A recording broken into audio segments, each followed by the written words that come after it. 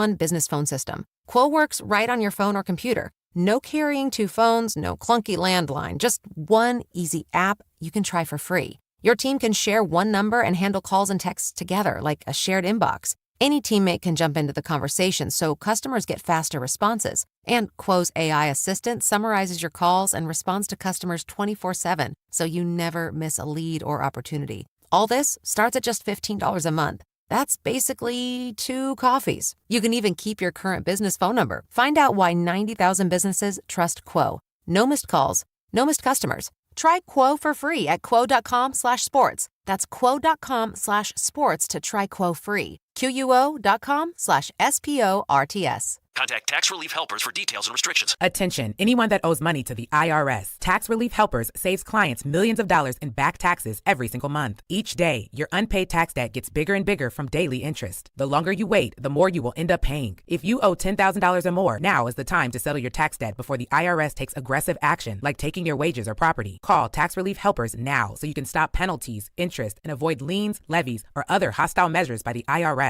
I got behind on my taxes and owed $48,000. I called and they got my debt lowered to just $3,500. I owed $87,000 in taxes and it was scary. I got the amount I owed down to just $3,500. I saved $83,500. That's just 2 out of thousands of cases that add up to millions of dollars saved every single month. Your savings could be next. If you owe money to the IRS, don't wait another day. Call right now. The call and consult are absolutely free. Call now. Call 800-381-5037. 800-381-5037. That's 800-381-5037. By now you've heard about the Florida Legends Experience in Gila, featuring Gator Heisman greats Tim Tebow, Danny Werfel, and Steve Spurrier all in one place at Spurrier's Gridiron Grill. Imagine catching a pass or taking a handoff from a Heisman winner, all while supporting Isaiah 117 to help provide safe, loving homes for children in need. Then enjoy an unforgettable evening at the Gala, filled with great food and lasting memories. Don't miss this historic event. Find out how you and your business can get involved at FLLegends.com. That's FLLegends.com. In the heart of Gator Country, some things are built to last. Traditions, family, and real wood furniture. At Would You Furniture, we believe furniture should be more than something you replace every few years. It should be something you pass down, built to last generations. Choose beautifully finished pieces or ready-to-finish furniture you can make your own. Would You Furniture. Real wood, real quality, right here in our community. Come visit our new showroom on Main Street, just north of our previous location, or online at wouldyougainesville.com. Hi, this is Dr. Grant Gallup of Exceptional Dentistry, and I want to make you aware that we now offer emergency dentistry. And although I can't promise same-day service, we'll do our best to get you out of pain as soon as possible. Well known as a high-level comprehensive dental practice, the team at Exceptional Dentistry will maintain the same level of excellence for your emergency. If tooth pain strikes you or your family, call us at Exceptional Dentistry. This is Dr. Grant Gallup, and if you need dental help, we're here for you. Learn more at exceptionaldentistry.com. That's exceptionaldentistry.com. So you want to know what no horsing around with Marion means, huh? Enforcement of litter violations has increased to punish those who trash our beautiful county. First-time offenders, you can expect a $150 fine. You didn't learn your lesson. If you're caught littering a 4th time, you'll pay a $500 fine, and you can spend up to 60 days in the slammer. Any questions regarding Marion County's litter ordinance may be directed to the Office of the County Attorney. And remember, step up, pick it up, and don't litter. From the Spurrier's Gridiron Grill Studio, WRUF Gainesville, W251CG Gainesville, WRUF FM HD2, and on the WRUF Radio app. This program is paid for by Weeby Marketing. The godfather of Gator Sports Talk Radio has returned. I'm going to make him an offer he can't refuse. It's Sports Scene with Steve Russell. Time to eat some lunch and talk some Gator sports. Sports Scene with Steve Russell is fueled by Southeast Car Agency and brought to you in part by International Diamond Center, Domino's, Atlantic Roofing, Meldon Law, Los Linderos Tequila, Comfort Temp, Campus USA Credit Union, Pomodoro Cafe, Titan MRI and Imaging, Silverback Concrete, Ruse Ogra State Farm, Miapa Latin Cafe, Radware, Fairlife Milk, Gator Trim Lights, Quality Plumbing, Doreen Wiebe Realtor Caldwell Banker, and The Head Beer Coach. Now, here's Steve Russell, right here on WRUF. It is time to eat some lunch and talk some sports. Welcome into a Thursday edition of Sports Scene. Charlie will produce it. We thank you for consuming it. We come to you live from the Gator Trim Light Studio. They can light up your home and make it look really, really pretty. Pool enclosures, businesses to decks and landscape lighting, full color systems, fully programmable right from your phone. They can even make your home show off orange and blue. You can visit GatorTrimLight.com to find out more. And we are fueled by Southeast Car Agency in Gainesville, 310 Northeast 39th Avenue. The best and late model low mileage vehicles. The Cousins families run that business for nearly 50 years. When you go see them in person, make sure and tell them Sports Scene sent you. Right out of the gate today, 3 guests. And we're going to go to our Titan MRI and imaging phone line. 3 locations in Gainesville, 1 in Lake City to serve you better. Same-day scheduling available. Find out more at TitanMRI.com. And remember, all our guests, courtesy of Meldon Law, serving Gator Nation since 1971. Meldon Law won't back down. I'm going to talk a little NBA to start the show with a friend of our show for a lot of years. Sean Devaney joins us here from Heavy.com. Sean, welcome. The regular season is winding down here, and a lot of really good storylines here. But I'm a Knicks fan, and yes, they won last night, but I have real concerns. You know, Detroit, even though they got to have a player injured, Boston's playing great, and if the mandate when you fire Thibodeau is to make the final, I don't see this group of Knicks making the Eastern Conference Finals. What say you?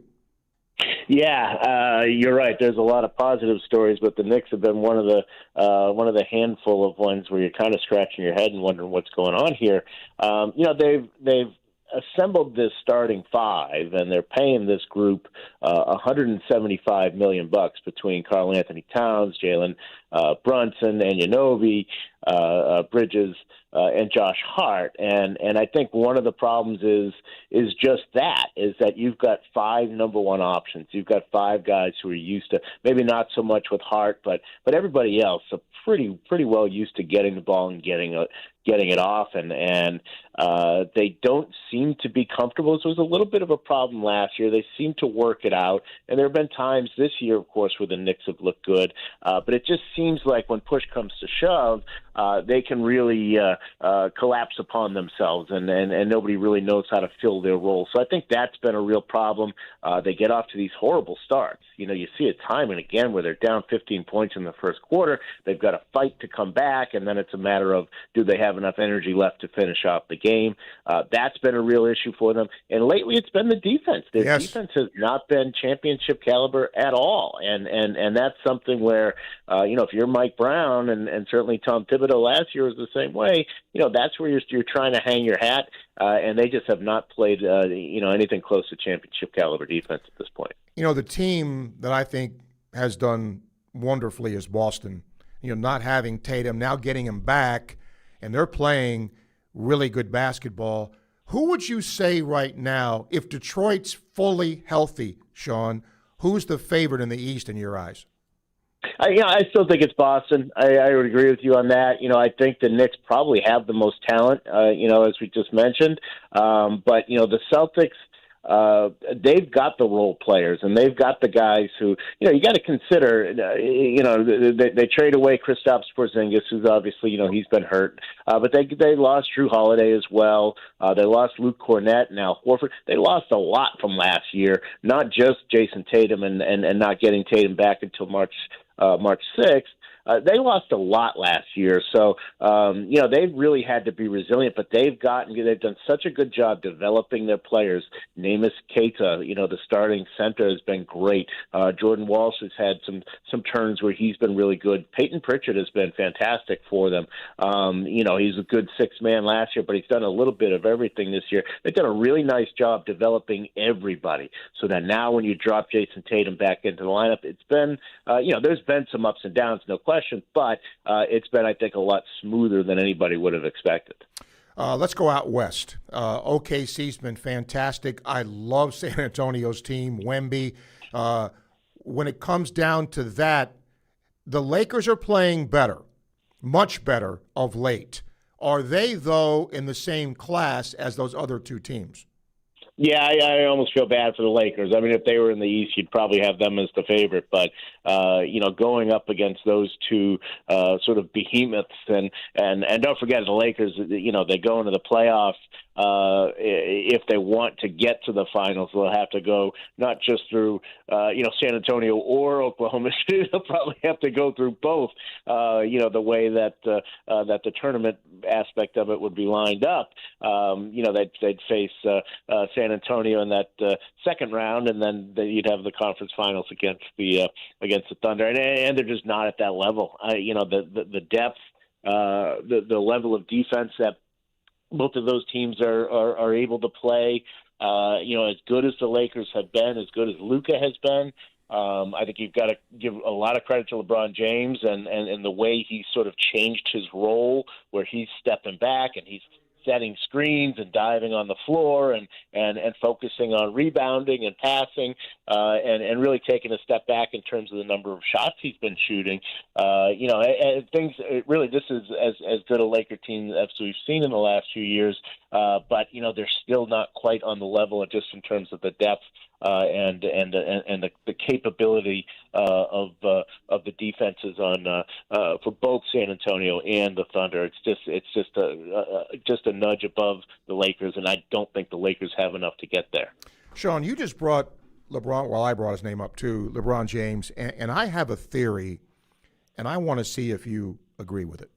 If you started, naming all-time great players, a lot of people look backward, right? In other words, the Michael Jordans, the Kobes, all that. I don't think LeBron James gets enough credit for how good a player he has been for as long as he has played. You just mentioned he's changed his role. I mean, can he be a prima donna? Yeah, but a lot of players of his ilk can be. I hate to use this word. Is he underappreciated? I think 100%. And I think you have to go way back to 2003 when he came into the league, and I was covering NBA Finals games at that time between the Spurs and the Nets that were 74-68. Like that's where the NBA was, and you had Allen Iverson was not a very popular player. He was a very, very polarizing player. Would get into trouble and had a lot of off-court issues and things like that. But he was probably the NBA's number one player at that time, as well as Kobe Bryant. Of course, then Kobe Bryant has the rape charges against him. The league was in a mess. And LeBron comes along at just the right time. And he really did save David Stern's bacon at that time. And people don't want to remember it that way, but that's exactly what happened. The league was a mess. And LeBron came around and really changed that. And so he deserves credit for that. And then you look at what he's done on the floor year after year after year. In Miami, some of the seasons he's put up in Miami were, some of the best seasons that anybody's ever had in the history of the NBA. And there's just you can't really argue that. You just look at the numbers.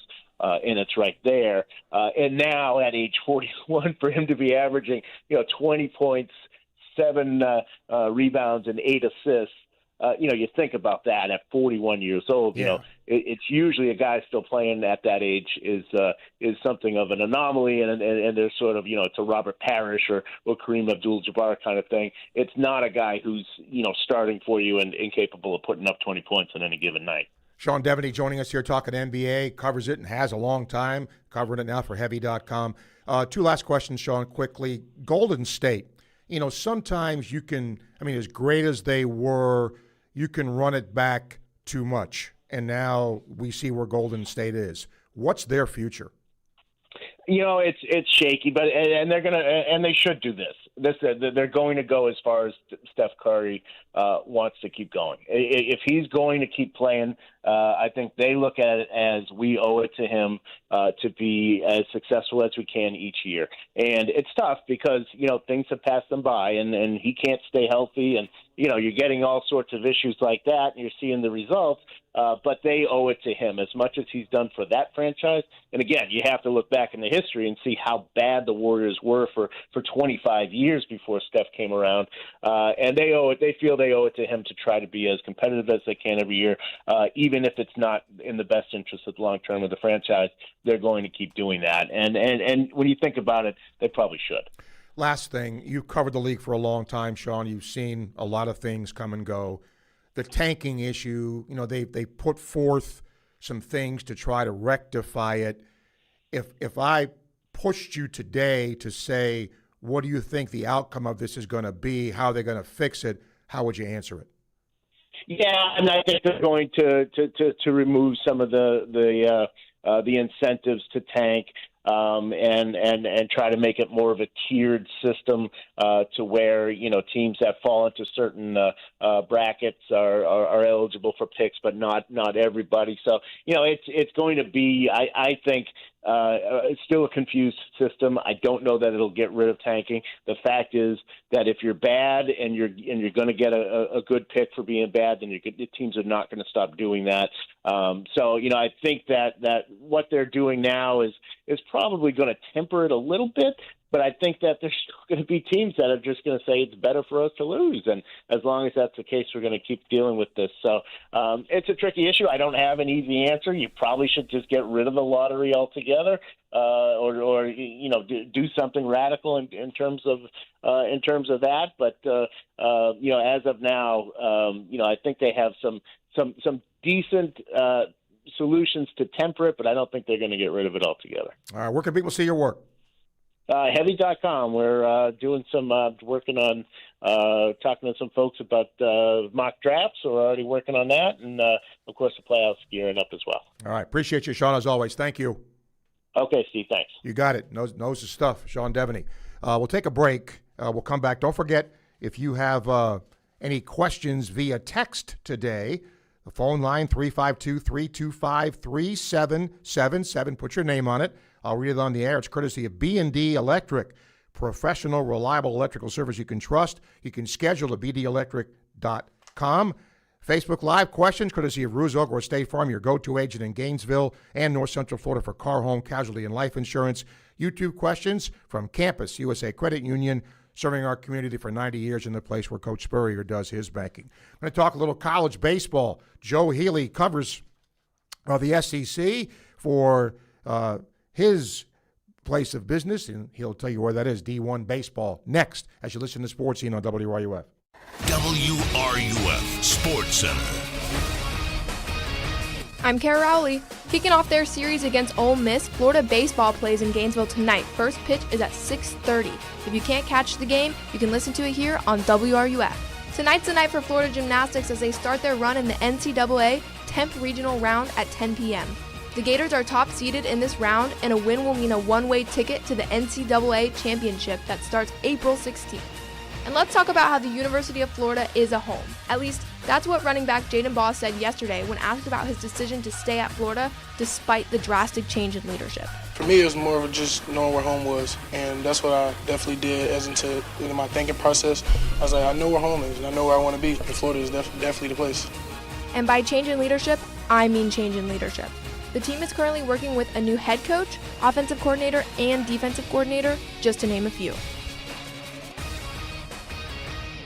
Hey folks, it's Steve Russell for my friends at Southeast Car Agency in Gainesville, 310 Northeast 39th Avenue. They've been in business for over 45 years. That in itself says a whole lot. Take a look around you when you drive. Take a look at the car in front of you, alongside of you. There's a really good chance it'll have a Southeast Car Agency tag, just like my vehicle does, and many vehicles before that have as well. When you go see them in person, make sure and tell them Sports Scene sent you to the good people at Southeast Car Agency, 310 Northeast 39th Avenue, Gainesville. Everyone knows Gator Trim Light is the go-to for patented permanent holiday lighting. But did you know they do so much more? From pool enclosures and businesses to decks and landscape lighting, they've got you covered. Full color systems, fully programmable, right from your smartphone. Invisible by day, stunning by night. Show off your orange and blue home or landscape with GatorTrimLight.com. That's GatorTrimLight.com. GatorTrimLight.com. P.F. Chang's Gainesville is serving up incredible lunch specials starting at just $11.99. So if you're in the mood for Asian fusion cuisine, stop in for lunch today. And don't miss happy hour, Monday through Friday from 3 to 6 p.m. with $5.99 beers, $6.99 wines, and $8.99 cocktails. Make your next lunch or afternoon unwind unforgettable at P.F. Chang's Gainesville, your destination for lunch and happy hour. It's lunchtime and nobody does lunch like Pomodoro Cafe. From Italian dishes to subs and salads, and favorites like their gamberi salento, shrimp, fresh tomatoes, and zucchini sauteed in garlic and oil with penne pasta and Romano cheese. This is Steve Russell sharing with you one of my favorite lunch spots, Pomodoro Cafe, located in the Spring Hill Publix complex on 39th Avenue near I-75. Enjoy Pomodoro Cafe today. And don't forget, they cater online at pomodorocafe.com. Hey, have you ever talked to Ruse Agra over at State Farm? Oh yeah, Ruse is awesome. Helped me get a ton of coverage for way less than I expected, and he serves all of North Florida. Super friendly too, actually takes time to explain everything. Really? I thought State Farm would be pricey. No, surprisingly great rates. You get that neighborly service you don't find everywhere. Like a good neighbor, State Farm is there. I might give Ruse at State Farm a call. You should. Call 352-240-1779 for a free quote. You'll be glad you did. Individual premiums will vary by customer. All applicants subject to State Farm underwriting requirements. Hey, Gator baseball fans, here's a win you can taste. When the Florida Gators take home a victory at Condron Family Ballpark, you win too at Miapa Latin Cafe. The day after every home win, swing by and score a free Cuban coffee, hot or iced, your choice. Just bring your game ticket to any Miapa location and claim your reward within 24 hours of the win. It's that simple. Gators win, you win. Only at Miapa Latin Cafe, serving Gator fans for over 20 years. Play ball! In a world of big banks, there's only one truly local choice in Gainesville, Gala Bank. Locally owned and operated, Gala Bank is built by people who live here, work here, and care about this community. With over 350 years of combined banking experience, you'll always get trusted guidance and personal service you can count on. And with convenient 7 to 7 hours, Monday through Saturday, banking works around your schedule, not the other way around. Local bank, local people. Gala Bank. Member FDIC. That's the buzzer. And on Hard Rock Bet, buzzer beaters mean bonus bets. Every time a team you bet to win or cover hits a game-winning buzzer beater, you score a $25 bonus bet, an extra $25 on top of your winnings. Just opt in and bet $5 on any team. As many teams as you want, all tourney. Win bonus bets at the buzzer, only on Hard Rock Bet. Payable in bonus bets, not a cash offer. Offered by the Seminole Tribe of Florida. Must be 21 plus and physically present in Florida to wager. Terms and conditions apply. Concerned about your gambling? Call or text 1-833-PLAY-WISE. Hey, it's Jeff Cardozo. Your only home for Gator baseball is WRUF 98.1 FM, 850 AM, and 103.7 HD2. Your home for Gator sports. Welcome back to Sports Scene. Well, we are right smack about the halfway point, a little further of the college baseball season. And a guy who covers college baseball for D1 Baseball does it really well. Joe Healy, who's a frequent guest to the show, and he'll be on with us as we go along with the year, I hope. Joe, welcome. Thanks for coming on. Hey, Steve. Happy to do it as always. I appreciate you doing it, Joe. Let's start here. We've not talked, I don't think, since the beginning of the season. So the 50,000-foot view here, LSU, I think, is the team that comes to mind about surprises that, hadn't done well. Arkansas is not playing well now. Who's the surprise in the bad way from what you thought at the beginning of the year? Well, I think it has to be LSU, not only based on the record, but just when you watch the games, it's just a team that's not playing well and really hasn't played well consistently since the start of the season. They had one really nice weekend where they played well in a tournament early this season in Jacksonville, and that was really it. Since then, it has been extremely inconsistent. And the thing that bothers me the most from an LSU standpoint is you compare it to some other teams. Let's compare them to Arkansas. Arkansas isn't playing particularly well, but I know what that team does well and what it doesn't do well. The offense for Arkansas is a little bit light. The pitching staff is really going to have to carry the load for Arkansas, and they're talented enough to do so more often than not. But with LSU, I'm not really sure where this team's bread is buttered, metaphorically speaking. Yes. The defense has been a problem since the beginning. They've had bullpen issues. Now they've got an injury in the rotation with Cooper Moore, and so the rotation's a little bit light. The offense really hasn't come around. So I can see with a lot of these other struggling teams where, okay, I can see where the shortcomings are and where they're really, really good. But with LSU, I just don't know that I'm sure how this team is supposed to win its games. And that has to be, as much as, we're sitting here talking about it, I imagine that has to be the most frustrating part for Jay Johnson. You're talking to Gainesville here, obviously. Your thoughts on Florida? Well, it's been a little inconsistent there as well. And I think a little bit now, I still don't really know exactly how to explain the High Point series, but just within the context of SEC play, I think it's illustrative of what this conference is at this point, which is that everybody's talented for the most part. Pretty much anybody can beat anybody. And if you go into a weekend and don't play well, you're just going to get beat. And I think that was the weekend against Alabama, where Alabama just went out and just totally outplayed Florida for 3 games, and that was all she wrote. And then the flip side was true in the very next series for Florida, and when they went to Fayetteville. Like, Arkansas just didn't play well, and Florida swept them. And so we had 7 sweeps out of 8 series last weekend in the SEC. Yeah. And so I think that goes to show with this league, if you don't play well, like the weekend series does not give you a lot of time to get right during the course of that series. So you have to go into it playing well. If not, you're going to get swept. I think that's just the reality of this league. But I'll say this about Florida. Like, it is a top 5 talent roster in the country. They have not played like a top 5 team, obviously, with some rare exceptions. But in terms of talent, they don't really take a back seat to very many teams in the country. They're going to continue to be dangerous, kind of regardless of what the record is. Florida has Ole Miss starting today. Ole Miss, is not ranked in a lot of polls now. Your thoughts on the Rebels? Yeah, very, very physical offense. The way they want to win games is by hitting the ball out of the ballpark. And the downside for Ole Miss is that the offense gets stuck in neutral when they're not hitting the ball out of the ballpark. So item number 1 for Florida on the list of things they have to do this weekend is keep Ole Miss in the ballpark as much as they can. Because if you can do that, you can limit their offense. We've seen that time and time again, that if the ball is not leaving the ballpark, Ole Miss struggles to score, whether the opponent is an SEC opponent or whether the opponent is a not very good Memphis team in the midweek. If you can keep the ball in the ballpark, you're gonna have a chance to win the ball game. On the mound, they're pretty solid. You know what they're going to get from Hunter Elliott. He's been in college baseball now for 25 or 30 years, so we know exactly what they're going to get from him. And they've gotten a little bit healthier on the mound. Cade Townsend is a guy who really took a leap for them early in the season. He missed a few weeks. He's back, looking healthy. Their bullpen is really, really stout. So there are 2 things here. You're going to have to fight Ole Miss's pitching staff because that's really, really solid, and then you're going to have to keep Ole Miss in the ballpark. If Florida can do those 2 things, I like their chances this weekend. The ACC and the SEC dominate the top 25. If I pushed you to say which league do you think is better top to bottom, where would you go with that? I would probably go narrowly the SEC, and here's the reason why. Because I do think this race between these 2 conferences is closer in terms of which one is better. It's closer than it's been in a long time. Yes. Because I think the top of the ACC is really, really good.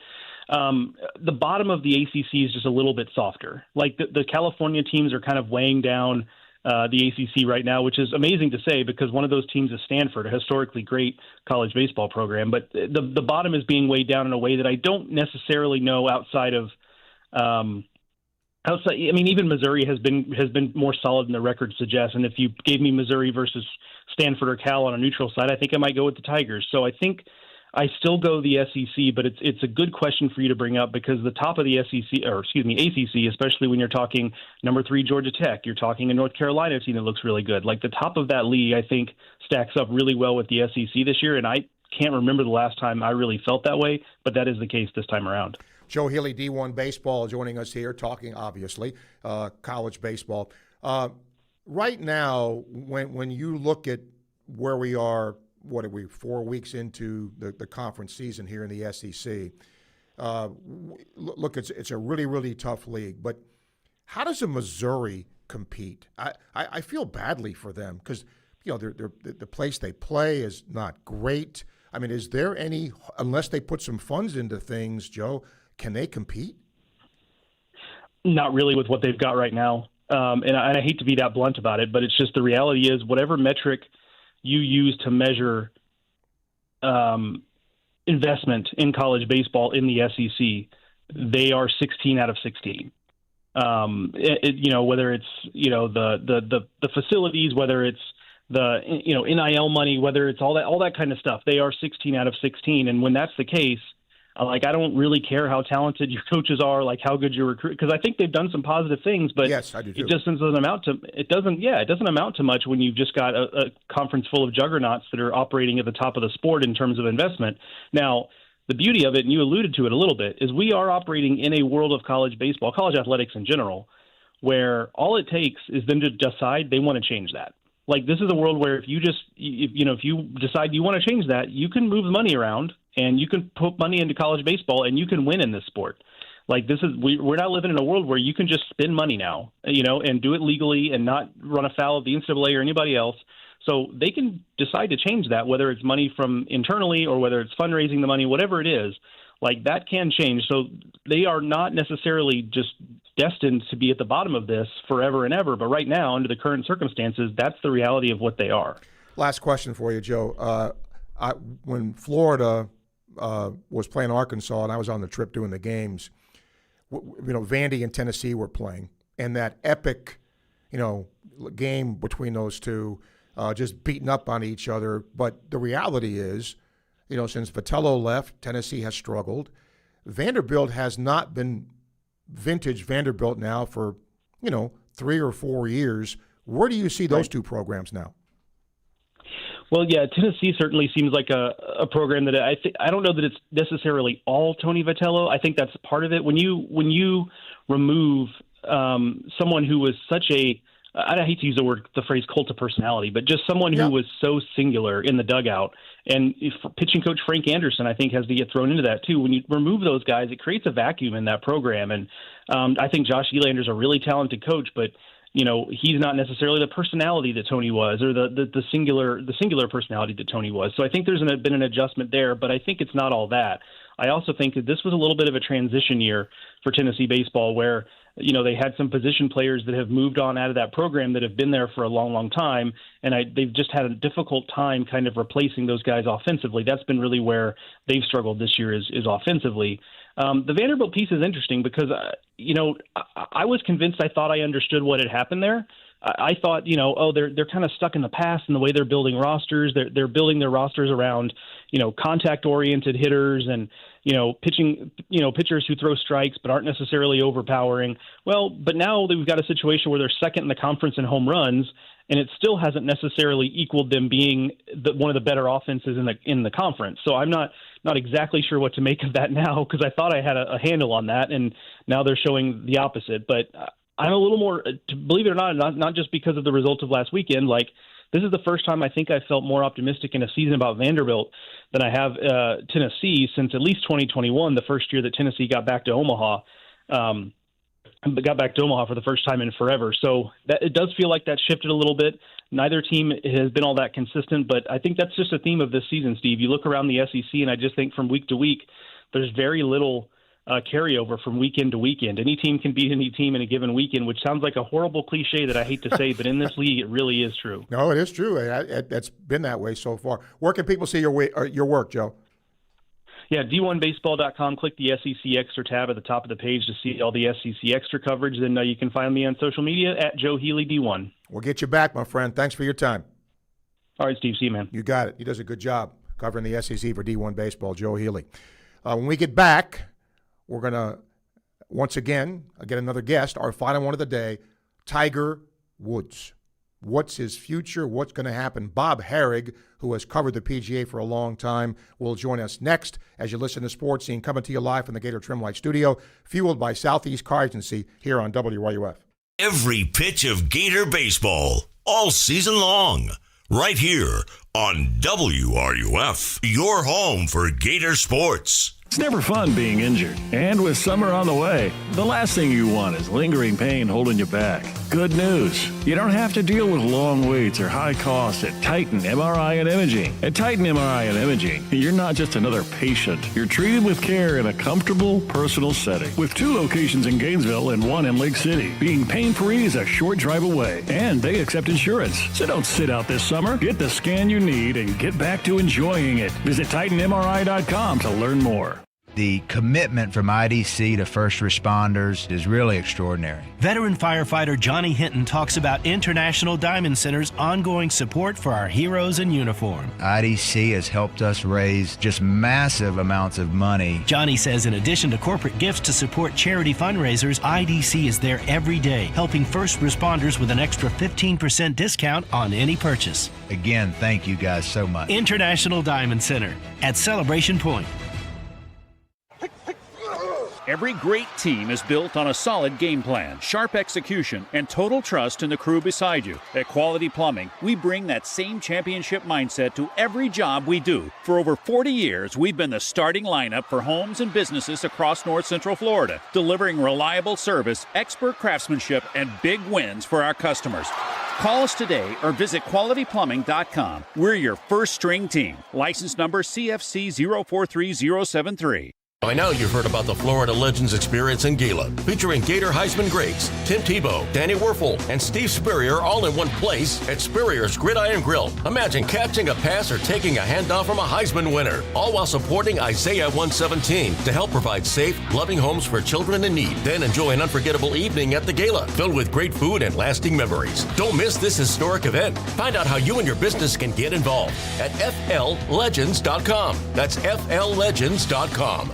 Gator fans, get ready to raise a glass for a perfect cause. Spurrier's Gridiron Grill is teaming up with UF Gymnastics head coach Jenny Rowland to bring you 2 brand new limited time drinks. Feel the heat with the fiery flip or stick the landing with the perfect 10 margarita. And here's the best part. $2 from every drink goes straight to support the Gator NIL Fund. Sip, support, and celebrate Gator greatness. But hurry, these signature drinks are only available for a limited time at Spurrier's Gridiron Grill. Spurrier's Gridiron Grill, where Gators come to win.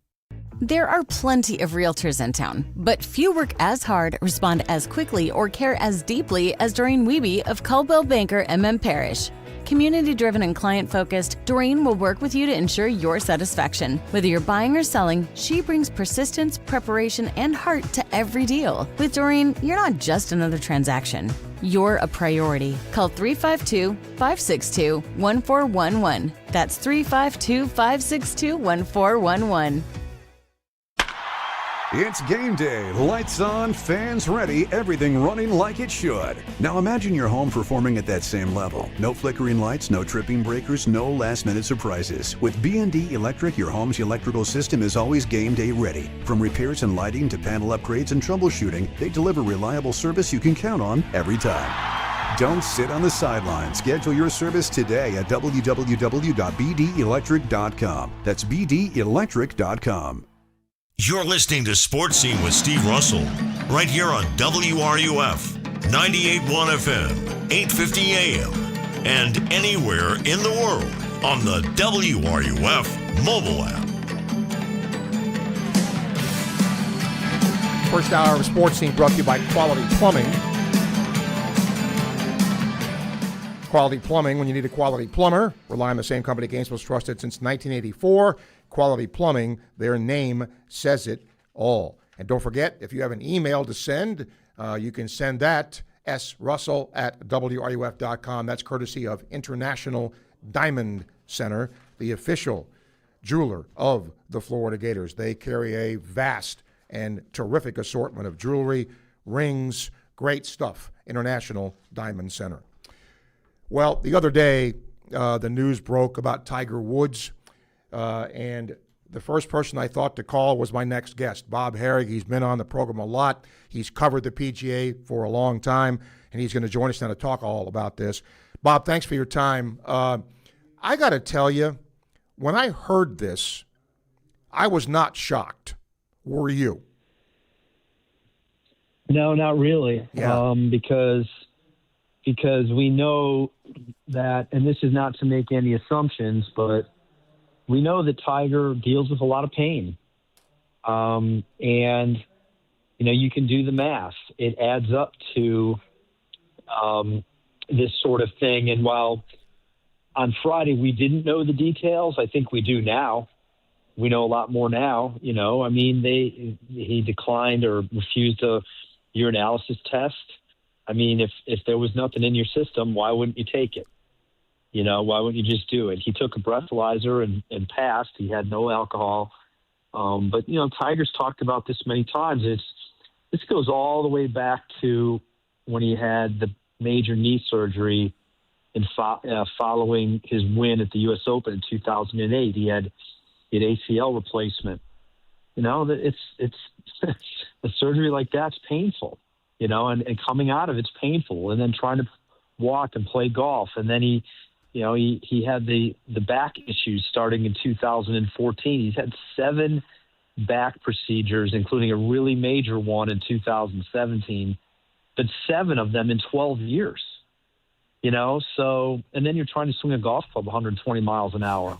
Yeah. So no, I'm not that surprised. I mean, you know, it's there were signs that he's not been well, and I guess this just sort of confirmed it. Given what's happened to him, you can't take away, obviously, Bob, his accomplishments in the game, but what's happened lately? In the end, do you think this will tarnish his image greatly? I would say probably not, because he's come back from the other issues, and I think he has a chance to come back from this. You know, look, this is a very human thing, addiction, right? If that's what this is, and I think people can understand that. What's worse to me, obviously there's a side of this that's bad in terms of you can hurt someone, but in terms of your image, what's way worse was the marital scandal. You know, I mean, that was a huge story, highly embarrassing. I mean, really, really bad for him. And he came back from it. You know, he actually came back and kind of repatched together his image. And then, you know, following the 2017 incident, which was soon after the spinal fusion, remember there was all the, you know, the social media posts. There was the police mugshot. There was the video of him getting, you know, having to do a sobriety test on the side of the road, and he didn't look very good. You know, that was highly embarrassing, and yet he kind of came back from that. You know, he came back and he won the Masters. And even in 2021, you know, the really bad crash, there was never any legal part of this because the police in California elected not to test him. But it was so horrific, and there was a sense of feeling bad for him.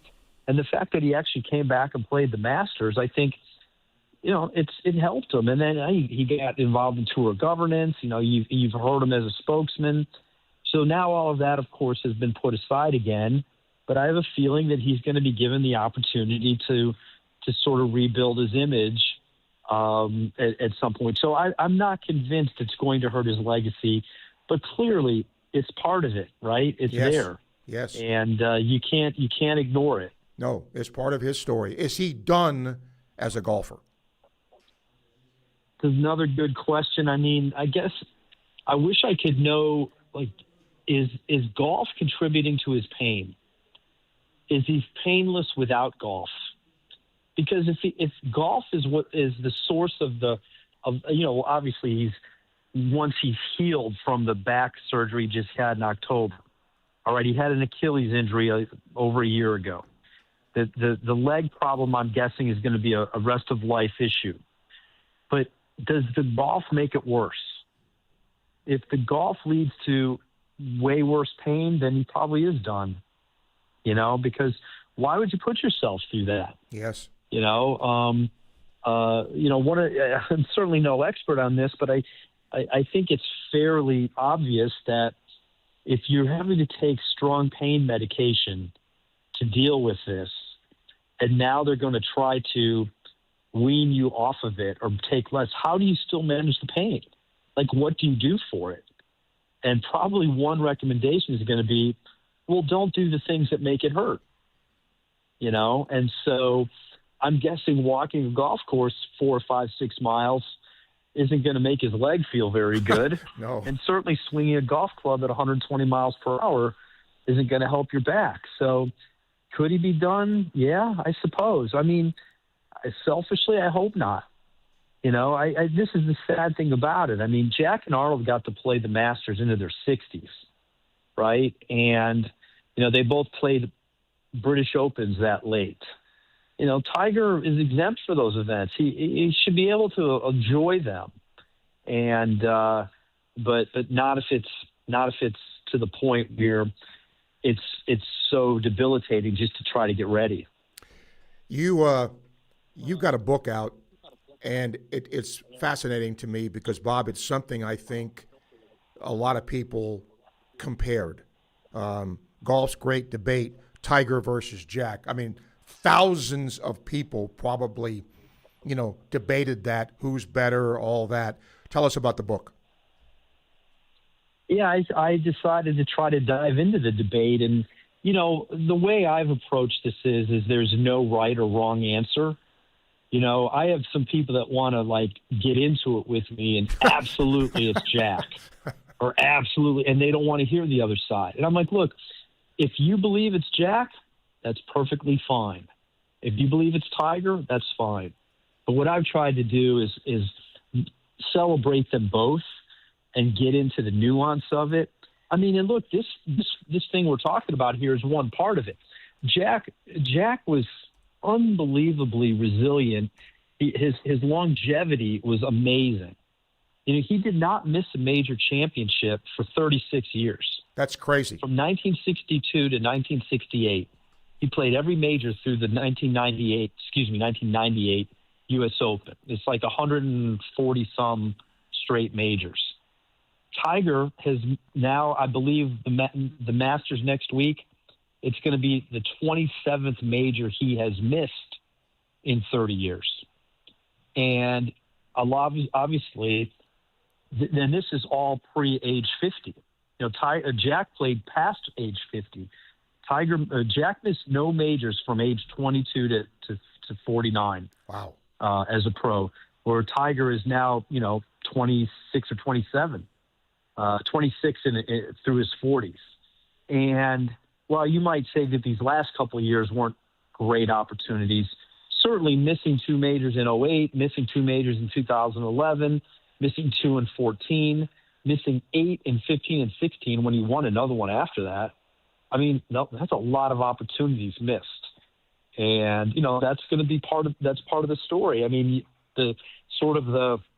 what could have been. I mean, I have a couple of chapters on other guys that you might consider the greatest.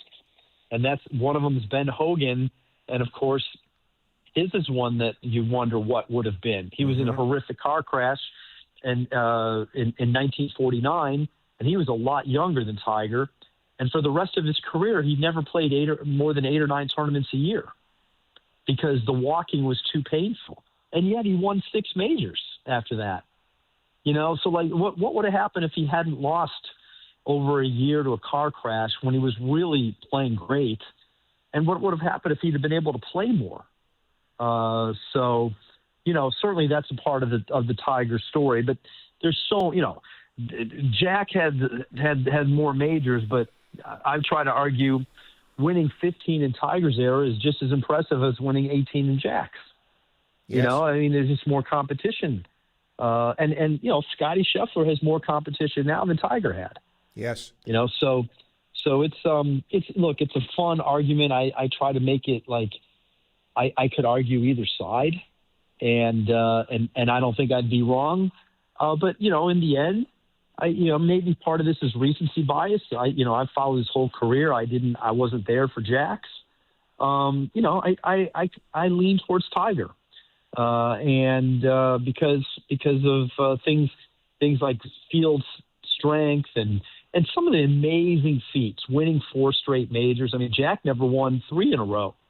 Tiger won 4 in a row once. You know, his 2000 to 2002 run was unlike anything in golf. As great as Jack was, he never put together a stretch like that. But of course, Jack, stretched it out. It was great for, 20 plus years. Yes. And Tiger's window is a little shorter. Last thing, where can people see your work?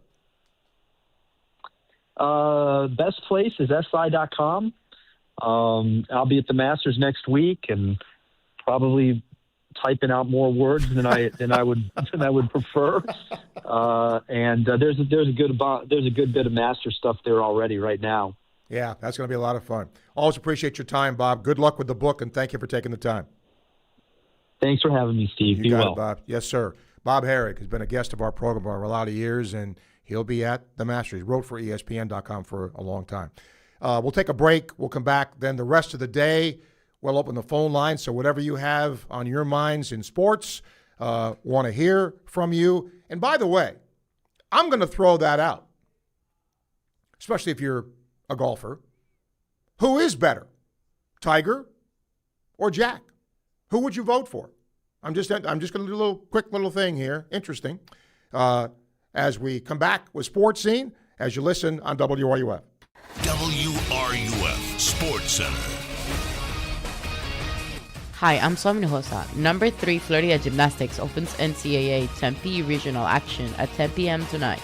Anja Pilgrim is one of the Gators to watch as she earned all SEC honors.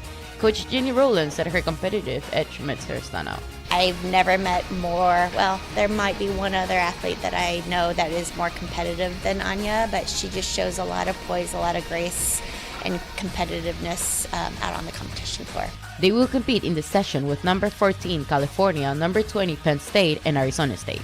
The top 2 scorers will move to the regional finals. Number 16 Florida Women's Tennis heads to Texas to go against number 6 Texas tonight, and number 2 Texas AM on Saturday. In other Gator sports, the baseball team will host Ole Miss in a 3-game SEC series. Tune in tonight at 6:25 p.m. for a live coverage on WRUF.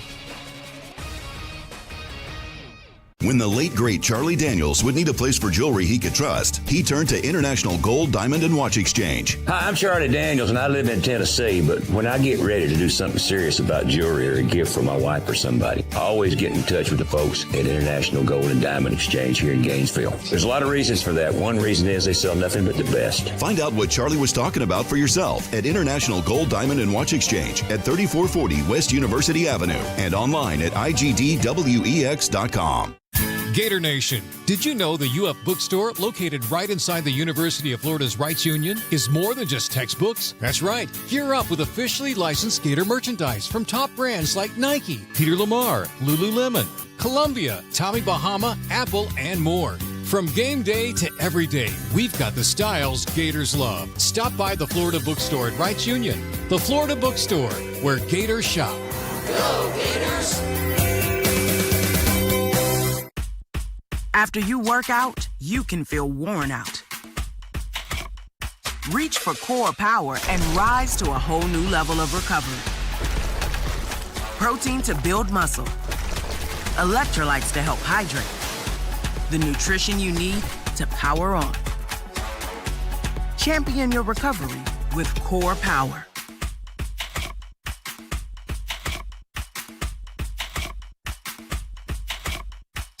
We all know the most exciting thing that can happen during a baseball game is a grand slam. Leave it to Davis Gainesville Chevrolet GMC and the Florida Gators to make it even more exciting. This year, at any SEC home game here in Gainesville, if the baseball or softball team hits a grand slam in the 4th inning, someone will win a 2-year lease on a brand new 2026 Chevy Trax. It's happened before. Will you be the next to win? Davis Gainesville Chevrolet and the Florida Gators. Now that's a hit.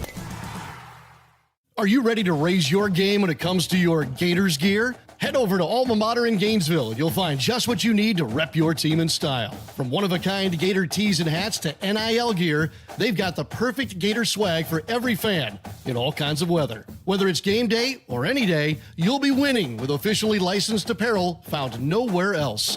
Locally owned, locally produced.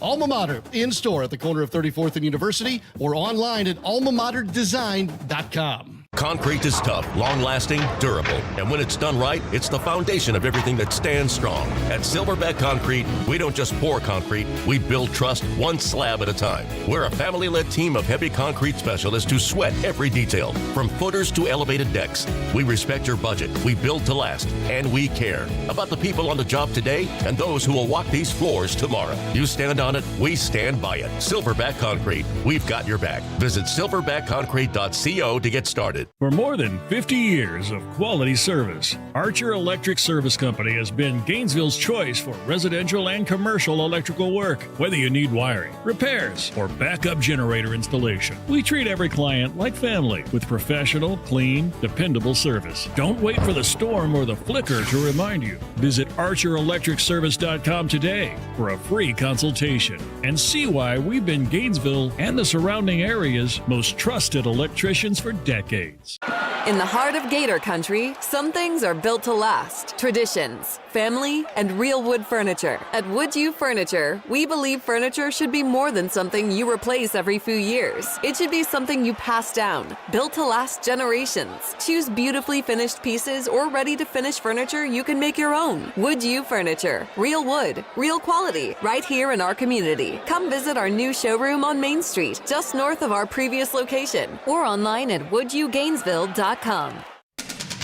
From the UF Weather Center, here is your WRUF weather update. High temperatures this afternoon in the mid to upper 80s with mostly sunny skies. There is a chance for an early evening popcorn shower, but most spots will stay dry.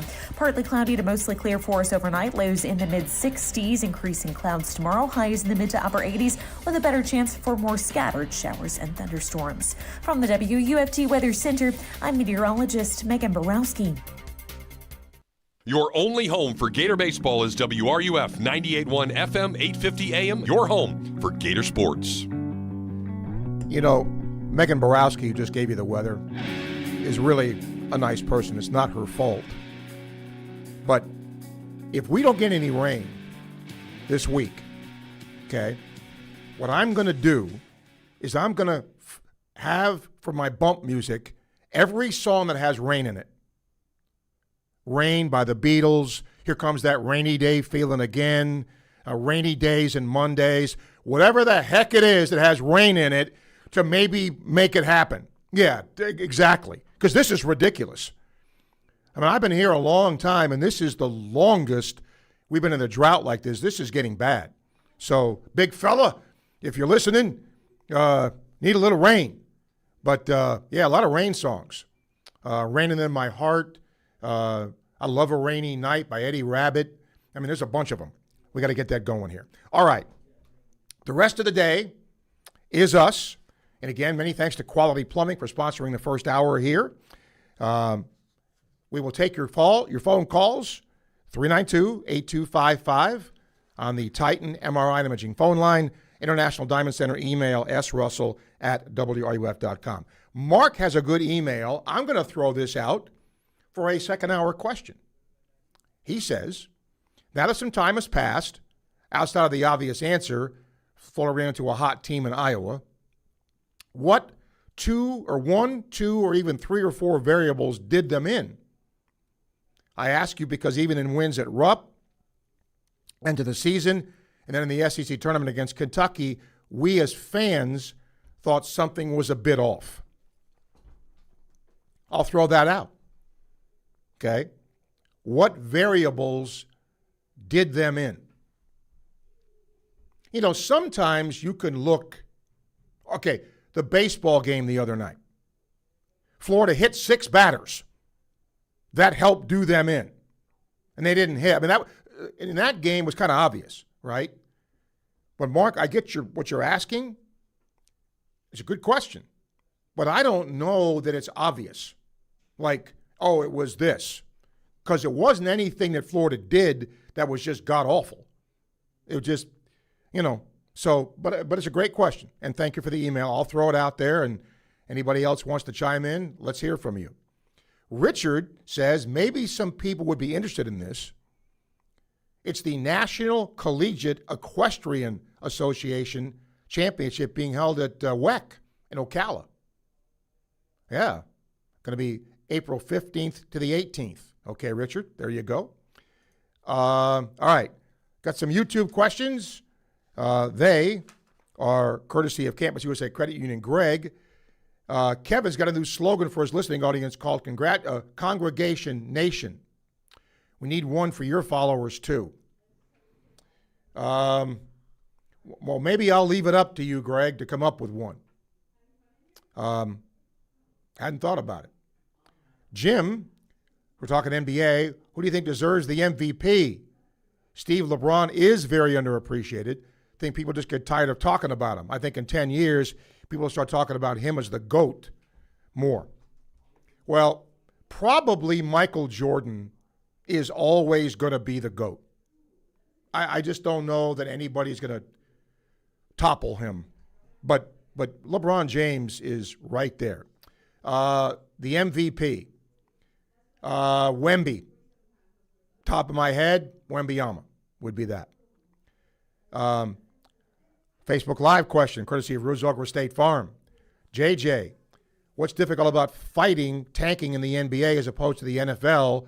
Is the NBA one player can change a franchise? In the NFL, a number one pick is only one piece. Whole team has to be good. Martin, loved the interview with Joe Healy, especially the conversation at the end about Tennessee and Vanderbilt, how the rivalry evolves. In the NCAA landscape, that changes so much because of NIL.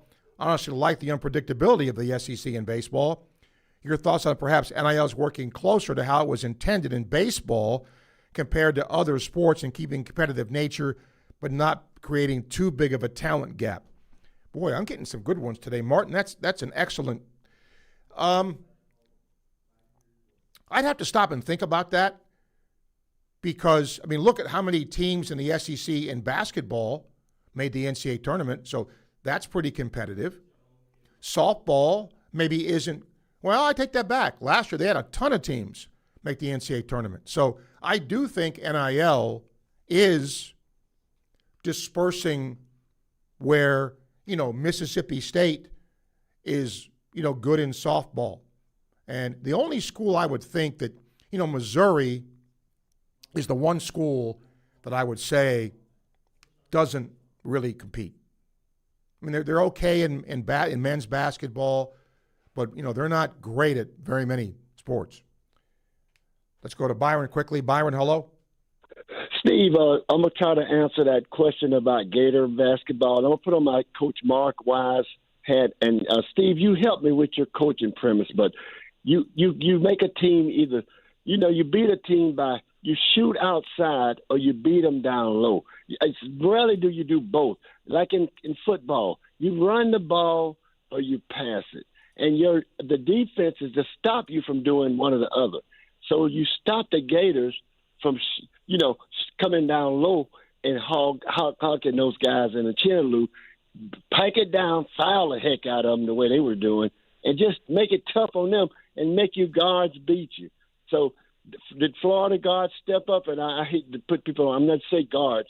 No, they didn't hit the shots.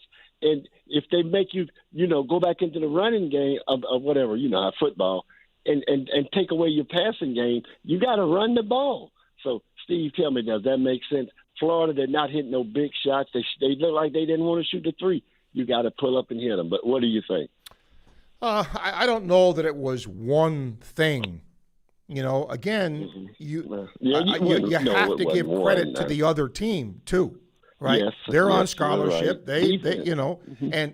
They, sometimes you could, for example, if you're playing baseball, who'd have thought Florida would lose to Jacksonville the other night, given right? But what happened? I guess. Right? Hitting the batters. So those kinds of things, and Florida didn't hit. One game is what it comes down to in a tournament. The regular season doesn't matter, right? But when you get to the tournament and you don't play well one game or you run into a hot team, guess what? Matters. You can be done. Yeah. Yep. Yeah, and Steve, it's like you say with the hit batters, Florida wasn't hitting the shots that they might have hit some nights. Some nights you just go cold. It could be the atmosphere and stuff. And real quick, Steve, on the NBA, man, love the shout out there, man, and the stuff. It's really getting good, man. Steve, the Knicks, man, the Magic and the Heat. But I'm going to tell you, like you were saying, Wemby and that Gildas Alexander are battling for that the MVP, but Wemby is getting on there, man. Some great young players coming up, and it's going to be exciting, Steve. And thank you for the NBA shot. All right. And go Gators. Byron, thank you. Jim, hang on. I'll get to you. We are done with the first hour of Sports Scene. Coming back at you here. And don't forget, we appreciate Quality Plumbing for sponsoring the first hour of the show. as we come to you live from the Gator Trim Light Studio, fueled by Southeast Car Agency here on WRUF. This is former Gator quarterback Shane Matthews, and you're listening to the home of Gator sports, WRUF, 98.1 FM, 850 AM, and 103.7 HD2. Want to get your brand noticed? At Radwear, we help you stand out with custom corporate apparel, branded uniforms, and promotional swag that gets attention. From trade shows to team uniforms, we've got you covered. Radwear even works with major names like the University of Florida. Boost your brand visibility today. Visit radwear.com. That's radwear.com, and let your brand shine. If there's anybody that knows what teamwork and great leadership is all about, it's the head ball coach himself, Steve Spurrier. Sure, it applies to football and the team at Campus USA Credit Union. Yeah, I think we got excellent leadership with Jerry Benton and his staff there, and certainly I'm proud to team up with those guys as we go from year to year. Campus USA Credit Union can help with all your financial decisions. Join the team. Learn more at campuscu.com. Member NCUA. Looking for a roof you can trust to weather any storm? Atlantic Roofing has been covering North Central Florida for over 20 years. We're a third-generation, locally owned roofing company.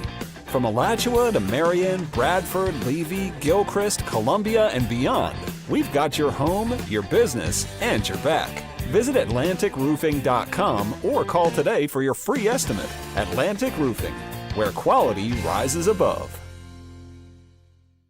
Domino's carryout deal means you can carry out one-topping pizzas for $7.99 each when you order online or by phone. Just in case there's any confusion, we've even set up a helpful website to confirm if today is a day you can carry out one-topping pizzas for $7.99 each. Just go to howaboutoday.com to find out if Domino's carryout deal is valid today. Spoiler alert, it is. Carryout only. Ask for this offer. Availability and charges may vary. Size availability varies by crust type. Excludes XL and specialty. Your local store may charge extra for some toppings and sauces. Hi, I'm Kerry Meldon. At Meldon Law, we prepare every case as if it's going to trial. And part of that preparation involves real people from our community giving honest feedback. Join one of our jury research focus groups. You'll review real case scenarios, share your perspective, and enjoy dinner and dessert on us. We'll thank you and provide you $125 for your time. It's engaging, meaningful, and your voice truly matters. Visit meldonlaw.com to sign up today. Gator fans, this one's for you. Introducing Castaway Sauce Company, the hot sauce made by Gators for Gators. Their signature ball kicker hot sauce is inspired by Steve Spurrier's famous kick that beat Auburn in '66. If you love hot sauce with real flavor, not just heat and vinegar, Castaway delivers. Available at select public supermarkets, Castaway Sauce Company is founded by a lifelong Gator and proud UF alum. From mild to wild, they've got a flavor for every Gator tailgate. Grab your Castaway hot sauce today and taste the tradition. Learn more at CastawaySauceCompany.com. March is here. It's time to go big with a new 4K TV or projector from Electronics World, so you can catch every slam dunk, three-pointer, and buzzer beater. Electronics World has the best names in the business: LG, Samsung, and Sony, with Ultra HD TVs up to 100 inches. Or let the pros at EW design a system with a 4K projector and custom installed screen. Add a surround sound system so you can feel like you're at mid-court. Visit Electronics World in Gainesville today or online at electronicsworld.net. From the Spurrier's Gridiron Grill Studio, WRUF Gainesville, W251CG Gainesville, WRUF FM HD2, and on the WRUF Radio app. This program is paid for by Weeby Marketing. The godfather of Gator Sports Talk Radio has returned. I'm going to make him an offer he can't refuse. It's Sports Scene with Steve Russell. Time to eat some lunch and talk some Gator sports. Sports Scene with Steve Russell is fueled by Southeast Car Agency and brought to you in part by International Diamond Center, Domino's, Atlantic Roofing, Meldon Law, Los Linderos Tequila, Comfort Temp, Campus USA Credit Union, Pomodoro Cafe, Titan MRI and Imaging, Silverback Concrete, Ruse Ogra State Farm, Miapa Latin Cafe, Radware, Fairlife Milk, Gator Trim Lights, Quality Plumbing, Doreen Wiebe Realtor Caldwell Banker, and the Head Beer Coach. Now, here's Steve Russell, right here on WRUF. Welcome into Hour 2 of Sports Scene for this Thursday. Charlie is our producer. And we always appreciate you taking time out of your busy day to join us and talk a little sports today. In the first hour, good guests, Bob Herrig, SI.com, talking about Tiger and his situation. Sean Devaney, Heavy.com, little NBA. And Joe Healy, D1 Baseball, talking college baseball, SEC baseball specifically. This hour is going to be us. So, had a great email earlier, and it basically said, what caused Florida's demise in the tournament. Okay, so we'll talk about that. And then Daryl, International Diamond Center email, says, Russell's Rowdies. That's what I was laughing about. Okay, Daryl, thank you. All right, let's get to Jim. He's been waiting here. Hi, Jim. How are you? Fine, Steve. How are you today? Well, sir. Good. The one thing, if I had to put a one thing on it, the inability for us to adjust to the defense on Chinyelu. To me, that was huge, and he's doing all he can, but they had scouted it so perfectly, and we just did not have an answer for it, and we're not able to adjust it. Just like the JU baseball, when you average putting a free guy on every inning, it's going to bite you. So I'll hang up and listen. Thanks a lot. Okay, thank you. To the game tonight. Yep, thank you. I'm not doing the game. I'm not doing the games this weekend. I get the weekend off. I will be going to Florida State next week and then going to Athens next week. It's interesting when you go back and look, right? In that game, when Florida lost to Iowa, sometimes it takes me a while to digest things. But, Mark, to answer your question now, here's my answer. Rueben Chinyelu, Klavshar, Boogie Fland, 3 players, okay, combined to take 9 shots. Think about that. That's it. Condon, Haugh, and Lee combined to take 35.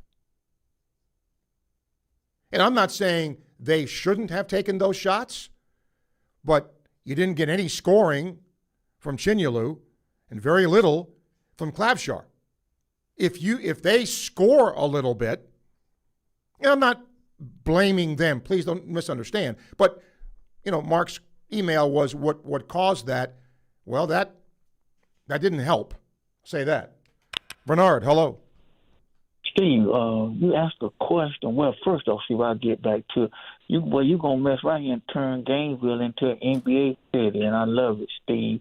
Steve, the team just concluded college basketball season, and you asked a question early on, what would be considered a successful season? I think this team had a successful season.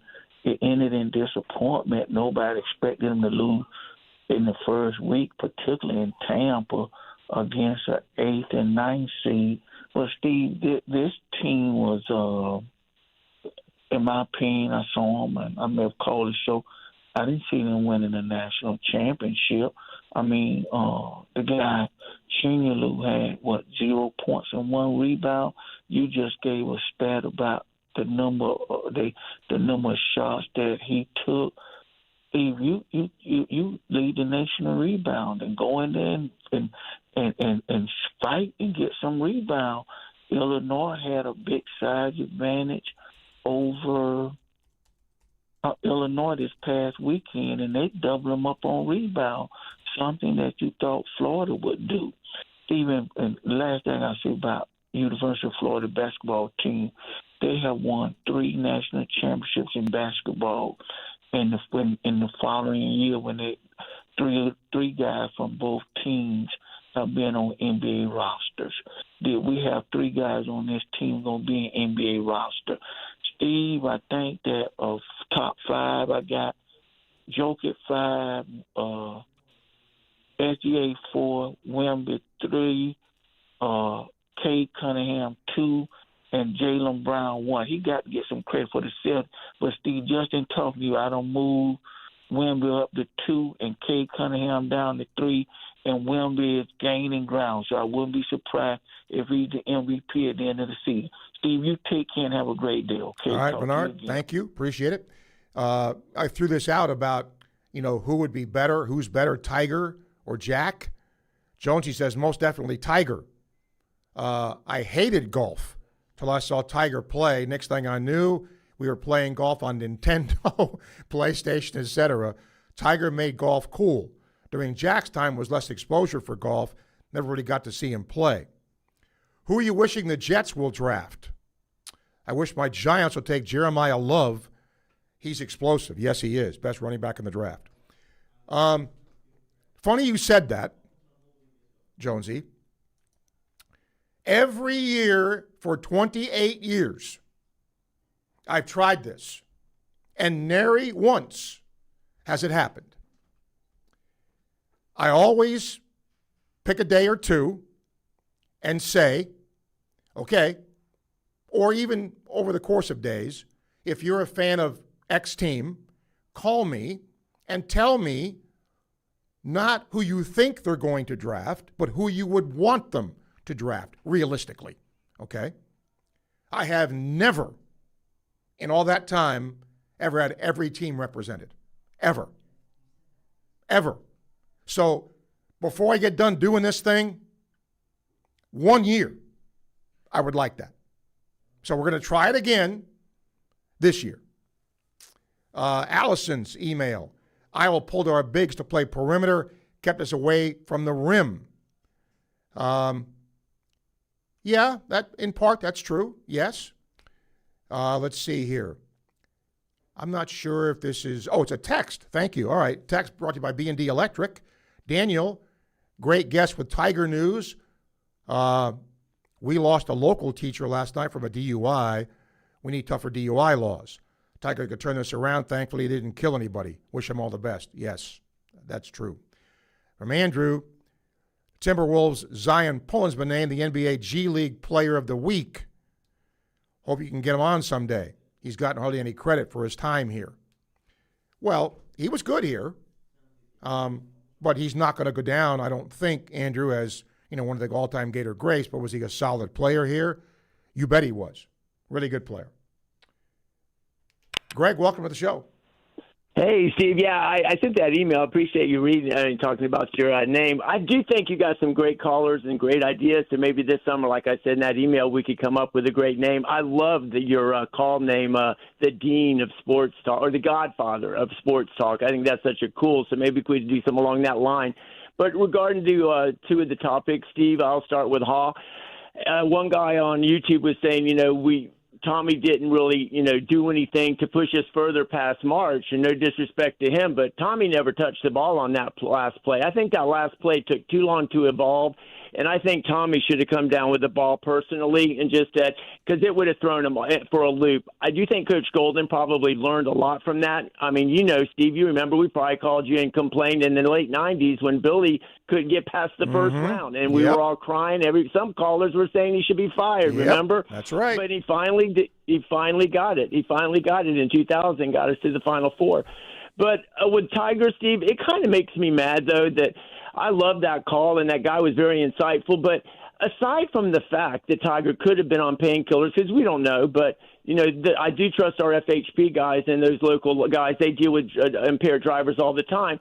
But the fact still remains, he was trying to overtake a car, clipped him, flipped on his side, slid down the street. He was speeding, and he was trying to pass a car on a street that really wasn't designed to overtake a car. It wasn't like an interstate. So regardless of his, impairment, I think he was an idiot for the way he drives. And for anybody like him with his status, we all know he can afford a driver, and that's the part I can't get past. He can talk about his privacy and all that, but you can vet people. You can make him sign, legal agreements, and we all know he could afford a driver. So that's where it leaves a really bad taste in my mouth, because I don't even like golf, and I was cheering for his second comeback, Steve. But this time, the third time's a charm. I mean, I have have nothing for him. I have no respect for him for overtaking a car in a residential neighborhood where he shouldn't have been speeding and ended up sliding down the street. He's just lucky he didn't kill himself. And thanks for taking my call, and I hope we can come up with a cool name for you, Steve, and go Gators. All right, Greg, thanks.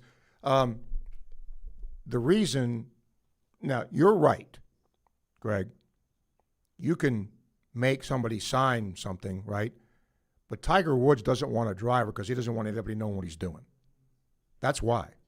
Bottom line, he does not want anybody to know where he's going, what he's doing, who he's doing it with, period. End of paragraph. So that's why he doesn't have a driver. Could he afford it? Yeah, Greg, you're right. He can. Gary, hang in there. I'll get right to you. We'll take a break, come back. Don't forget, this hour of Sports Scene brought to you by Domino's Pizza. One right in your neighborhood, perfect for lunch, dinner, or those late-night cravings. Nobody delivers like Domino's. Whether you're picking up or ordering delivery, fast, easy, just a click away. www.GatorDomino's.com. You're listening to Sports Scene on WRUF. WRUF Sports Center.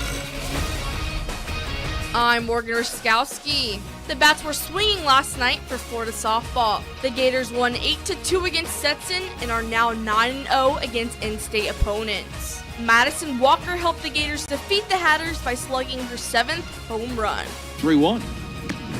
Walker swings, cranks one of the air, center field, at the wall, see ya! Madison Walker a 2-run blast, and Florida's up 8-2. The Gators will play Friday with coverage starting at 5:40.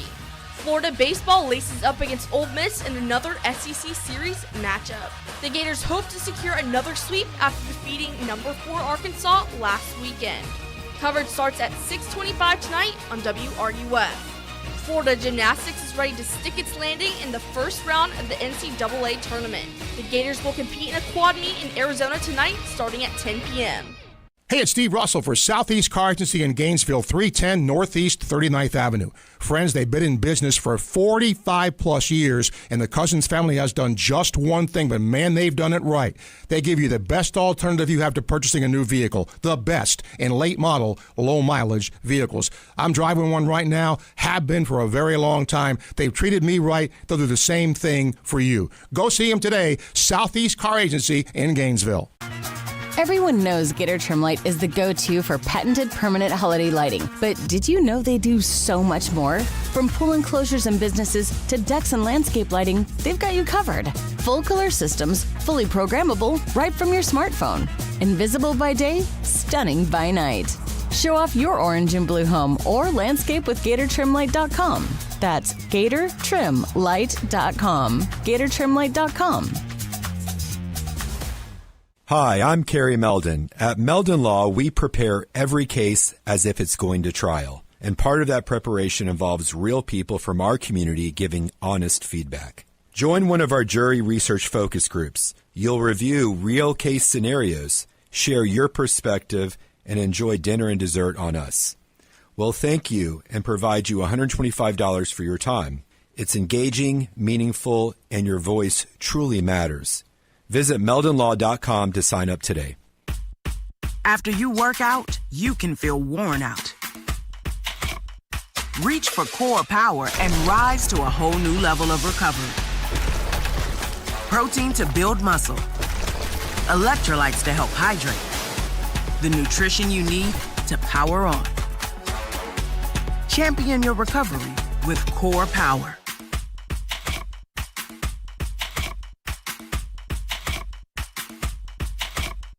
Hey, have you ever talked to Ruse Agra over at State Farm? Oh yeah, Ruse is awesome. Helped me get a ton of coverage for way less than I expected, and he serves all of North Florida. Super friendly too, actually takes time to explain everything. Really? I thought State Farm would be pricey. Nope, surprisingly great rates. You get that neighborly service you don't find everywhere. Like a good neighbor, State Farm is there. I might give Ruse at State Farm a call. You should. Call 352-240-1779 for a free quote. You'll be glad you did. Individual premiums will vary by customer. All applicants subject to State Farm underwriting requirements. If there's anybody that knows what teamwork and great leadership is all about, it's the head ball coach himself, Steve Spurrier. Sure, it applies to football and the team at Campus USA Credit Union. Yeah, I think we got excellent leadership with Jerry Benton and his staff there, and certainly I'm proud to team up with those guys as we go from year to year. Campus USA Credit Union can help with all your financial decisions. Join the team. Learn more at campuscu.com. Member NCUA. When the late, great Charlie Daniels would need a place for jewelry he could trust, he turned to International Gold, Diamond, and Watch Exchange. Hi, I'm Charlie Daniels, and I live in Tennessee, but when I get ready to do something serious about jewelry or a gift for my wife or somebody, I always get in touch with the folks at International Gold and Diamond Exchange here in Gainesville. There's a lot of reasons for that. One reason is they sell nothing but the best. Find out what Charlie was talking about for yourself at International Gold, Diamond, and Watch Exchange at 3440 West University Avenue and online at igdwex.com.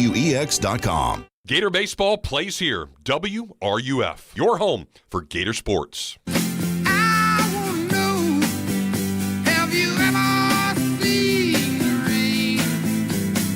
That's one thing about Kevin Winter, see? He hears, he does. And there's a lot of rain. And the great part of that is there's a ton of rain songs. Ton of them. Now I'm anxious to see which ones he's got besides CCR there. That's great. All right, welcome back to Sports Scene. Let's go back to our phone line here. Gary's been waiting patiently. Hi, Gary. How are you? Hi, Steve. Thanks for taking my call. I love your show. Thank you. It's really focused more on the upcoming football season, even though we're all, excited about the Final Four coming up and what happens. But anyways, maybe you can help settle a dispute between my girlfriend and I. Oh boy. Okay.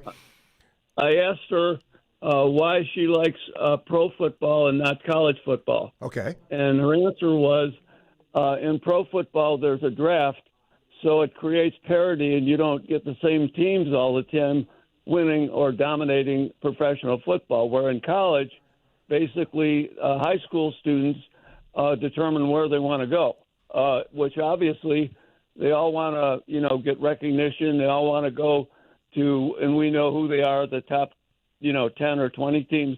So why isn't there some type of parity that creates that in college football so it's not always the same teams? Because they don't want it. Simple. Good answer. They don't want it, Gary. College athletics doesn't want that. Because if you have that, and I could talk about this to the end of the show, but the short answer here. The NFL is great because the league says we want parity. Now, they will embrace a dynasty. When the Steelers won, when the Packers won, when the Chiefs won, the Patriots won. They'll embrace a dynasty, but they want as much of the fan base as possible to be engaged for their teams to have at least a chance to make the playoff. Colleges don't want that. Florida could give a flip if USC is any good. They could give a flip if TCU is any good. They want to be good. That's the difference. And if you really want to make college athletics where, the playing field is more level, well, then you do it. If you're going to the NFL model now, then just sink into it and make the same thing happen, where you're spending the same money. Every college gets X dollars, right, to spend on players, and then how you spend it is your business. Steve, she's gonna give me one last question. Okay.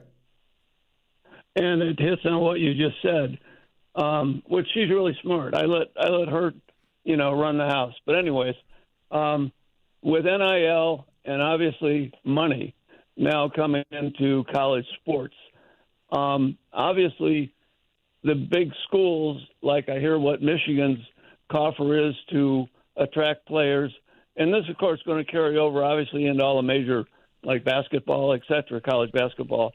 So how does that, in your opinion, give any school, unless they, are a big name school, a chance to ever, break out of the same old schools all the time? Again, I'll go back to my same answer, Gary. They don't care. And that's the problem. in my opinion, as great as the NCAA basketball tournament is, part of its charm was always Cinderella, right? Who would make that run? A Florida Atlantic or, somebody like that. Yes. You're not going to see that anymore, or you'll rarely see it because they just don't have the dollars to compete. And you're going to see much more chalk when it comes like you have now because most of these schools have the most money invested. And, we can argue that do you want to see the best teams? I think most people do, right? But there's always that allure of the underdog, the upstart that's making that run. And I'm not saying it's never going to happen. I'm sure it will. But I think the chances of it happening are fewer, much fewer now. Steve, is that why there's so much importance now in the coach that you hire? Well, that's always been important. That's always been important. I mean, that hasn't changed. A good coach is going to adapt and do what they need to do. But now you got to hire a good general manager. Now you got to go out and find fundraisers, and that's really important now too. Gary, thank you for your call. I appreciate it. Andy, as the dean of Gator Sports, being around the football program as long as you have, understanding the UF administration, do you think it's possible the Gator bait chant can never be resurrected? Or is that an issue that needs to be put to rest forever? I've learned through my years, Andy, to never say never, but I would say the chances of that being resurrected are slim and none. I just don't, in this world we live in, I just don't think that's going to happen. And he said, what can be done to resurrect it? The only thing that you can do is contact the Athletic Association and let them know it. And if enough people do it, who knows? But I just don't see that happening. I think that's done. There's a lot of things that have, times change, things change, right? We don't wear leather sweaters anymore. So, that, it happens. Phil, International Diamond Center email says, when are you going to start with the NFL draft? I'll be one of the first ones. Probably not next week, the week after. And then I'll throw it out every day, and I'll keep a running tab of, okay, Jacksonville's already taken. Philadelphia's already taken. I'm taking the Jets. You want Philly? Okay, Charlie will take Philly. Okay, and I'll take, and only, even if you have like the Jets have 2 first-rounders, so if you want to say, I'd pick so-and-so and so, fine. Go ahead. But like I said, I'm hopeful that we can get them all, but it's really bad when you don't get the Florida teams. The last 2 years, we've had 2 of the 3. One year it was the Bucks, nobody called for the Bucks, and one year nobody called for the Jags. Yeah. So I'm hoping at least we can get that. Time will tell. We'll take a break. We'll come back. The last half hour, still want to hear from you. Plenty of time to talk sports with you. Again, since we had Bob Herrig on here, who is better? Who, Tiger or Jack? That's his book. We'll throw it out to you as you listen to Sports Scene here on WRUF. From the first 4 to the final 4, the NCAA tournament lives on WRUF. It's never fun being injured. And with summer on the way, the last thing you want is lingering pain holding you back. Good news. You don't have to deal with long waits or high costs at Titan MRI and Imaging. At Titan MRI and Imaging, you're not just another patient. You're treated with care in a comfortable, personal setting. With 2 locations in Gainesville and 1 in Lake City. Being pain-free is a short drive away. And they accept insurance. So don't sit out this summer. Get the scan you need and get back to enjoying it. Visit TitanMRI.com to learn more. The jewelry store with the most likes, the most positive reviews, the most raving fans is International Diamond Center. IDC is definitely a place that I will come to as long as I live here. This will be my go-to place always. Literally the best jewelry store in town. You'll make friends for life coming in here. I felt like family from the beginning. The value was extraordinary. I've got a beautiful diamond on my finger, and I'm very proud of it. International Diamond Center. I'm very happy to show it off. At Celebration Point and online at shopidc.com. Every great team is built on a solid game plan, sharp execution, and total trust in the crew beside you. At Quality Plumbing, we bring that same championship mindset to every job we do. For over 40 years, we've been the starting lineup for homes and businesses across North Central Florida, delivering reliable service, expert craftsmanship, and big wins for our customers. Call us today or visit qualityplumbing.com. We're your first string team. License number CFC 043073. By now you've heard about the Florida Legends Experience in Gila, featuring Gator Heisman greats Tim Tebow, Danny Werfel, and Steve Spurrier all in one place at Spurrier's Gridiron Grill. Imagine catching a pass or taking a handoff from a Heisman winner, all while supporting Isaiah 117 to help provide safe, loving homes for children in need. Then enjoy an unforgettable evening at the Gala, filled with great food and lasting memories. Don't miss this historic event. Find out how you and your business can get involved at fllegends.com. That's fllegends.com. Looking for a roof you can trust to weather any storm? Atlantic Roofing has been covering North Central Florida for over 20 years. We're a third-generation, locally owned roofing company. From Alachua to Marion, Bradford, Levy, Gilchrist, Columbia, and beyond, we've got your home, your business, and your back. Visit AtlanticRoofing.com or call today for your free estimate. Atlantic Roofing, where quality rises above. Hey, Gator baseball fans, here's a win you can taste. When the Florida Gators take home a victory at Condron Family Ballpark, you win too at Miapa Latin Cafe. The day after every home win, swing by and score a free Cuban coffee, hot or iced, your choice. Just bring your game ticket to any Miapa location and claim your reward within 24 hours of the win. It's that simple. Gators win, you win. Only at Miapa Latin Cafe, serving Gator fans for over 20 years. Play ball! The best conversations happen with Los Linderos tequila, like this recent conversation between two Gator legends. Coach, you know, it always impressed me how you beat Florida State to win the 1996 national championship. And I was really impressed with your 06, 08, and 09 Gator teams. And the way you coached Danny to the Heisman Trophy. A lot like what you did with Tim Tebow. To the Swamp and the Gators, with the best beverage served at Spurrier's Gridiron Grill. 100% agave Los Linderos tequila, aged in bourbon barrels for a smoother taste. When you're ready to stop renting and start building something that's truly yours, when you're ready for that backyard barbecue, that front porch swing, or a place where the holidays finally feel like home, Radiant Credit Union is ready too. Right now, we're offering a special low mortgage rate with flexible terms, fast approvals, and guidance for every step of the way. So when you're ready to make your move, let's get started. Radiant Credit Union. Visit radiantcu.org and apply today. Federally insured by NCUA, Equal Opportunity Lender. The Tailgate with Jeff Cardozo and Zach Alvaverdi. Weekdays at 4, right here on WRUF. Makes corn makes whiskey, whiskey makes my baby feel a little frisky. Back roads are bogging up, my buddies pile up in my truck. We need rain. We need rain. So that's why. Rain, baby. Rain songs. Welcome back to Sports Scene. Don't forget, if you're tired of big banks that don't know your name, meet Gala Bank at Gainesville's only local bank.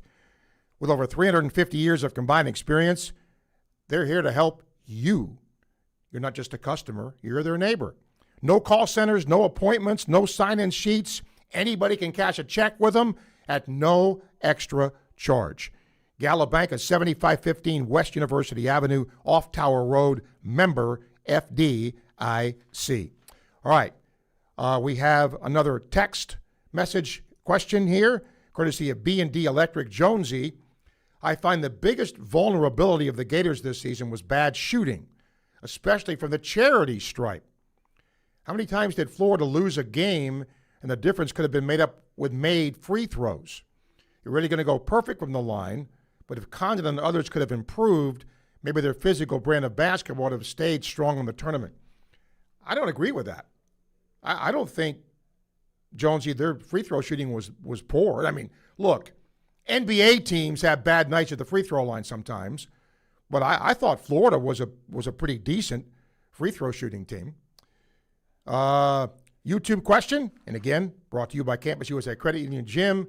If you need to pinpoint it, turnovers and not having an elite scorer were the major flaws. We didn't have a get-a-bucket guy. Tommy was that kind of guy, but not as dynamic enough to get through March. Facebook Live question, courtesy of Ruzogra State Farm.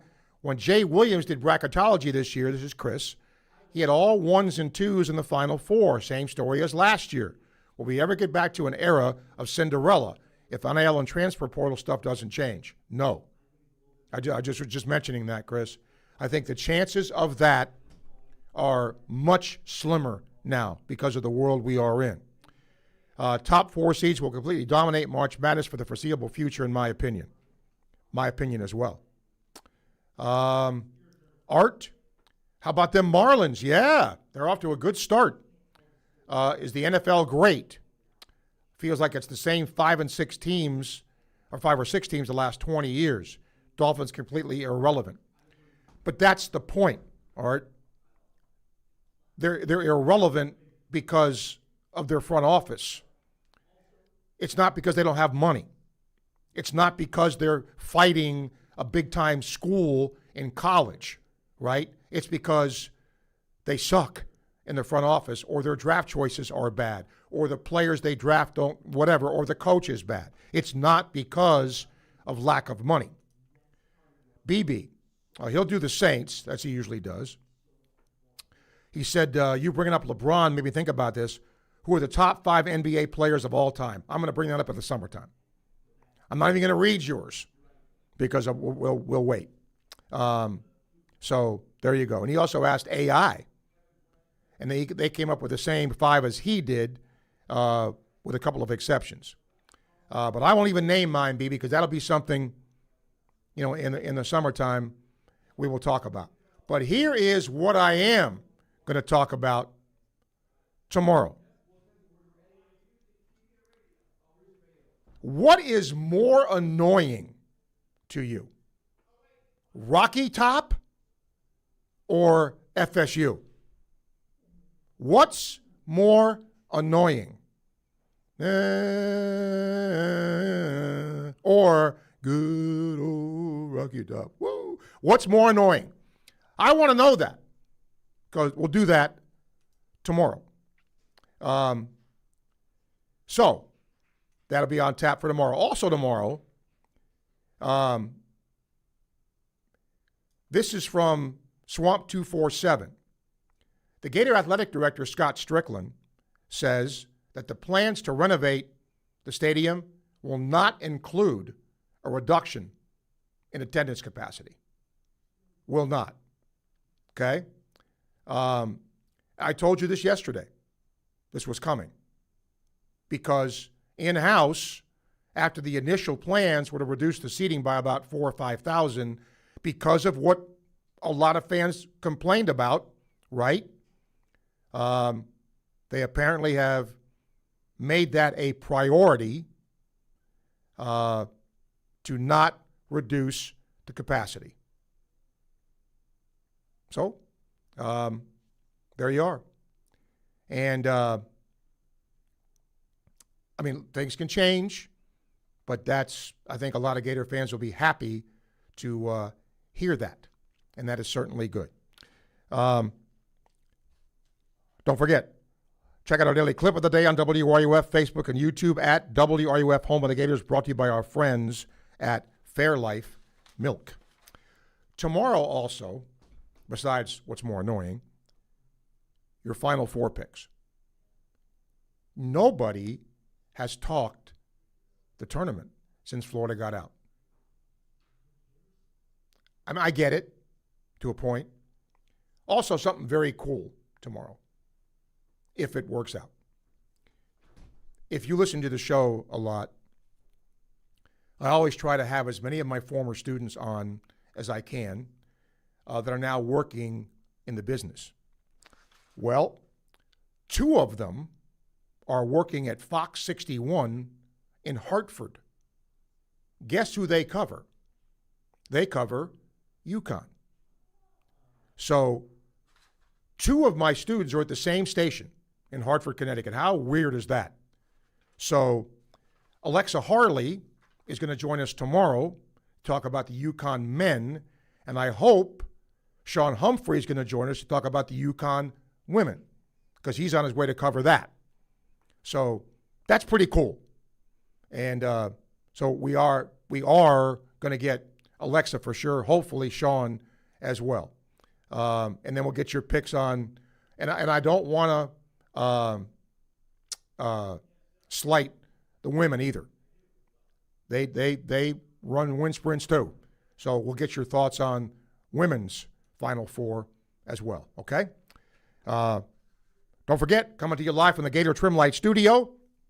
They can do a lot for your home. They can make it look real pretty with all kinds of great lighting. When the holidays roll around, they can do holiday lighting, but they can light up your pool, your business, your deck.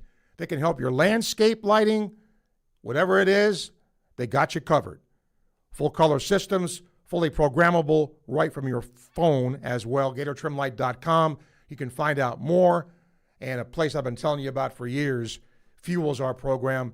The good people at Southeast Car Agency in Gainesville, 310 Northeast 39th Avenue. Go by and see the Cousins boys, and they will make it right. They've been doing that for almost 50 years. That's pretty incredible, but that is certainly the case. All right, a couple more emails here. International Diamond Center email is Phil. He says, why do you think they won't bring back the Gator bait chair? I don't even want to go into that. I just think it's done. You know, it can get political. I just, you know, that's just where I want to kind of keep it. I will tell you, though, about tomorrow doing the most annoying thing. When I was growing up, and remember, back in the day, my time, you maybe got 1 or 2 primetime college football games. I was, I don't know, a kid. LSU was on. And when I heard, I thought that was the coolest thing. I wanted to go to LSU. Mom, I want to go to LSU. I was like 10. Because I thought that Tiger chant was pretty cool. And before I came here, I knew nothing about this place. Zero. I mean, I knew Spurrier won the Heisman just because. But other than that, you know, Florida wasn't on national television very often. And then, you know, growing up around this Gator stuff, pretty nice. And Tom says, I understand why people are still talking about what Florida didn't do, but why can't we talk about what Florida did do? Yeah, I hear you. He said, I get it. I was as disappointed as anybody when the Gators went out as early as they did, but it was still a good season, still a great run, and I trust that Todd Golden will get it right. I think that's a pretty good summary. And we all know now some of the guys that are coming back, we maybe won't know, you know, what decisions Chinyelu makes and what the hand-locked-in deal is going to be for a while now.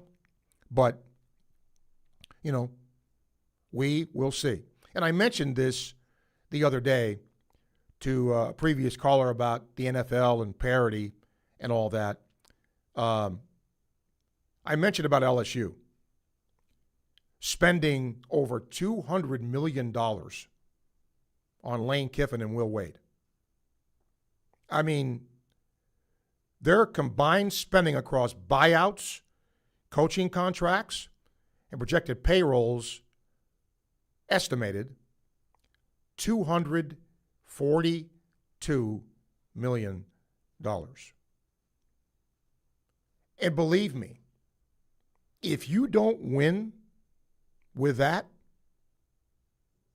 there is tremendous pressure on Lane Kiffin.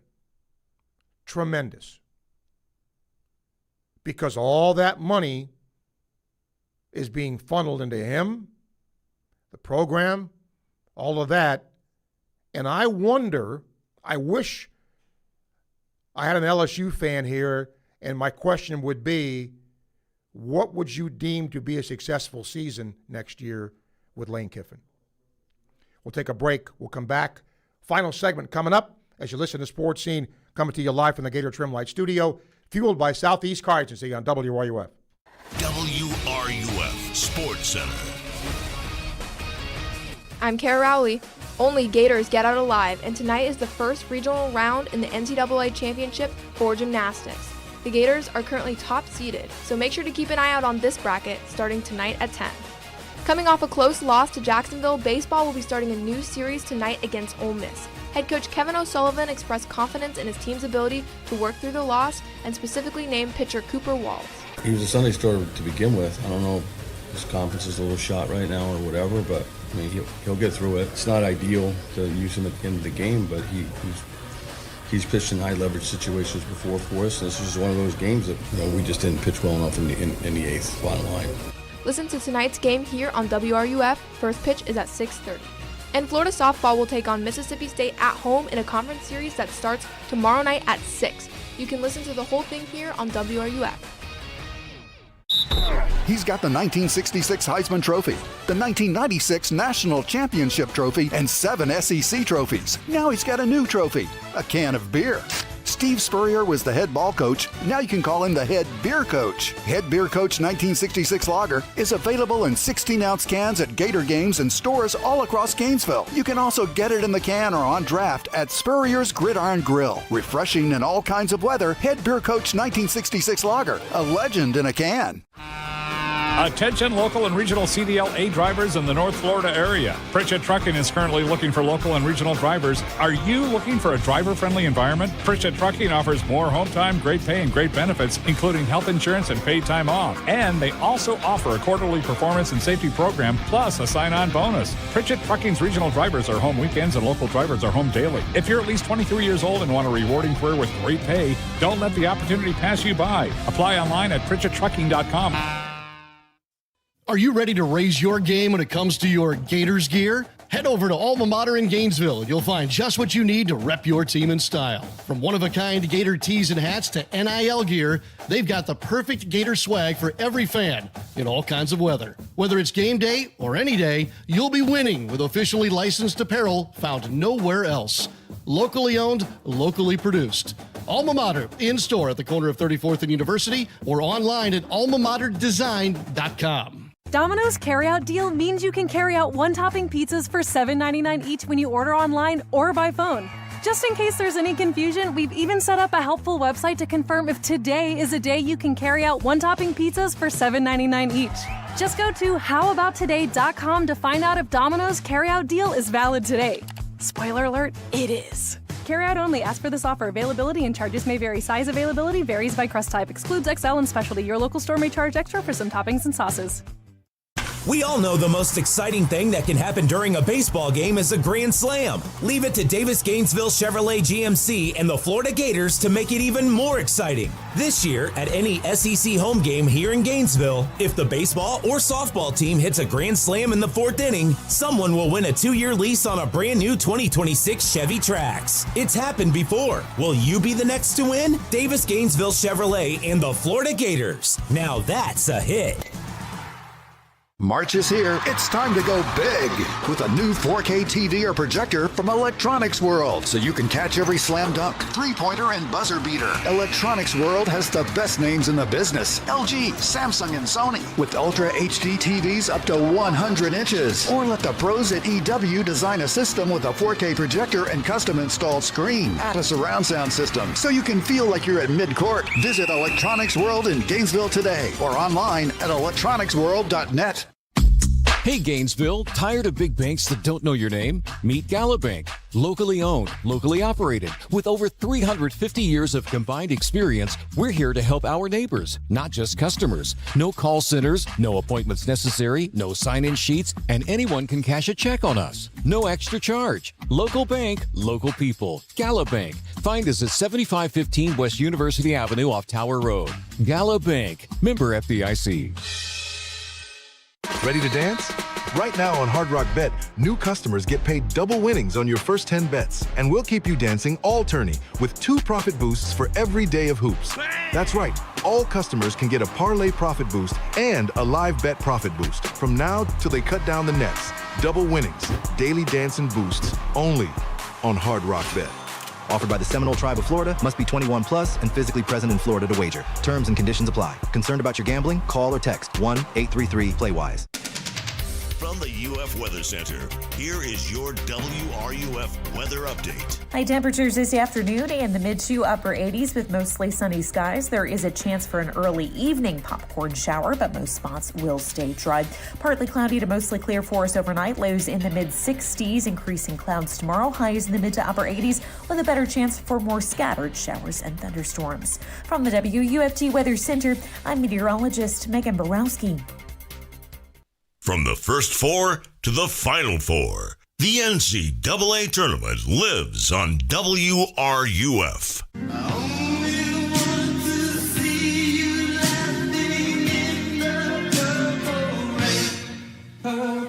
Hey, I'll take gray rain, blue rain, purple rain, as long as it rains.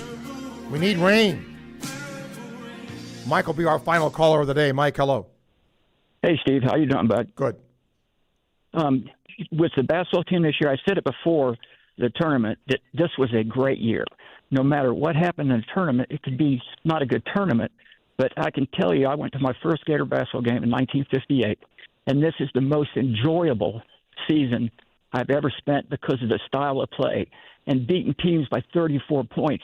They did things that no one ever did before, and, you know, I don't feel sorry for me. I feel sorry for the players because they put so much into this. And I just want all those players to know that this was an unbelievable year. And 2 games, against Vandy and in Iowa, don't ruin the whole year. So I wanted to say that. And then, Steve, did you watch the Gauntlet yet? No. Oh, you got to, Steve. I mean, it's unbelievable. It shows you the difference in the leadership here. And wait till you hear Burnell talk in front of the team. I tell you, Steve, it's one of the best things I've ever seen them put out. So if you have a chance, watch it because it's unbelievable. Yeah, I'm going to kind of wait a little bit because I've heard very good things. But I want to be able to watch it when I have a little time and can sort of absorb it. But I'm going to do that. Yeah, it's about 10 minutes. So, yeah, well, but I want to be able to sit and just watch it and just, chill. I understand. But you will be very impressed. It is a complete change about what's going on around here. And in the Gauntlet, it didn't matter how much each one of those players made. They all had to pass the Gauntlet. They performed as a team instead of a bunch of individuals.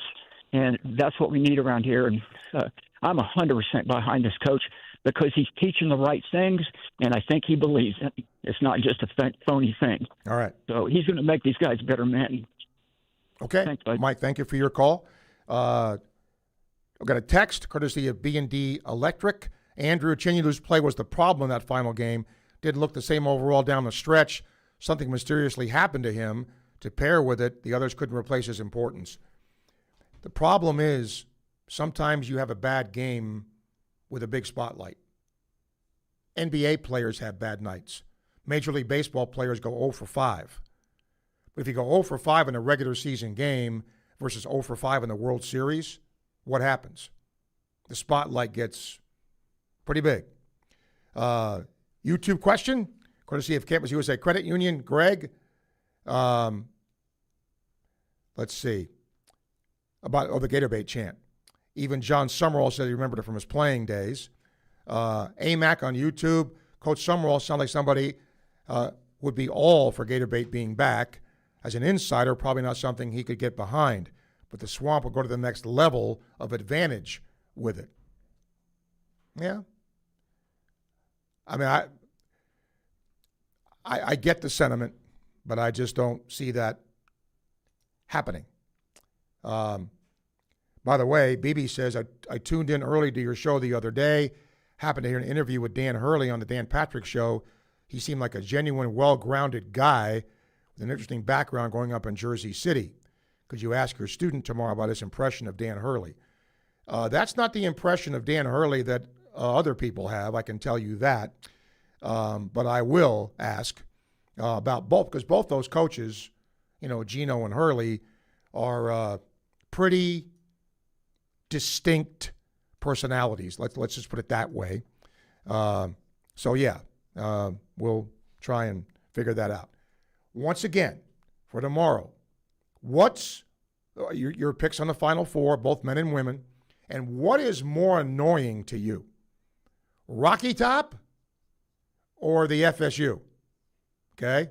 Which one is more annoying? I want to get that from you tomorrow for a Friday edition of Sports Scene. Thanks to Charlie for producing today. He always does a great job doing that. Jeremy's up next. He's got This Week in Gator Sports. So I would advise you to keep it right here where you got it.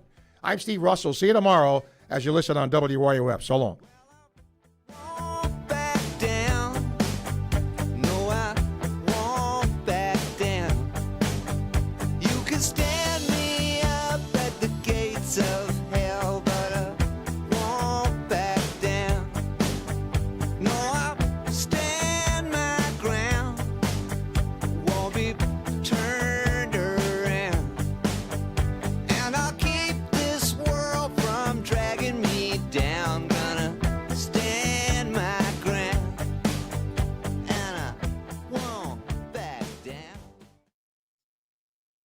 Baseball all season long, right here on WRUF, your home for Gator sports. Gator Nation, did you know the UF bookstore, located right inside the University of Florida's Rights Union, is more than just textbooks? That's right. Gear up with officially licensed Gator merchandise from top brands like Nike, Peter Lamar, Lululemon, Columbia, Tommy Bahama, Apple, and more. From game day to every day, we've got the styles Gators love. Stop by the Florida Bookstore at Rights Union. The Florida Bookstore, where Gators shop. Go Gators! It's lunchtime and nobody does lunch like Pomodoro Cafe. From Italian dishes to subs and salads, and favorites like their meatball sub with fries or onion rings, topped with the house sauce and lots of melted mozzarella. This is Steve Russell sharing with you one of my favorite lunch spots, Pomodoro Cafe, located in the Spring Hill Publix complex on 39th Avenue near I-75. Enjoy Pomodoro Cafe today. And don't forget, they cater online at pomodorocafe.com. In the mood for a delicious Asian fusion cuisine for lunch? Then head to P.F. Chang's in Gainesville. They have lunch specials starting at just $11.99. Happy hour, Monday through Friday, 3 to 6 p.m. Enjoy $5.99 beers, $6.99 wines, and $8.99 cocktails. Wednesdays are girls' night with half-price wine and champagne bottles. And any day, anytime, sip house and lucky cocktails for $8.99. Celebrate every meal at P.F. Chang's Gainesville, your destination for lunch, drinks, and fun. There are plenty of realtors in town, but few work as hard, respond as quickly, or care as deeply as Doreen Wiebe of Caldwell Banker MM Parrish. Community-driven and client-focused, Doreen will work with you to ensure your satisfaction. Whether you're buying or selling, she brings persistence, preparation, and heart to every deal. With Doreen, you're not just another transaction. You're a priority. Call 352-562-1411. That's 352-562-1411. Gator fans, this one's for you. Introducing Castaway Sauce Company, the hot sauce made by Gators for Gators. Their signature ball kicker hot sauce is inspired by Steve Spurrier's famous kick that beat Auburn in '66. If you love hot sauce with real flavor, not just heat and vinegar, Castaway delivers. Available at select public supermarkets, Castaway Sauce Company is founded by a lifelong Gator and proud UF alum. From mild to wild, they've got a flavor for every Gator tailgate. Grab your Castaway hot sauce today and taste the tradition. Learn more at CastawaySauceCompany.com. It's game day. Lights on, fans ready, everything running like it should. Now imagine your home performing at that same level. No flickering lights, no tripping breakers, no last-minute surprises. With B&D Electric, your home's electrical system is always game day ready. From repairs and lighting to panel upgrades and troubleshooting, they deliver reliable service you can count on every time. Don't sit on the sidelines. Schedule your service today at www.bdelectric.com. That's bdelectric.com.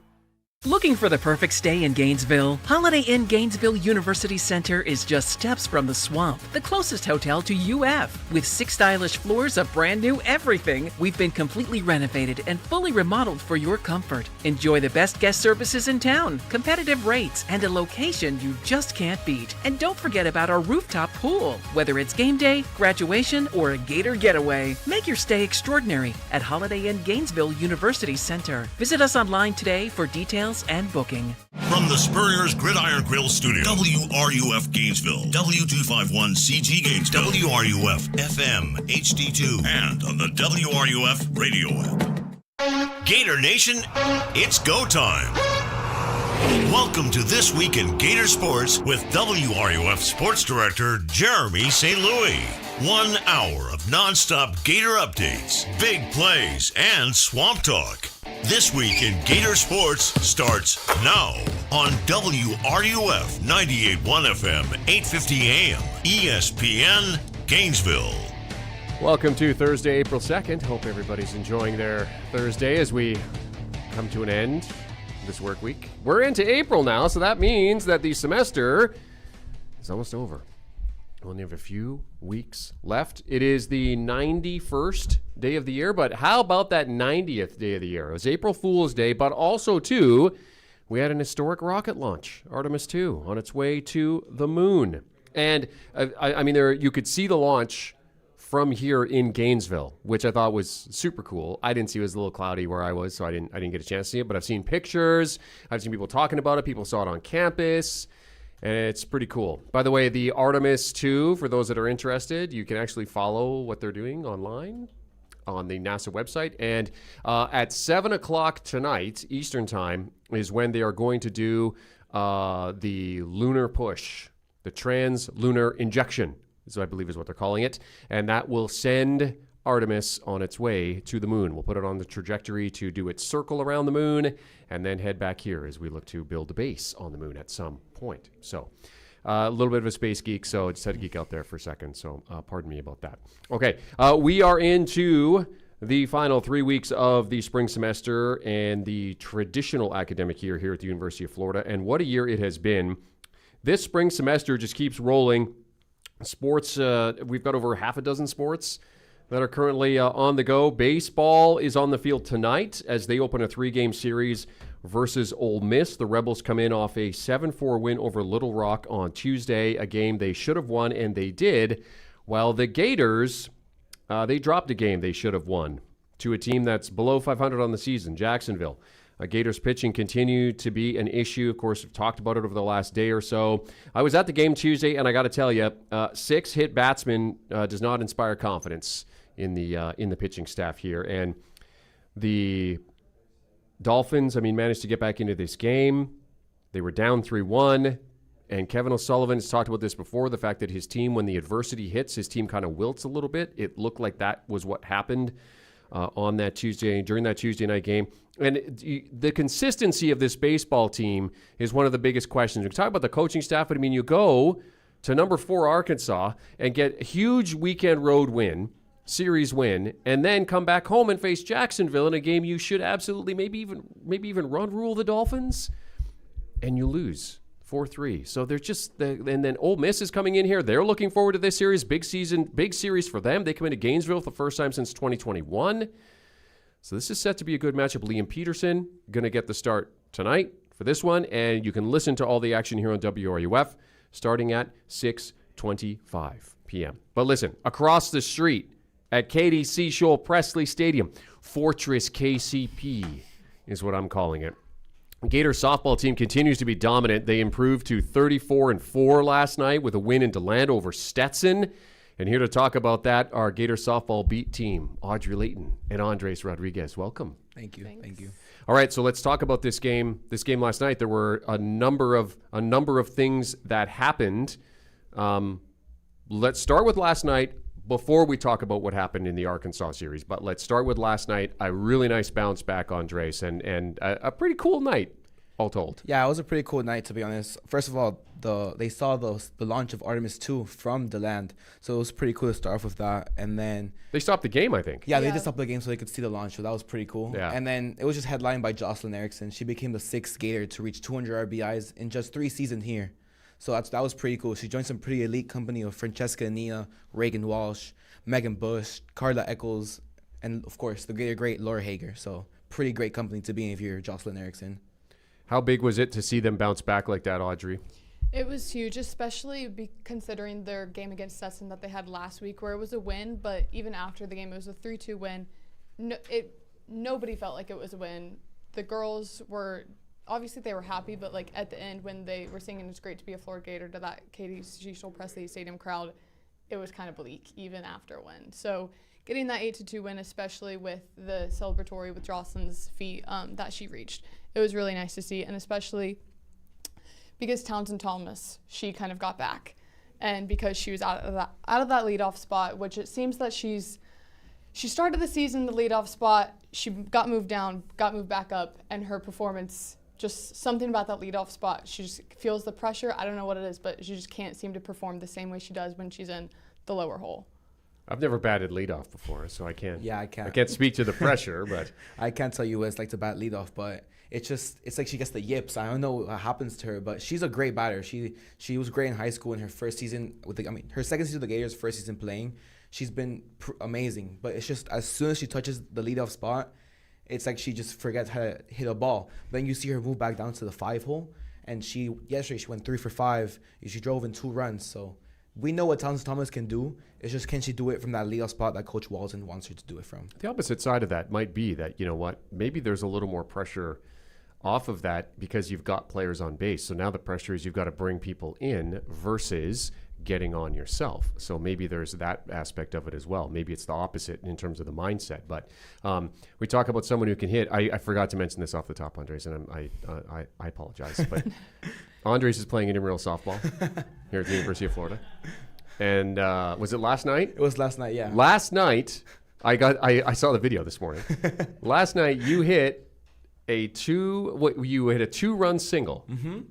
2 RBI single. Crushed it to shallow center field. It was a great moment, to be honest. And the score was? We lost 10-6. Okay. But it's not 31-3. Exactly. So. It's true. Yeah, for folks in the audience, just context, all right? The softball team, the INC softball team, has been getting destroyed. So the fact that you guys were even close to it not being in double digits for the opposing team, that's a win. We take the small wins. Yeah, I think the ERA for the starting pitcher, Matthew Montalto, is 87 or something like that. So I would say 150. It's very high. It's very high. Anyways, I digress. Okay, we talk about that. Just wanted to mention that just to get Andres in on that. But yeah, obviously that game last night was big. Let's turn back the clock and talk about what happened in this Arkansas series, and we start with a little bit of heartbreak on Sunday. Right on left matchup. First pitch. Swing and a high line drive. Deep left field at the wall. It is out and gone. Arkansas takes the series by mere inches. Dakota Kennedy wastes no time. A 3-run blast. And Arkansas doesn't lead until the last moment. They take the series in this rubber match, 6-4 over the Florida Gators. That was tough to listen to. It was tough to watch. So it came down to, it seemed like the Friday night game, they got behind right away and they just couldn't find their way back into it. It really seemed like Arkansas was ready to take on this Gators team that had been performing so well up to that point. Then Saturday, Gators kind of come back, and then really Sunday, that was the game that kind of looked like, okay, this is going to be a bit of a rock fight. Yeah, you go into this game where Arkansas is heading into the 5th inning, and they're hitless. Keenan Rothberg was putting up a masterclass right up into that 5th inning. In the 5th inning, it's 4-0 Gators. Arkansas gets a 3-run blast to make it 4-3. Gators have no response, and then we just heard it. Bottom of the 7th inning, 2 outs. Dakota Kennedy just blasted away for a 6-4 Arkansas win. Yeah, and that 5th, 6th, and 7th inning also, Gators offense, they went 3 up, 3 down in the 5th and 6th, and then only 3 batters went up again in the 7th. And they gave up 18 runs this weekend, which was more than they had given up in each of their SEC series total before. And against Kentucky, Missouri, and Tennessee, they had only given up 17 runs in total. And then this weekend it was 18. So you just can't be giving up those runs and then not producing them to help your pitcher out also. So what does that tell you about where this pitching is at? When you have a pitching staff with Keegan Rothrock in it, you're always going to have a chance. You're always going to be one of the most elite. Sure. It's just Ava Brown. The loss of Ava Brown for this team has really... We haven't seen their full potential without Ava Brown in SEC play. And that's one thing that if they don't get her back for going to regionals, the SEC tournament, hopefully super regionals and the Women's College World Series, they're going to miss her out. They're going to miss her a lot. I mean, you talk about a girl who before injury, she was putting up a 0.49 ERA in 28 innings, 21 strikeouts, 5-0 record with 3 saves, 2 complete game shutouts back-to-back as well. So you're missing a key piece in your bullpen. Not only in the bullpen, she's one of the best two-way players in the country. So with this pitching staff, you have Keegan Rothrock, you have Olivia Miller, who's one of the best relievers in the SEC. You need to see more coming from Caitlin Oxley. You need to see more coming from Leah Stevens and Allison Sparkman in the little time they do get playing. You just need to see more from them because right now it just feels like Keegan, Olivia, and friends. You want to see everyone contribute because this is a team that can go all the way if the pitching steps up a little more. And this is crazy to talk about because the Gators are number 13 in the country in pitching. Yeah. So they're not a bad team at all pitching-wise. It's crazy to talk about a team's kryptonite when the team is 34-4. Yeah, and that's the thing. They're 2.42 ERA, 13th in the country, right? In terms of runs given up, they're sitting 11th. So I mean, it's not they're not doing poorly. We're not trying to denigrate that, but obviously to be a championship team, you need to be able to have all parts of your staff functioning. So with the Ava Brown situation, when are we looking at it?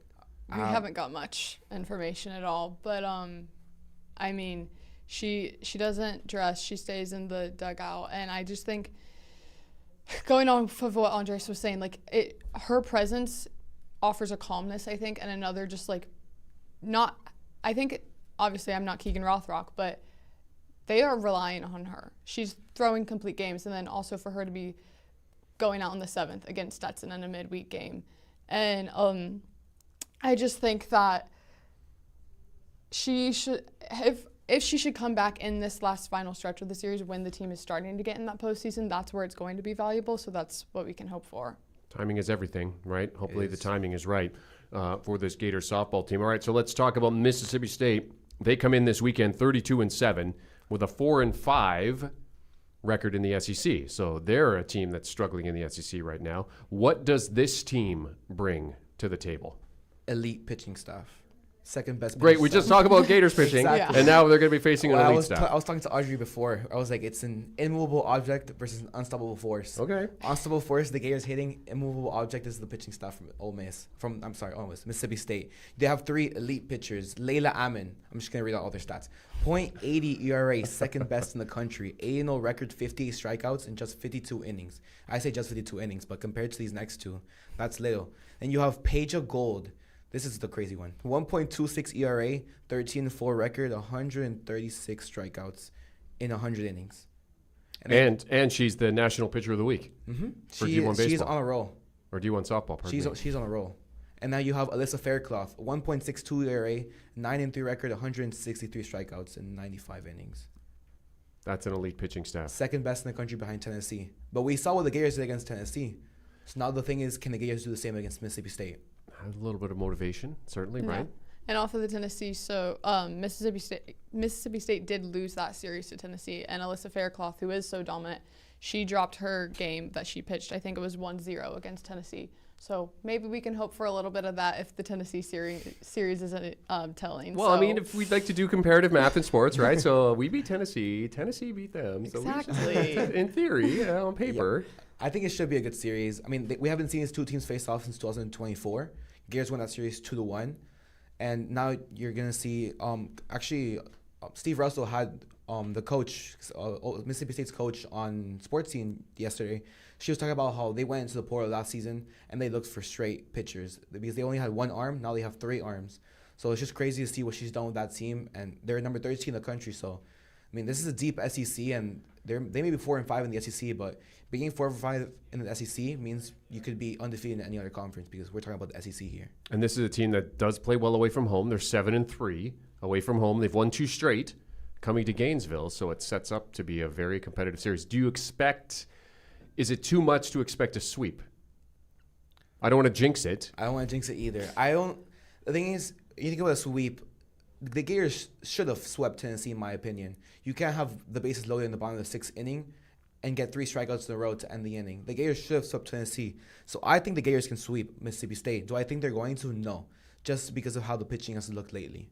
I mean, how Audrey was saying, last week we saw Keegan Rothrock pitch the last 2 outs in a 7th inning matchup against Stetson. So if the pitching steps up, I could see a sweep here. However, the pitching doesn't step up, then we could be heading into a rubber match on Sunday. Wow. Agree, Audrey? I fully agree. I think 136 strikeouts and 114 innings. I mean, that's a lot to go up against. And I think that these, especially, they just haven't been seeming as consistent, in my opinion. And I think that's what their struggle is going to be this weekend. Starting to go across the street a little bit there, right? Baseball bleeding into softball. We don't want that. Yeah, we don't want that. Okay. Yeah. Okay. Well, I mean, it's set to be a great series. First pitch, Mercer, Mississippi State, Friday, 6 p.m. at Fortress KCP. We'll have softball versus Mississippi State at 10 a.m. on Saturday, and then we will have the finale for you at 12:40 p.m. on Sunday. Audrey Layton, Andres Rodriguez, our Gator softball beat reporters joining us. Great to have you along. Thank you, sir. Thanks for popping in. Always appreciate you. Up next, Gators lacrosse open Big 12 play with a big win last week. They have a date with the Buffaloes this weekend. We'll discuss all of that with our Gators lacrosse B team, Jasmine and Abigail, coming up next. WRUF Sports Center. I'm Mason Antueda. Gator fans can look forward to watching Auburn transfer Eric Singleton Jr. gear up in a new shade of orange and blue this year. Singleton Jr. talked about his relationship with offensive coordinator Buster Faulkner, who he spent 2 years with at Georgia Tech. I think he knows how to use me, especially with the 2 years that I had under his wing over at Georgia Tech. He knows what I'm good at. He knows some of my weaknesses. Just showcase that on the field on Saturdays. Singleton Jr. was ranked second on Auburn last year in total receiving yards. The road to the national championship starts tonight for the Gators gymnastics team. The Gators will face off against Cal, Penn State, and either Arizona or Arizona State in the NCAA tournament first round. The meet will begin at 10 p.m. on ESPN+. Gators baseball is gearing up for the next series. Following the sweep of Arkansas on the road, the Gators will now prepare to host the Ole Miss Rebels in a 3-game series. Catch the action starting tonight at 6:25 p.m. here on WRUF. Contact Tax Relief Helpers for details and restrictions. Attention, anyone that owes money to the IRS. Tax Relief Helpers saves clients millions of dollars in back taxes every single month. Each day, your unpaid tax debt gets bigger and bigger from daily interest. The longer you wait, the more you will end up paying. If you owe $10,000 or more, now is the time to settle your tax debt before the IRS takes aggressive action, like taking your wages or property. Call Tax Relief Helpers now so you can stop penalties, interest, and avoid liens, levies, or other hostile measures by the IRS. I got behind on my taxes and owed $48,000. I called and they got my debt lowered to just $3,500. I owed $87,000 in taxes and it was scary. I got the amount I owed down to just $3,500. I saved $83,500. That's just 2 out of thousands of cases that add up to millions of dollars saved every single month. Your savings could be next. If you owe money to the IRS, don't wait another day. Call right now. The call and consult are absolutely free. Call now. Call 800-381-5037. 800-381-5037. That's 800-381-5037. By now, you've heard about the Florida Legends Experience in Gila, featuring Gator Heisman greats Tim Tebow, Danny Werfel, and Steve Spurrier all in one place at Spurrier's Gridiron Grill. Imagine catching a pass or taking a handoff from a Heisman winner, all while supporting Isaiah 117 to help provide safe, loving homes for children in need. Then enjoy an unforgettable evening at the Gala, filled with great food and lasting memories. Don't miss this historic event. Find out how you and your business can get involved at FLLegends.com. That's FLLegends.com. Introducing Summit Green Armor Insect Repellent, your go-to defense against mosquitoes, ticks, and other biting insects. Use Green Armor to treat your clothing and outdoor gear, adding a layer of protection to prevent unpleasant mosquito bites. And it kills and repels ticks that can transmit disease. It's even approved for use on dogs. Green Armor continues to kill and repel biting insects for up to 6 weeks after application, even after washing. Fight the bite. Find Green Armor at your local garden or hardware store, or order online at summitresponsiblesolutions.com. The Tailgate with Jeff Cardoza, weekdays at 4 on WRUF. Welcome back to This Week in Gator Sports. Happy to have you along on this April the 2nd. I want to make mention of something. We're going to talk about this next week on Twigs, but the journalism department here at the University of Florida, particularly on the sports journalism side, Professor Ryan Hunt and a number of the sports journalism students have published their first magazine. And I want to bring attention to this because the magazine is fantastic. It's a sports magazine. Professor Hunt, former editor of Sports Illustrated, a lot of background in this. And there are just some phenomenal stories in this Grandstand magazine. If you're around campus, they've put copies of the magazines all over campus in the old paper boxes. You can grab copies there, and I'd love to see them littered all over Gainesville, to be honest. Not in a bad way, but in a good way, like in doctor's offices and stuff like that. So if you're on the YouTube stream, you can see, I'm just holding it up right now, Grandstand, Holloway's on the cover. That's the cover story in the magazine, but there are just some phenomenal stories in this magazine, pictures, a lot to do with your Florida Gators and where they've gone, what they've done, all of these things. There are just some tremendous stories in here. Also, you can access stories that didn't get into the magazine online. Grandstandmag.com is where you want to go. The student journalists have just done some phenomenal work with this magazine, and I encourage each of you, if you get a chance, you see it, grab it, read it. We'll talk to Professor Hunt about the magazine, the genesis of it, and what it took to get it where it is on next week's edition of This Week in Gator Sports. All right, let's talk about Gators lacrosse, who I was asking my reporters, no lacrosse story yet in the magazine, but coming soon, perhaps, right, to grandstandmag.com. Gators lacrosse, look, they're 10 games into their season, quietly 10 games in. 8-2, off to a good start. This weekend, they welcome Colorado to the Diz, going for a 6th straight win overall. Here to discuss it, we welcome back lacrosse beat reporter Jasmine Valson and Abigail Justice joining us. Nice to have you guys along. Thanks. Nice to be here. Excited. Okay, so what's past is prologue. Let's start with a quick recap of their game last week in Tempe against ASU. This was a high-scoring game in their Big 12 opener. Yeah, it was. Quick B delay, though, in the beginning. Had to delay the game till Sunday. Wait, whoa, hang on. A what delay? A bee delay. Yeah, bee infestation. It was bad. It was bad. It's not like the caterpillars we've got going on here, though. No, it kind of was. I was thinking it was just one little beehive next to the thing, but then they were showing it in the ESPN broadcast. People were getting attacked. Like, there was this, like, I think one of ASU's, like, equipment managers running across the field, and you can see the bees swarming around him. Like, I was scared, and I'm nowhere near Arizona. I'm in Florida. I was scared for them. It was bad. I did not know that there was a bee infestation at that. I mean, I my apologies, but that's a hilarious way to start things off. Thankfully, nobody was stung, anything like that. So that, no, we don't want anything like that. Mm-hmm. But okay, so let's start there. The bee infestation delayed the game, but when they got rolling. Yeah, so game was delayed till the next day, and they kind of got things rolling. They started off really well. They ended up winning 14-8. Kind of a slower pace in the second quarter. They had a sub in Maya Soskin, the freshman goalkeeper, who was great. She had 8 saves in her 32 minutes in the game that kind of brought them back out of there. So it was a really good win, a way to start off conference play against, I think, one of our top opponents in the Big 12. Yeah, and I mean, I kind of agree too. A 24-hour, just any kind of 24-hour delay like that, especially not on your home turf, and then it's a crazy delay like bees attacking you. I mean, that could really set back any team. But I mean, the Gators, like every game that they've played this season, they got the ball rolling right away. Susan started in goal, and she was a little shaky at first, and that's where Maya Soskin came in. Only allowed 2 goals in her whole half of the game. So yeah, I feel like they really could have been set back by that B delay, but they came out as strong as ever. But yeah, after the half, they kind of did that tendency where they start to slow down, and the other team, catches up. It was a pretty close scoring game. I've heard of delays before in games, but the B thing is brand new. Is 100% new for me. New, yeah, it's new. I mean, I'm Canadian. There was a delay at an NHL game that was outside because of the sun reflecting off the ice, and it was a glare for the players. So the players were like, no, we're not going to play on this. Yeah, I was like, what?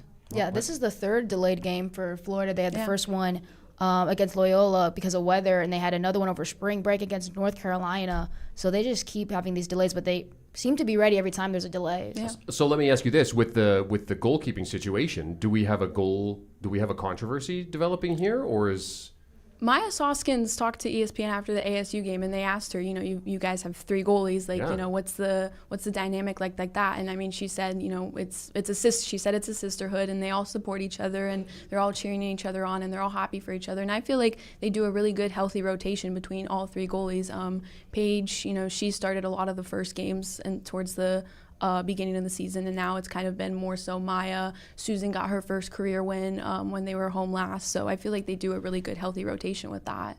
Okay, good. Well, that's good. The good rotation, and obviously, it's a long season, so you want to make sure you've got everybody getting their shot, and certainly you have that strength when you've got 3 goalkeepers in there. You have in your notes here, Jazz, once again struggle with the draw. Yeah.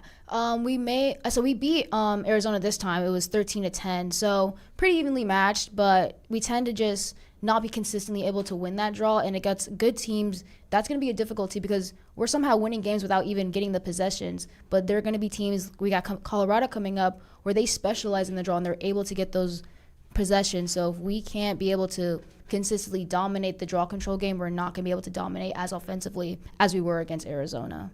So let's talk about Colorado, number 10 versus number 11. And Colorado is the number 1 scoring defense versus number 1 offense. We just had Andres Rodriguez in here talking about unstoppable force versus a movable object. This seems like it might be that kind of situation, Abigail. Yeah, it really is. Looking at stats for Florida and Colorado this season, it's kind of like it's like copy and paste situation, except it's a little flip. So the teacher didn't know that you copied someone else's work. So like Florida's offense is their weapon and defense is their weapon, and Florida had what makes Florida such a good offense is they don't just have Clark Hamilton as the star player. Obviously, she is a star player, but you have other players like Abby Corey, Caitlin Davies, Franny Hahn. They're all putting up goals consistently. We are at all of our games, we have 6 or 7 or 11 or 14 people scoring goals, and Colorado is the same. They're a little bit lower in the average, but they're right behind us. So this game will be a nail biter for sure for both teams. I think it'll, Florida will come out scoring really hard.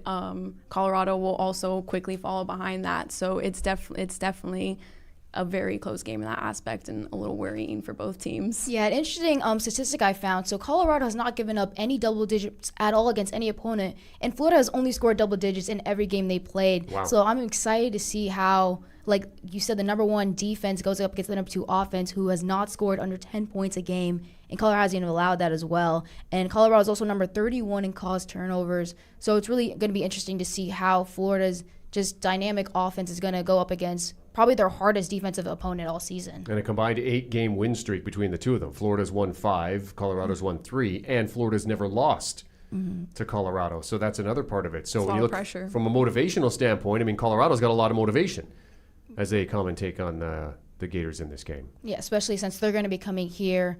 So I think it's going to be, like I said, a very interesting matchup, especially with one of their girls, Jess Peluso, who's not only going to be a defensive opponent against us, it's also going to be draw control, because like I said, we talked about draw controls. Her and Jenny Woodings is going to be another interesting matchup. Both of them had about 7-8 draw controls themselves in their previous games, so kind of seeing how they go up against each other. Like you kind of said, Abigail, very equally matched up, but kind of opposite at the same time, and I want to see how that's going to play out Saturday. Players on the watch list too. Yep. Right? Each team has 4 players on the Toward watch list. Take us through some of the names we need to know in that. Clark Hamilton, obviously, I feel like that's the number 1, and I feel like she has a really good chance of winning that. She's, averaging probably, I'm horrible at math, but she's probably averaging 5 goals a game. I think Navy, she did not score at all. Dartmouth was 2. Other than that, every game she's scored over 3 or more goals. She's getting a hat trick in every single game. There are not that many players in Big 12 or women's lacrosse that are doing that like she is. So I think Clark Hamilton, in my opinion, is number 1 to watch in this game. Yeah, and I think what's interesting about both teams, we have both 4 players from Colorado and Florida on the watch list, and they're both defensive and offensive players. Teresa Bragg, Jess Peluso, defensive players. And you have even Alina O, who's a goalkeeper on the watch list, which I feel like is kind of rare for lacrosse. So I think, watching out for those players, I already said Jess Peluso, she's on that watch list defensively. Watch out for Alina O, one of the top goalkeepers in the conference. She won newcomer last year in 2025. And then we have players like Maddie Shoup, who is their version of Clark Hamilton. So she's going to be a scorer, offensive person to watch. And then Lily Assini, who was just added about last week, kind of similar to Clark added in the season. So like I said, 4 players on each team to watch and kind of look out for. Who do you think that the win in this game is more important for, Colorado or Florida? I would have to go with Florida because, in my opinion, I think Colorado is a bigger threat than Arizona. Like I said, they do specialize in defense. So if we are able to beat the number one defense, like in all of NCAA, not just the Big 12, the number one defense here, then I think that's going to set up really well for NCAA tournament play, especially since I think this is going to be our hardest opponent because the next couple of games, USF, San Diego State, they're not really tough opponents like the North Carolinas or the Northwesterns. I'd have to say Florida too. I think we've had a strong season, do not get me wrong, but there's been some bumps along the way, and I feel like those bumps, struggling with the draw control and struggling to finish strong, I feel like that motivates these girls. And the fact that this is a matchup historically that we've always won 5-0, I think that is also a continued motivation for these girls to continue to get better as they have and to win a matchup that statistically they should. There was some questions about this lacrosse team coming into this season, but off to the 8-2 start, so obviously things are going well. In terms of their all-time record, they come into this weekend sitting at 116-10 all-time in conference play, including 8-0 in the Big 12. They're 32-0 all-time in Big 12 play. So I really hope I didn't just jinx them. I really hope I didn't do that. Again, knocked on wood, so we're good. Yeah, game time is noon on Saturday at the Diz. Thanks, Jasmine Abigail. Great to have you along. Thanks. Appreciate you. Gators track and field had a strong start to the outdoor season last week, posting a number of podium finishes. The Pepsi relays are this weekend here in Gainesville, and our track and field beat team will be all over it. We'll preview the relays with Giselle Nuevo next. This is former Gator quarterback Shane Matthews, and you're listening to the home of Gator sports, WRUF, 98.1 FM, 850 AM, and 103.7 HD2.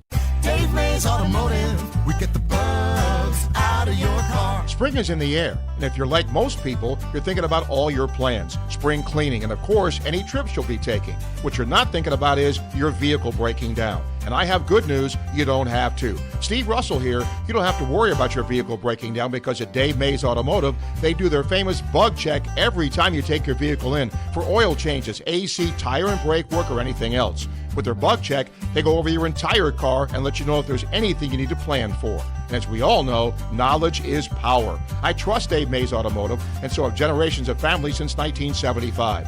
Located at 2905 Northeast 19th Drive in the industrial complex behind the Sunnies on Waldo Road. Online at DaveMaysAutomotive.com. Dave Mays Automotive, they get the bugs out. Dave Mays Automotive, we get the bugs, all of them bugs, out of your car.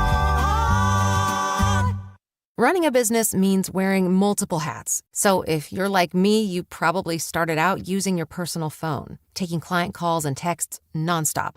As my business grew, I needed something smarter. That's when I switched to Quo, the #1 business phone system. Quo works right on your phone or computer. No carrying two phones, no clunky landline, just one easy app you can try for free. Your team can share one number and handle calls and texts together like a shared inbox. Any teammate can jump into the conversation so customers get faster responses. And Quo's AI assistant summarizes your calls and responds to customers 24/7, so you never miss a lead or opportunity. All this starts at just $15 a month. That's basically 2 coffees. You can even keep your current business phone number. Find out why 90,000 businesses trust Quo. No missed calls, no missed customers. Try Quo for free at quo.com/sports. That's quo.com/sports to try Quo free. QUO.com/SPORTS.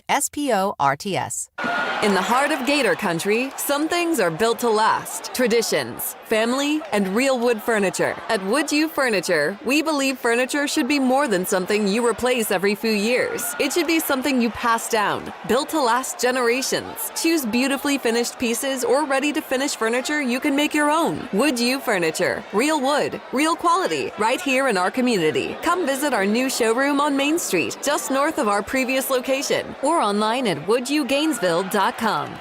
Hi, I'm Kerry Meldon. At Meldon Law, we prepare every case as if it's going to trial. And part of that preparation involves real people from our community giving honest feedback. Join one of our jury research focus groups. You'll review real case scenarios, share your perspective, and enjoy dinner and dessert on us.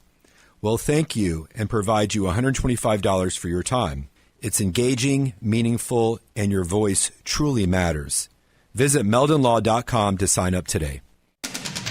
From From the UF Weather Center, here is your WRUF weather update. High temperatures this afternoon in the mid to upper 80s with mostly sunny skies. There is a chance for an early evening popcorn shower, but most spots will stay dry. Partly cloudy to mostly clear for us overnight. Lows in the mid 60s, increasing clouds tomorrow. Highs in the mid to upper 80s with a better chance for more scattered showers and thunderstorms. From the WUFT Weather Center, I'm meteorologist Megan Borowski. The Tailgate with Jeff Cardozo, weekdays at 4, right here on WRUF 98.1 FM, 850 AM, and anywhere in the world on the WRUF mobile app. I had to let that play. Sorry, I had to let that play. I had to just let that go. It's just too good of a good intro to let that go. So, James McDonald on the board. Nice job with that one, James. Also, just peeking in at Grandstand Magazine. I mentioned that in the beginning of the last segment, but yeah, get your hands on one because it's pretty awesome. Grant Holloway on the cover. Good cover story about him. Gators Track and Field. Speaking of that, they have their first home competition this weekend at James G. Presley Stadium as the Florida Relays get running. Last week at the Terry Long FSU Relays, 9 Gators set new personal bests and made 8 additions to the program's top 10 lists. Here to help set things up for a big track weekend in Gainesville, we now welcome in track and field beat reporter Giselle Nuevo. Welcome, Giselle. Hi, Jeremy. Thank you for having me. Great to have you along. Okay, you wanted to start this way, so I'm just going to throw it to you. When last we were here? Yes. So last time I was sitting in this chair, we were keeping up with the SEC Indoor Championships. We were looking at some live stats going on. I gave you what was going on with Sydney Sutton. And I have an update for any of you that might have missed what happened there. The women won the title, closing in the drought from 2014 with 77 points. Okay. The men did place 4th with 58 points. But then fast forwarding a little bit with the NCAA Indoor Championship, the men got bronze with 3rd place with 27 points. Impressive. 26 points. Impressive. Now we switch to the outdoor season. We did switch to the outdoor season. So now let's talk about that transition. What is that? How is it different? Yes, so it's very different in a lot of ways. So first and foremost, Florida Track and Field did, in my opinion, amazing in the indoor season, showcase their talents, but that's not their strength. We don't have an indoor track here. Florida doesn't have an indoor track here. So when it comes to the outdoor season, we're really gonna see these athletes' strengths show out and come forward. With the outdoor season, there's 29 contested events instead of 17 in the indoor season. Okay. We have new events in the throws, like the javelin, the discus, and the hammer throws. And we also have our distance events are now growing because the track is growing. Right. The indoor track is 200 meters, and now the outdoor is 400. So some significant differences there. A lot. And more in terms of the, of what you're able to do in what you see. So in terms of talents, you've talked about some of the talents we saw from the indoor season. What about the outdoor season? Give us some names that you're going to be keeping an eye on that we should be listening for as we head into the outdoor season. First and foremost, I'm just going to talk about some familiar names that we've already spoken about last time. Okay. We have Kelvin Chariot, the freshman standout that won a bunch of bronze medals, earned himself a lot of records, just incredible, outstanding athlete. And we're going to see his strength really play out in the 10K races. Okay. We're going from 5,000 to 10,000. And then also in the women's side, we have Hilda Olemomoy, which the 10K is her strongest race as well. And we already saw that in the FSU Terry Long relays, in the rally relays this past weekend, where she got 1st place and a personal best to start off in the rain. In the rain? In the rain. That's impressive. Very. That's impressive. As we head to this outdoor season, you said you wanted to plug in audio from the throws coach, but what were you looking for from that?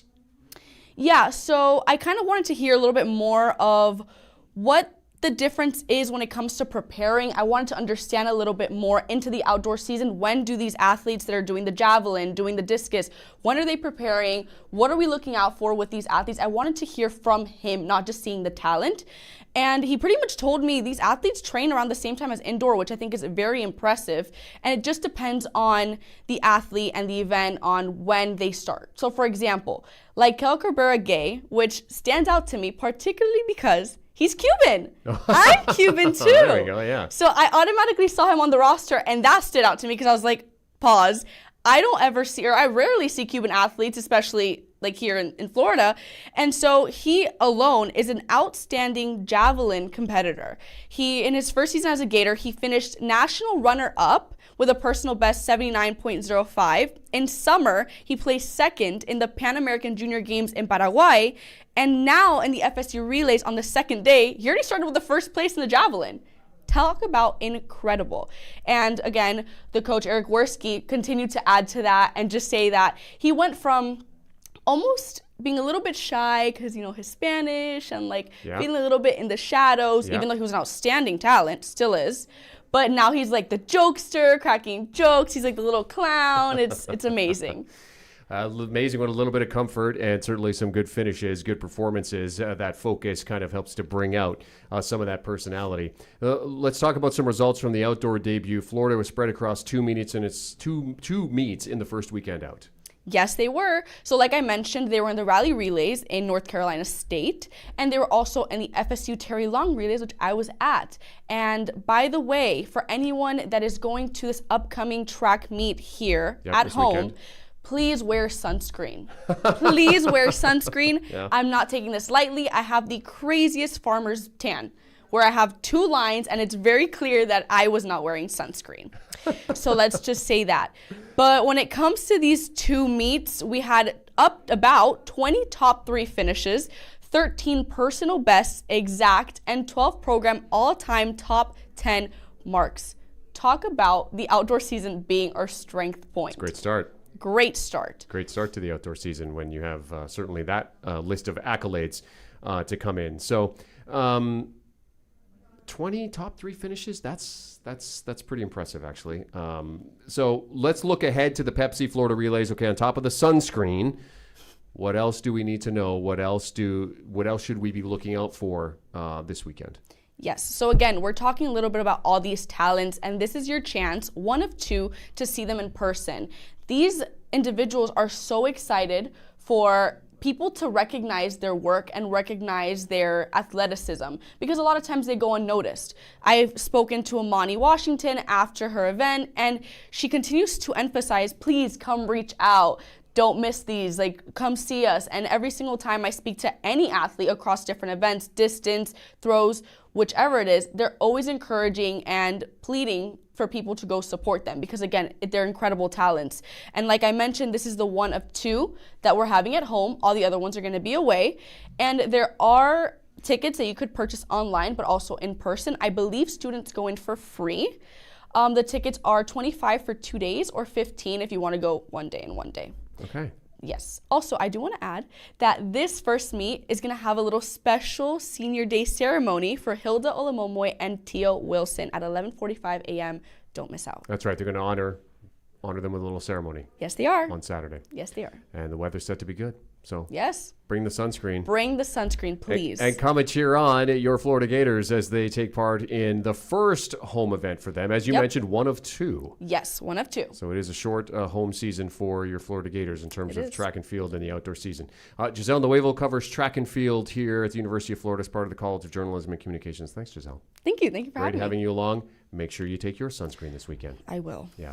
The high school baseball season only has a few games left in it before district playoffs begins. It has been a disappointing season for some, dominant season for others. And boy, oh boy, we have a Gator commit that is doing wonderful things at Newberry.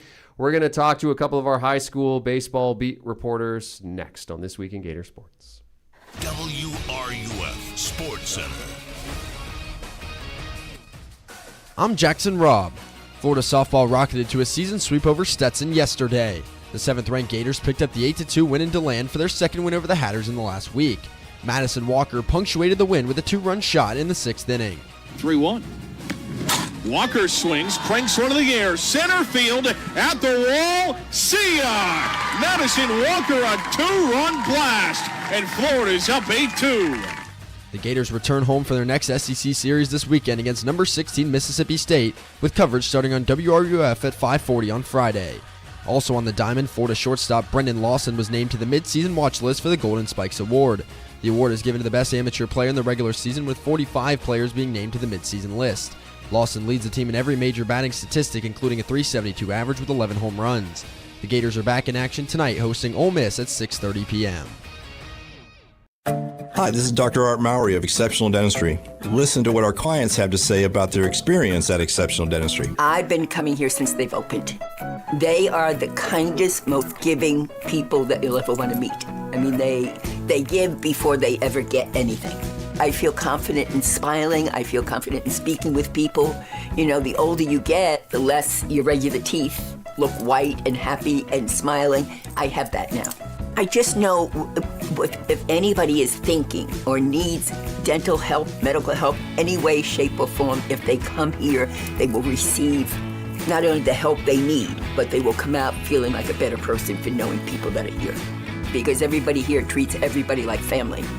You know, you're not a patient here. This is Dr. Kim Mowry, and if you think you have dental problems that are too big to overcome, we're here for you. Please visit us at exceptionaldentistry.com. That's exceptionaldentistry.com. By now you've heard about the Florida Legends Experience in Gila, featuring Gator Heisman greats Tim Tebow, Danny Werfel, and Steve Spurrier all in one place at Spurrier's Gridiron Grill. Imagine catching a pass or taking a handoff from a Heisman winner, all while supporting Isaiah 117 to help provide safe, loving homes for children in need. Then enjoy an unforgettable evening at the Gala, filled with great food and lasting memories. Don't miss this historic event. Find out how you and your business can get involved at FLLegends.com. That's FLLegends.com.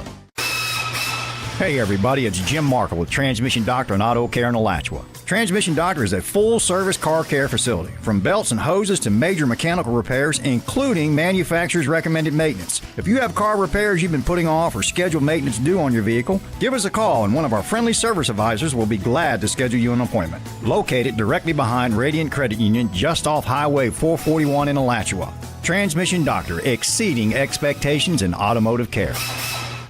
Florida gardeners, meet Summit Responsible Solutions Neem 85, the new gold standard in plant care. This powerful organic cold-pressed neem oil concentrate delivers 4-in-1 protection. Insecticide, miticide, nematicide, and fungicide. Perfect for vegetables, fruits, landscape plants, and more. Neem 85 is OMRI listed for organic use and blends easily with water for hassle-free application. Find Neem 85 at your local garden center or hardware store, or order online at summitresponsiblesolutions.com. When you're ready to stop renting and start building something that's truly yours, when you're ready for that backyard barbecue, that front porch swing, or a place where the holidays finally feel like home, Radiant Credit Union is ready too. Right now we're offering a special low mortgage rate with flexible terms, fast approvals, and guidance for every step of the way. So when you're ready to make your move, let's get started. Radiant Credit Union. Visit radiantcu.org and apply today. Federally insured by NCUA Equal Opportunity Lender. This is Jeff Cardozo. Today at 4, tune in for the tailgate right here on WRUF, 98.1 FM, 850 AM, your home for Gator Sports. Welcome back to This Week in Gator Sports. James McDonald on the board. Little Canadian action, little Nickelback there. Got a little Nickelback for me. You know Canadians hate Nickelback, right? I'm just saying that. It's true. It's true. Ask any Canadian, they'll tell you, Nickelback, not our favorite. Give me the dime back. There are just a few regular season games left in the high school baseball season before the district playoffs will get underway, and the season has been a letdown for some and a new era for others, notably Buchholz and Newberry falling into those categories. Here to discuss those two programs and how their seasons have gone, I'd like to introduce you to two of our standout high school baseball beat reporters, Haley Smith, Taryn Friend, welcome. Thank you. Welcome. Don't be nervous. Don't be nervous. Everything's fine. We're just going to have a conversation about some high school baseball. Yeah. Nice and easy. You guys have been covering this. You guys have been covering this for all season. This is good. Let's start with what's been happening at Buchholz in terms of their baseball season. Had that fantastic season last year. No high school team in the state of Florida, won as many games as Buchholz baseball did last year. But this year has not been the same type of thing. There have been some changes with this team. They lost to Lowndes earlier in the week. But then, Taryn, they have really bounced back Wednesday, Thursday. Yes, they really bounced back. I mean, Lowndes was state's runner-up in Georgia. That was a big competition for them. Lowndes came into Buchholz, and they really showed them why they were the state runners-up in Georgia. They only got one hit off of them. They had a great pitcher. Lowndes really came in and showed them how their pitcher could dominate. They had the same pitcher the whole game. And even their head coach, Coach Malfers, acknowledged that after the game, we can't win when we only have one hit. He even mentioned to us going into this week that they had multiple games after that, and he said, we need to have short-term memory, which they proved that they did. They came in, they bounced back, and they had a 14-1 dominance win last night against Mendez. So they really did prove that to us. Yeah, I think the main struggle with this team this season has been consistency. I mean, they were state runners up the past 2 years. Last season, they went undefeated in the regular season, had a 33-3 record, and a 24-9 record the season before. Yep. The main thing has been consistency, and they've also been struggling converting. They have been struggling to convert. They're leaving a lot of runners on base. They have 207 left on base this season with a 138 national average. But when you look at their other stats, when you look at pitching and hitting, I mean, they had a combined batting average of 307 last season. They're hitting 293 this season. Last season, an ERA of 2.31. This season, 2.13. I mean, so it's not that much of a difference, not that much of a drop off, but that just shows you, because baseball is all about the numbers, right? Even just a little adjustment in baseball can be the difference between 5 to 10 more wins or 5 to 10 more losses. Taryn, this is a team that's undergone some coaching change too. You and I talked about this, off microphone yesterday about how the coaching change can affect the team. What do you think the coaching change has done at Buchholz, and do you think that it has been a significant factor? Yeah, for sure. I mean, Chris Malfers, he was on the staff last year as the associate head coach, so he has familiarity with the team. This team is a veteran team. They only have one sophomore on their team, so you're looking at a lot of juniors and a lot of seniors. So veteran players that he should be used to having on his team. A lot of the same coaches. They brought in a new pitching coach this year, so that is something that is new, and his name is Luke Baker. So I think that maybe could have been something that they've had really great pitching. He mentioned to us that their pitching has been great and that he wishes that their offense could help out their pitchers sometime in the games that they're in. So I think that, this coaching change could be a potential reason why, they're struggling a bit. But I also think maybe it's not always the coaching change. Maybe it's the consistency that the players are having. Maybe it's the teams they're playing. There's a little bit change in the schedule of the teams that they've played from this year to last year. It's a little bit interesting to see. They have the same hitting coach as well this year, to see what the difference is between this year and what happened between being the state runner-ups the past 2 years. Yeah, I mean, Coach Chris Malfers, he has 16 years of coaching experience here in the Gainesville area. He's been a head coach before. This isn't his first time in that role, even though it's his first time stepping up at Buchholz. So he does have that experience. So I think maybe the chemistry between him and the team as head coach is something that's kind of struggling this year and something that's kind of putting them behind where they were the last 2 seasons. So I think they're really trying to get it together and make that team chemistry really click when they head into the postseason this year. Obviously, the game against Lowndes was seen as a bit of a measuring stick, right? Because you're bringing in a team that was the preseason number 1 in Georgia for their district, 2-time defending state champion for their district, coming up against a team that was so strong last year in terms of Buchholz. So what did we learn? What did you learn about this Buchholz team based on what you saw in that 3-0 shutout loss? As you mentioned, just one hit to Lowndes. I mean, that was the first time they got shut out all season. So for me, when we're watching them, I think for me, I learned that this team, they need to learn how to battle a little bit harder. I felt like when it came to hitting, they weren't hitting the ball. One hit the whole game is not going to win them a game, just like Coach said. We really got to show we can't be striking out in big moments. They left a lot of players on base and scoring position when they could have scored. They also were in the game. It was only 2-0 going into the 7th, and then they hit a home run in the 7th. They're bringing them to 3-0, which really puts them in a tough spot going into the bottom of the 7th. Yeah, I agree. I think the main challenge is making sure that they stay focused when they're up against these really good pitchers like Lowndes, Georgia. I think the focus is getting on base and just converting as many runs as they can. They only had 2 people touch the base the entire game, 1 hit, 1 walk, and that was really a struggle for them. Well, and you mentioned they bounced back, right? They had 2 games, Wednesday, Thursday. Tecoy Creek, right? 7-3, beat Menendez 14-1. So 21-4. After losing 3-0, they come back and outscore the opposition 21-4. So obviously, you know, the bounce back is there. So now, as we kind of push this forward a little bit before we switch topics over to Newberry, how do you see things kind of playing out with just a few games left in this season? I mean, they only have, I think, 4 games left in the regular season. I think it's really important going into the rest of the season and also going into districts. Consistency is really going to be key for them. As we can see, this season they haven't really been that consistent. This is the time to really show that they can fire on all cylinders and be the consistent team that we know they have been the past 2 seasons. Yeah, I think they're 3-0 in the district right now, so I think that district competition is something that is going to be the main focus at the moment. They've beat 3 different teams in their district, the Tokai Creek, Forest, and Bartram Trail. They're looking good right now. I mean, 2 wins coming off 21 runs.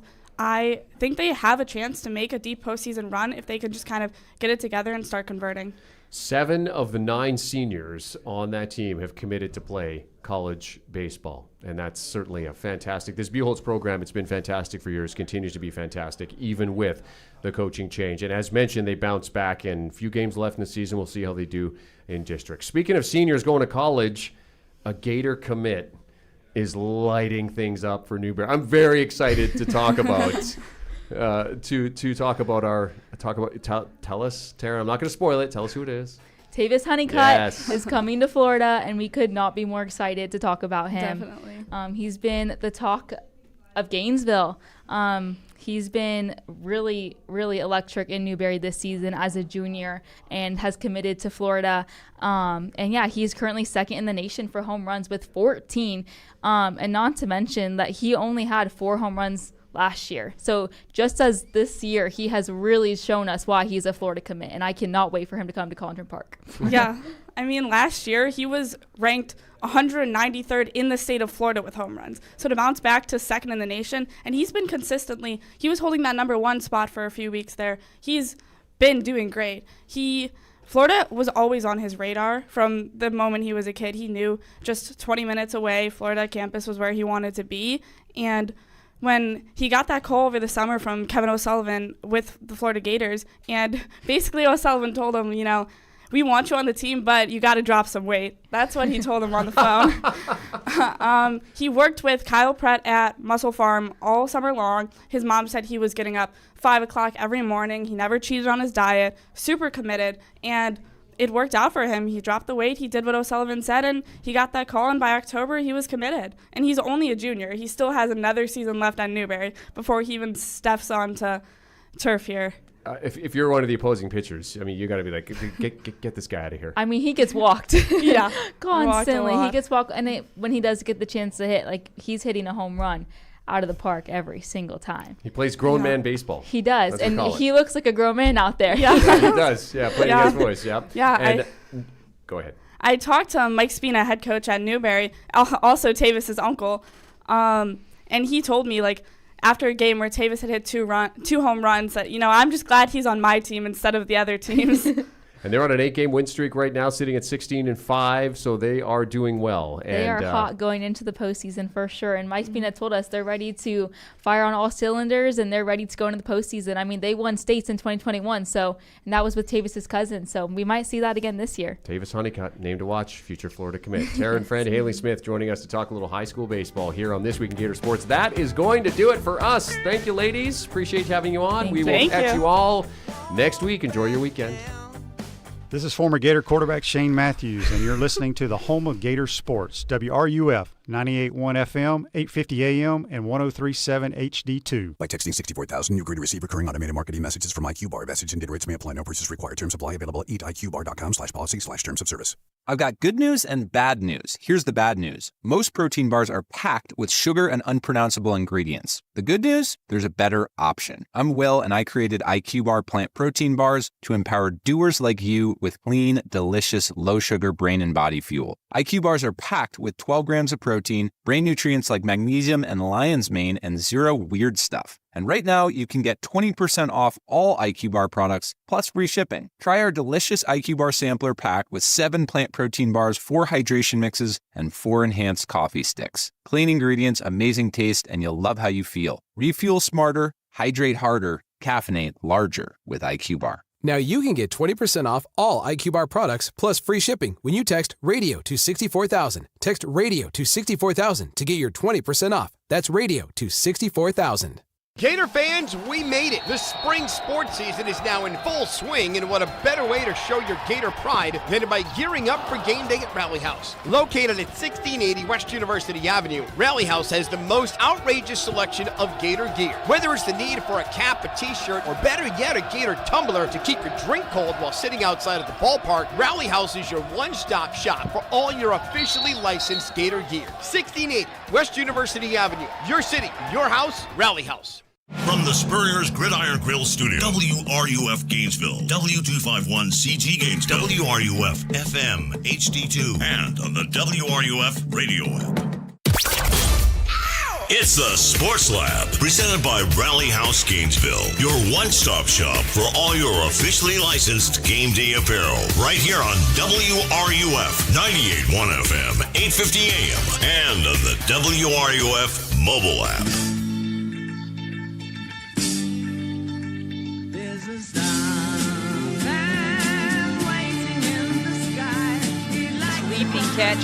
Sleepy catch at just the right time to get the out.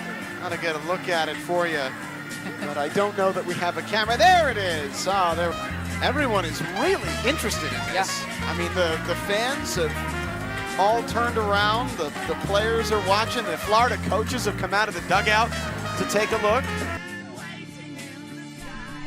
Sports Lab, presented by Rally House here on WRUF. Rob Russo alongside Michael Tubbs, rocking with you on this Thursday afternoon to the tune of David Bowie.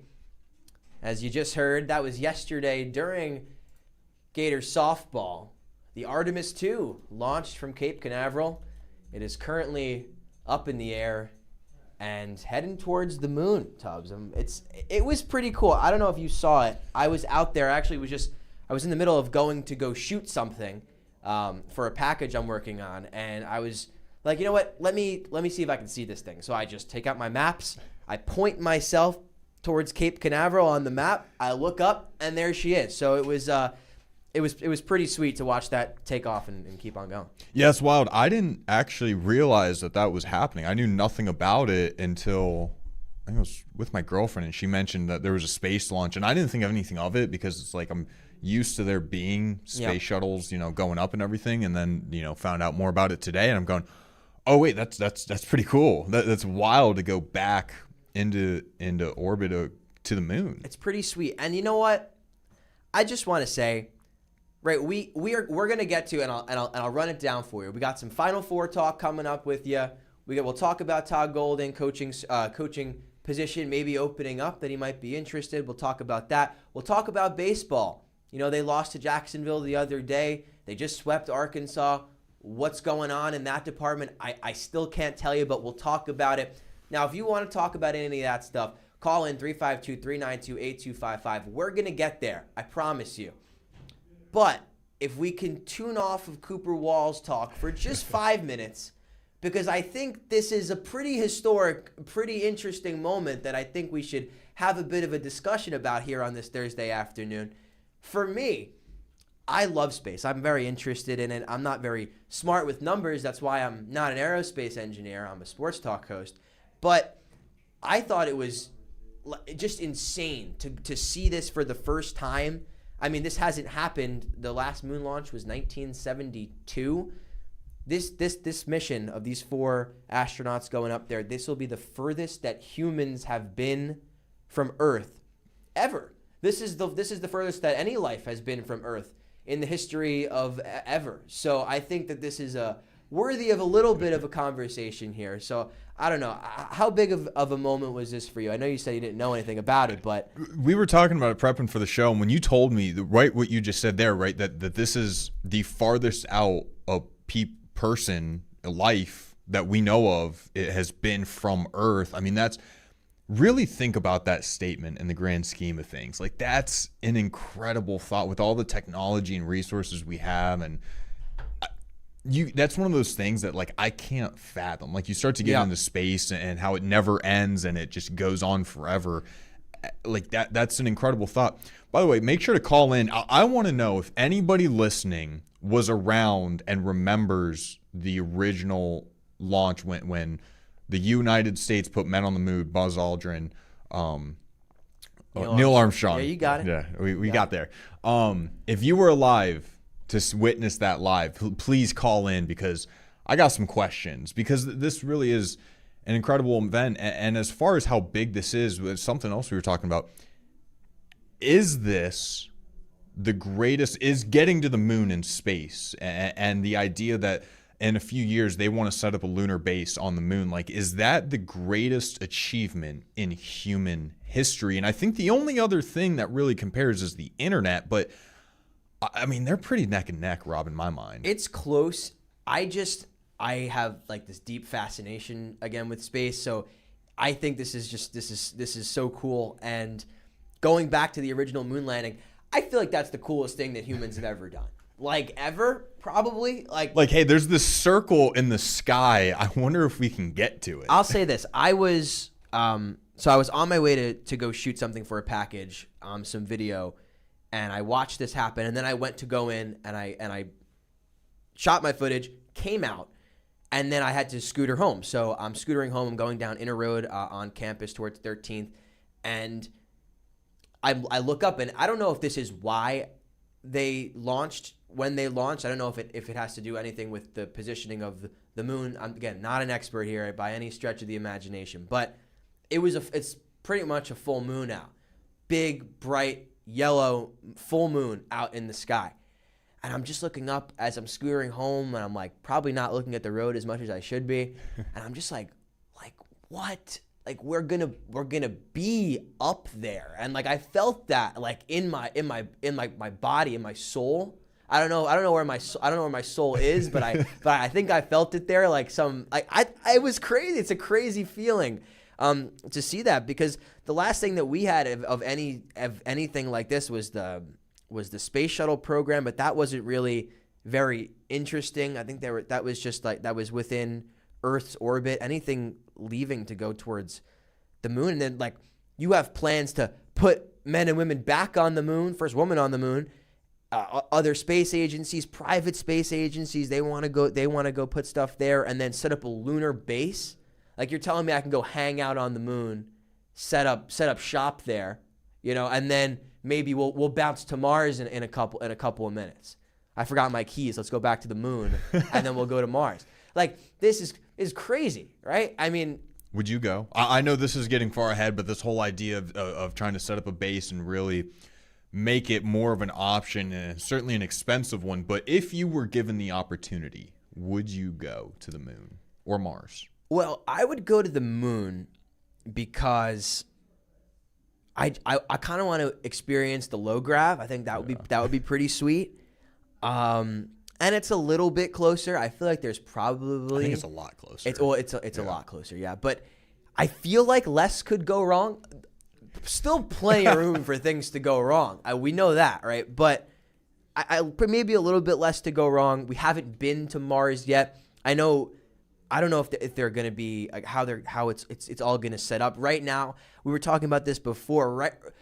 America has to go call shotgun on the moon. Like, we got other space agencies trying to go there, private space. Hold your horses. We are going there first. We are setting up our base. And then we'll get the Space Force set up. Maybe we'll get some lasers going. I don't know. I mean, the possibilities are truly endless. So I don't know. Would you go to Mars? No, I couldn't do it. There's have you ever been to Epcot?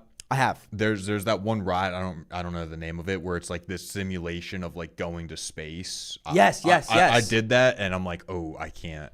I should not have gotten on that ride. So let alone even somewhat of, and that's like Mission Space. Yeah, and that's not even like the tiniest fraction of what it would be like. There's no way my body would let me. Actually, when I think the last time I went to Disney, I'm from New York. and I don't got the money to go to Disney like that. I don't. I'm sorry. The last time I went, I think I was 7 or 8, and I did this. I did the Mission Space Ride, and it's actually pretty cool. It's fun, and I had a great time. But I'm not tall now. I was especially not tall when I was 7 years old. So I just like, and you have to do stuff on the ride. Like you have to press the buttons. Like you have to set off the one. Reach. I could not reach the button. So thankfully there was a nice man next to me who started pressing all the buttons for me, because I was trying. I knew what to do, but I couldn't reach it. So I don't know if that would still be an issue. I hope not.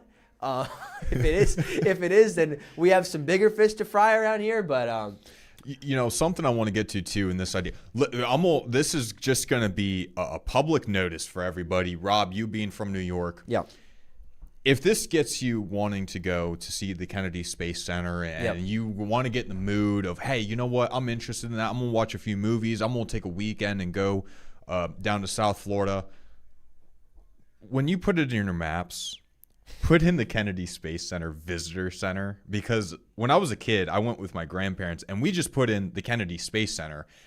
And Apple thought it would be a good idea if we went to the front door of where they actually put up the rockets. And if I remember it right, it's like a little toll booth that you go down the road and you get a few, I don't know, Marines, Army, I don't know, National Guard with, whatever guns they had at the time, staring you down. Me and my grandparents were like, oh, I think we're in the wrong spot here. So, just a little public address announcement. Make sure you put in the visitor center if you want to head down there. It's a good note. I went on a cruise one time. We stopped there for a day, so I did get to see it. It's a pretty cool place, and I definitely want to get down there and look at. I want to go to more rocket launches. I keep forgetting I live in Florida now, and I could just go see rockets take off whenever. You could probably find like a calendar. Yeah, they do. They had the Falcon rockets take off all the time. We'll go to the phones real quick. We got Chris on the line. We'll talk about some spring practice. We'll talk some Gator football in there, and then some more space. What's up, Chris? How you doing? Yeah, I want to talk spring practice, but on the space note, Okay. I agree with you. My heart is filled with human engineering, and I've always loved space. I got to say, I'm a little torn because I'm like, man, I really love space, and also, we just want health care, dude. We just want health insurance. Not crazy to say. That's a good point. Not crazy to say. 77% of the country lives check to check, so most of us looked up at the sky yesterday and went, oh, yeah, that's why I can't afford rent. Fair enough. Listen, man, it's a pretty cool moon rock or space rock up there. Yeah, and NASA's great, but I got to say the private space companies are not run by benevolent people. So it's not like they're like, let's learn how to cure cancer. It's like, let's figure out how to cut social services and go to Mars. Chris, we're on the same page, man. Let's touch on some Gator football here. Yeah. So, hey, listen, the one thing I'm super excited about the wide receiver room, and I just wanted to hear from you guys. What is the one thing that can hold this offense back? I feel like it's the unknowable on do we have a quarterback that can get the ball in space over and over again consistently without throwing picks? Because it looks like we're set up to really have a special year one. But, could it be that one guy holds us back? And I'll hang up and listen. So, Chris, I'll give you this one, Rob. I don't know where your thoughts are at, but my mind immediately, quarterback, yes, is a valid point. I have a lot of questions there, but as far as what can hold this team back, immediately offensive line offensively. Yep. It's can you get the protections, because without an offensive line, and this is going to be a brand new offensive line, a lot of transfers coming in, center out of Georgia Tech, some Penn State guards and tackles. This is going to be a new look entirely across the board. And listen, Jaden Ball is great. Jaden Ball can go potentially be a Heisman winner if he's behind the best blockers in the country, or he could just be really good and he's getting hit as soon as he gets the line and he's fighting for every inch he can get, right? So, and the same thing for the quarterbacks, right? It doesn't matter who you have at quarterback if you can't block for him. So as of right now, that week one and in the spring game, it's like, can you hold on with protections? I would rather sit there during the spring game and watch the edge rushers struggle to get to the quarterback than to just get annihilated and be like, oh, LJ McCray is the best guy in the country. Yeah, and this is something that is not a crazy concern, given that with the last staff, the training wasn't great for the offensive line. We just saw that at the NFL Combine. Damian George was at the Combine. Guy weighs 356 pounds. He did 12 reps of 225. Now, I started going to the gym 2 months ago. I can't do 225. But if you're an offensive lineman playing in the SEC with goals of playing in the NFL, you probably have to do more than 12 reps at 225. And there was some struggle in there with Jake Slaughter as well, which is a question. I mean, he was a great center for the Gators. He's got a brick outside. He's an All-American. But you want to have that level of high-level training. Now, this is a whole new staff, right? Rob Sal is not in charge of this offensive line anymore. Phil Troutwine is, and he has been, I mean, we're recruiting 5-star tackles now, 5-star offensive linemen, which was not happening under the previous staff. And Underwood did 12 as well, who is the long snapper, right? So, with the last staff, I don't think they were doing their job in getting these guys ready for even in SEC play, but for the pro level as well. I think Coach Trout's going to be able to do that and bring in guys who are capable of doing that in the future and building ground up. But quarterback is still a concern too. Yeah, it's quarterback's interesting, and I'll tell you the other part of it that I didn't really think of is this idea that I've always had it as Aaron Philo's kind of the guy, and I realized, well, if there's questions around the offensive line, I know Aaron Philo's athletic, but it's like, is there a big enough gap to where you do look at Tramel Jones, even if he's slightly worse going, if you can't protect the guy, you need someone who can scramble. And again, I think Aaron Philo has the ability to do that, but I don't know if Tramel Jones would be that much better to where you're going to sacrifice a little bit of the arm to try and get you to extend some plays. Yeah, I think we'll see a little bit more of this in the orange and blue game coming up in a couple weeks, or actually it's next Saturday. Yeah. Actually, wow, I am right around the corner. That is crazy, right? I think we'll see more of this in the orange and blue game and how they can manage things, and that's kind of what we see publicly. Of course, we've been getting some clips and videos from beat reporters at practice here and there, but I just don't think it's fair to judge Tramel or Philo based on a couple of clips that we're seeing on Twitter. I am concerned that we are going to be in a similar position to last year because the level of receiver talent and running back talent was obviously there, but although the offensive line was an issue, the quarterback not releasing the ball and shifting and drifting in the pocket and making their life difficult, forcing so many of those penalties for them, again, they were not great. They struggled as a unit, and they were supposed to be a strong suit. But if they can be average this year, Buster Faulkner's offense focuses on getting the ball out quickly and creating good space for his receivers and using the running backs in the receiving game. So, you want a guy who can basically be on schedule and put the ball where it needs to be in the intermediate range of the field. I don't think you're going to be banking on 7 completions and 14 overall passes like you were getting from DJ Lagway some games in his freshman season, just fingers crossed praying he hits Elijah Badger for a couple 60-yard bombs and you score on him. Yeah, coming up, we got a lot to talk about. Gator baseball coming up. We'll continue our spring game talk. Final four. Rob, before we end our space conversation, though, I do want to pitch this to you. Who got a ball closer to the moon? Anthony Richardson bombing it on his pro day performance, or Jack Kaggs when he hits a bomb or home run? I watched Jack Caglione hit a ball 520 feet in person with an aluminum bat, which I just don't think it was fair to give him an aluminum bat. So I'm gonna go with Jack on that one. But AR, we'll see what he can do. Maybe in the upcoming NFL season. Maybe. We'll see. Fair enough. Coming up next, we'll continue our conversations with the spring game coming up around the corner with spring practice, and Gator baseball prepares for Ole Miss. Up next on the Sports Lab, 98.1 FM, 850 AM, WRUF. WRUF Sports Center. I'm Isis Snow. Earlier today, Florida's sophomore shortstop Brendan Lawson was named to the midseason watch list for the 2026 Golden Spikes Award, as announced by USA Baseball. And starting tonight, Florida will host Ole Miss in a 3-game series, so listen in on WRUF at 6:25 p.m.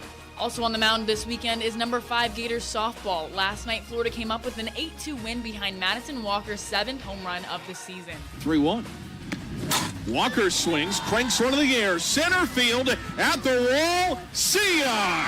Madison Walker, a 2-run blast, and Florida's up 8-2. The Gators swing again tomorrow against number 13 Mississippi State. Listen here at 5:40 tomorrow evening. Florida Gymnastics is suiting up for the first round of the NCAA tournament. The Gators will compete in a quad meet in Arizona tonight, starting at 10 p.m. Contact Tax Relief Helpers for details and restrictions. Attention, anyone that owes money to the IRS. Tax Relief Helpers saves clients millions of dollars in back taxes every single month. Each day, your unpaid tax debt gets bigger and bigger from daily interest. The longer you wait, the more you will end up paying. If you owe $10,000 or more, now is the time to settle your tax debt before the IRS takes aggressive action, like taking your wages or property. Call Tax Relief Helpers now so you can stop penalties, interest, and avoid liens, levies, or other hostile measures by the IRS. I got behind on my taxes and owed $48,000. I called and they got my debt lowered to just $3,500. I owed $87,000 in taxes and it was scary. I got the amount I owed down to just $3,500. I saved $83,500. That's just 2 out of thousands of cases that add up to millions of dollars saved every single month. Your savings could be next. If you owe money to the IRS, don't wait another day. Call right now. The call and consult are absolutely free. Call now. Call 800-381-5037. 800-381-5037. That's 800-381-5037. Don't miss out on IDC's biggest ever spring store-wide sale. 3 explosive days, April 10th, 11th, and 12th. Save up to 30% off rings, earrings, bracelets, bands, and more. Plus, it's like double the selection, as acclaimed designers are here with their entire lines on sale. And don't miss IDC's largest ever selection of luxury pre-owned Rolex watches. It's April 10th through 12th. IDC's biggest event ever. Up to 30% off or 36 months zero-interest financing. International Diamond Center in Celebration Point. See store for details. Hey everybody, it's Jim Markle with Transmission Doctor and Auto Care in Alachua. Did you know Transmission Doctor offers complete brake service? Our ASE certified technicians will do a complete brake inspection, and our friendly service advisors will assemble an affordable estimate. That's right, you can get your whole car serviced at Transmission Doctor, including your brakes. Located directly behind Radiant Credit Union, just off Highway 441 in Alachua. Transmission Doctor, exceeding expectations in automotive care. Hi, I'm Kerry Meldon. At Meldon Law, we prepare every case as if it's going to trial. And part of that preparation involves real people from our community giving honest feedback. Join one of our jury research focus groups. You'll review real case scenarios, share your perspective, and enjoy dinner and dessert on us. We'll thank you and provide you $125 for your time. It's engaging, meaningful, and your voice truly matters. Visit meldonlaw.com to sign up today. Hey, what's up, flies? This is David Spade. Dana Carvey. Look, I know we never actually left, but I'll just say it. We are back with another season of Fly on the Wall. Every episode, including ones with guests, will now be on video. Every Thursday, you'll hear us and see us chatting with big-name celebrities. And every Monday, you're stuck with just me and Dana. We react to news, what's trending, viral clips. Follow and listen to Fly on the Wall everywhere you get your podcasts. This is former Gator quarterback Shane Matthews, and you're listening to the home of Gator sports, WRUF, 98.1 FM, 850 AM, and 103.7 HD2.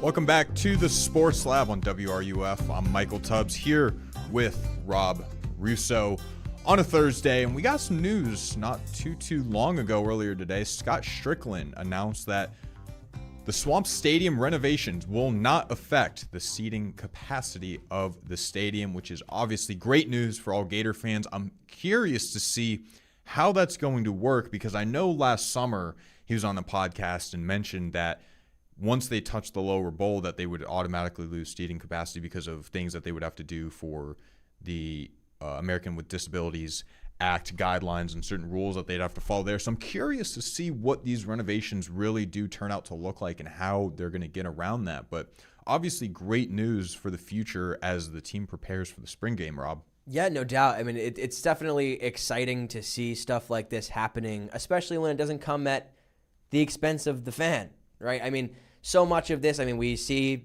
this just happened at Doak Campbell, right? They lost, I don't know how many seats they lost. I think it was actually a lot. Not only that, they were the lower bowl nice section seats too. It wasn't like up top or like, no, you lost like sideline seats. No, that's unfortunate, right? Because I think what makes, of course, those seats will eventually start to pay for themselves because that's expensive. That's premium seating and all that jazz. That's great. But, you're not using this stadium very often. You're using it 7 times a year if you're lucky. They're using it for the Morgan Wallen concert a couple of times or this May, which hopefully they start to do more stuff like that because I think that's pretty enjoyable and it should be a revenue driver as well. I know Zach Bryan did at the Big House, but he just went to LSU too. He was at LSU, but I was going to give him the credit, but I know there was I can check it here. I know there was another country artist, an older artist that sold out somewhere. Here, let me check on that. Who did that? He actually opened that show with a Shane Gillis comedy set at Notre Dame, which is just that's pretty sick. That's amazing. That's pretty sick, right? I mean, I don't know. I like stuff like that, and hopefully they do more of that. But again, nice to see that no seating will be impacted. Now, is it going to be because that number is swapped with more premium seating? Maybe, probably. I don't know. But I think the most important thing, and maybe it's selfish of me to say now, but I'm going to be an alumni in a year and a half too. So I think it's important that you maintain the amount of student seats that are available because that is your biggest strength. Having a giant bleacher-filled wall of sound echoing down on the field of a bunch of rowdy college kids, that's what makes the environment so dominant. In any college stadium, you got to cater to the kids that are actually at the school. Yeah, the person I think it was Garth Brooks is who I'm thinking of. That's who I thought it was too, but I wasn't sure. It looks like they've been doing it across the world. But anyways, just that idea of being able to just use college stadiums for more than just the football games, right? More than just graduation and all that. Bring in those concerts, have a good time. But like you said, I think who else has the Swamp is not the largest stadium in the country. No. It's a few spots lower. But like you said, when you get a wall of students, because it's not a section. I remember looking up Michigan's, and it's like a sliver in the upper corner, right? And you realize, dude, the student section is half the stadium of the Swamp. There's a reason it's as loud as it is. And it's kind of what's, I think, holding on to the O-Dome as well. The student sections here at Florida are massive, and it's such a big part of it. Yeah, you start to take those away, and it takes away from everything. And so these renovations, I'm really curious to see how they do it because it looks like on the far side, there's the glass, the suites that they have up there. It looks like they're going to put it on the flip side above the student section. We were talking there is not a lot of room to be working around. Florida Gym is right up next to it, so yeah, I mean. Yeah, I'm just not sure how. I'm not sure how that seating situation would work, or how they. I guess you'd have to install some elevators in there as well. But listen, the Swamp, as much as I love it, and I don't have an issue with it, it has old bones, right? It's a concrete behemoth. That's all it is. It's a slab of concrete. It's got old bones, and that's okay. It's what gives it its charm. That's what gives it its character. Kevin Winter gave you the dates that all these stadiums opened, and a lot of them are just building on top of what was already there. That's what makes the Swamp so cool, is that it's just a bunch of expansions on top of what was originally a 10,000 seat little bowl, and they turn it into something, and they keep it here in the heart of campus, and it's so special. But it does make it difficult when you get to the size of the Swamp and how just physically massive it is. You're right up against Stadium Road there, and we're in the journalism school right across the street. It's there isn't a lot of room to go up. I mean, I don't know how they're gonna figure it out, but again, this is why they have people much smarter than you and me in charge of all of these things. Oh, dude, we're just here to talk about it. Yeah, but it's the construction major's job to build the rockets and figure out the stadiums. We're actually on the way to the moon right now. That is insane.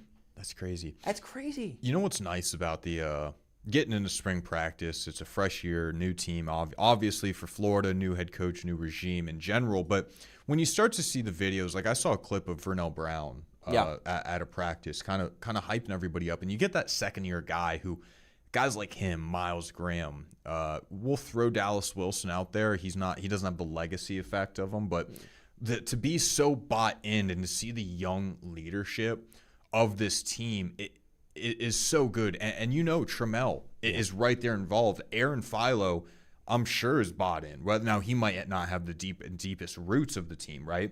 But the culture of this team moving forward How concerned are you with the wins and losses of next season? Because I think everybody's got some good expectations because of the schedule and the mix of the roster. But if I'm being honest, I'm more looking at the foundational structure that is being built next season for the John Summerall era than I am. Now, if you go lose to Campbell, that's a problem, right? I'm still going to look at how you win and lose games. But I don't know if I'm going to overly obsess with it next year like I would normally. Well, the thing I'll say is that you need to establish a really strong base for next season because the 2027 schedule is brutal. You get a lot of breaks on this schedule, and it's not easy. It's an SEC schedule. It's never going to be easy. But you got Oklahoma, South Carolina, Ole Miss, Vanderbilt at home. Okay, you go on the road. Texas on the road is not an easy game. You got South Carolina on the road. Okay, Williams-Brice, that's a fun stadium to play at. Kentucky on the road is, whatever. I'm not necessarily too concerned about it. I mean, I know what happened this year, but hopefully that doesn't happen again.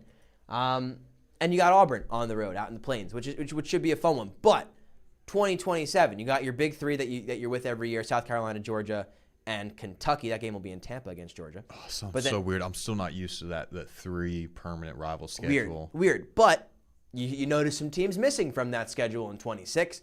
Don't worry, they're all here for 2027. A&M at Alabama, at Tennessee, LSU, and Mississippi State, and then Arkansas in there as well.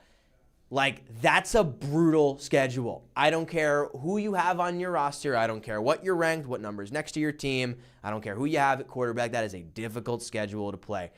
You need to set the foundation in 26. And also on top of that, Billy Napier, say what you want about the guy, but the 5 players that they retain, the big guys that they retain, Jaden Baugh, Miles Graham, Jaden Woods, Dallas Wilson, Vernell Brown. That's a great foundation of a football team. And you see why in these clips coming out, VB wearing number 1.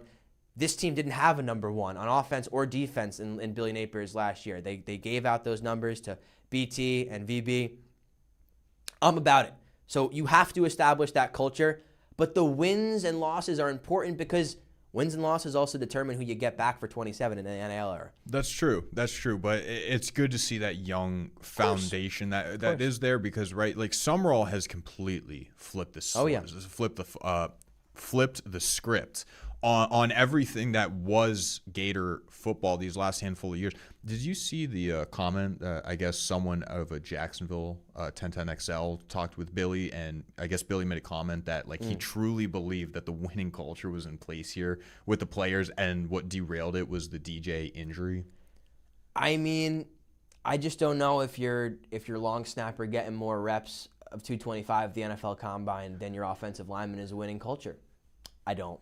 And listen, I understand that your quarterback not responding and playing the way that you want him to play is a bit of a difficult situation, and I understand, right? I mean, you can go back in August. These are all on YouTube. I have had some bad takes on here. I've had some decent ones that have aged pretty well. But if you go back there, all I say is if DJ Lagway can throw a 15-yard intermediate out route, we're rolling. We're rolling because I was confident in the deep ball. Maybe I shouldn't have been. I was confident in the offensive line. Maybe I shouldn't have been. But overall, if he could have just hit his simple reads, we'd be in a different position right now. Maybe he'd still be the coach. Maybe he'd get you just enough wins to keep that job and say, hey, he wasn't 100% this year. I don't know. I think the winning culture is being established right now because everything in this program is earned. You look back at last year's spring game. DJ Lagway couldn't throw, couldn't play. He was obviously going through a lot of the stuff. We saw it in the USA Today article. But he was guaranteed the keys to the kingdom no matter what. And you saw it during the season. You basically couldn't rip the keys away from him because Billy Napier kept pushing him back in his face. That's not going to happen this year. Whoever's playing good in week 1, if they play bad in week 2, week 3, we're getting a different guy out there. Because everything's earned, nothing's given. So I'm about that. Yeah, no, Summerall's a guy. I saw 2 athletic reports where they listed the top 25 head coaches going into next year. Summerall was in both top 25 of them. That Georgia game, have it circled next year because I guarantee you that Summerall has that game circled. And Kirby, now that Curt Cignetti's taken the top head honcho job and as the college football coach, look out for Summerall to really pack a punch in that Jacksonville game. But coming up, we are going to talk ATL. ATL, it's in Atlanta. I forgot. Crazy, right? Forgot that it's already so soon that they're doing that. I know. We just keep it here under the stadium renovations. Will be nice, right? Yeah. I don't know. We'll see. But Gator Baseball up next. They have their series against Ole Miss starting tonight for their weekend series. You're listening to Sports Lab, presented by Rally House at WRUF 98.1 FM, 850 AM. From the first four to the final four, the NCAA tournament lives on WRUF. Dave Mays Automotive, we get the bugs out of your car. Spring is in the air, and if you're like most people, you're thinking about all your plans, spring cleaning, and of course, any trips you'll be taking. What you're not thinking about is your vehicle breaking down. And I have good news, you don't have to. Steve Russell here. You don't have to worry about your vehicle breaking down because at Dave Mays Automotive, they do their famous bug check every time you take your vehicle in for oil changes, AC, tire and brake work, or anything else. With their bug check, they go over your entire car and let you know if there's anything you need to plan for. And as we all know, knowledge is power. I trust Dave Mays Automotive, and so have generations of families since 1975. Located at 2905 Northeast 19th Drive in the industrial complex behind the Sunnies on Waldo Road. Online at DaveMaysAutomotive.com. Dave Mays Automotive, they get the bugs out. Dave Mays Automotive, we get the bugs, all of them bugs, out of your car. Gator fans, we made it. The spring sports season is now in full swing, and what a better way to show your Gator pride than by gearing up for game day at Rally House. Located at 1680 West University Avenue, Rally House has the most outrageous selection of Gator gear. Whether it's the need for a cap, a t-shirt, or better yet, a Gator tumbler to keep your drink cold while sitting outside of the ballpark, Rally House is your one-stop shop for all your officially licensed Gator gear. 1680 West University Avenue, your city, your house, Rally House. Now you can get generic Viagra shipped to your door for about $2 a pill. Get the same impact for less. Call Steelman Pills now and get the same blue pill for about $2 a pill. Call now for the 50 pill special and save even more. Plus, get a free bonus. 800-218-5088. 800-218-5088. That's 800-218-5088. Make your Easter as unique and special as your family and have the Easter Bunny leave Thornbrook chocolates in their baskets. Thornbrook Chocolates has filled eggs, chocolate bunnies, and specialty chocolates that will make every Easter basket a unique gift. Thornbrook Chocolates in the Thornbrook Village. Give, eat, indulge. The madness is in full swing, and WRUF is happy to bring you wall-to-wall coverage from the opening round of games in Dayton to the Final Four. The NCAA tournament on WRUF is brought to you in part by Meldon Law, the official injury and accident law partner of the Florida Gators. Every pitch of Gator baseball, all season long, right here on WRUF, your home for Gator sports.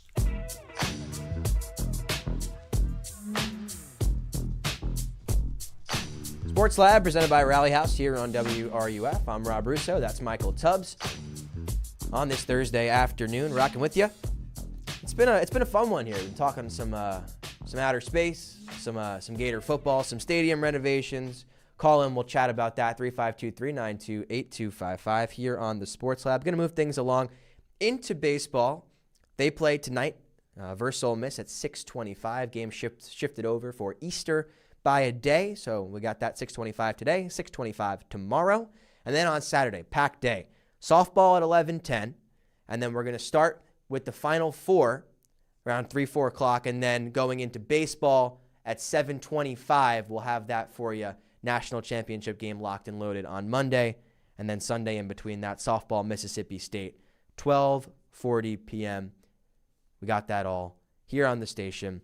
Baseball's coming up in just under 3 hours. First pitch from Condron. I don't know how you feel, but this team has just been really weird for the entire season, and I didn't know how they were gonna shake out this year. I thought it was gonna be one way or the other, and somehow we're getting a mix of both. I didn't even know that was possible. They dropped the midweek game to Jacksonville, and now they go on and hopefully they'll do well against Ole Miss, but that might make things even more confusing.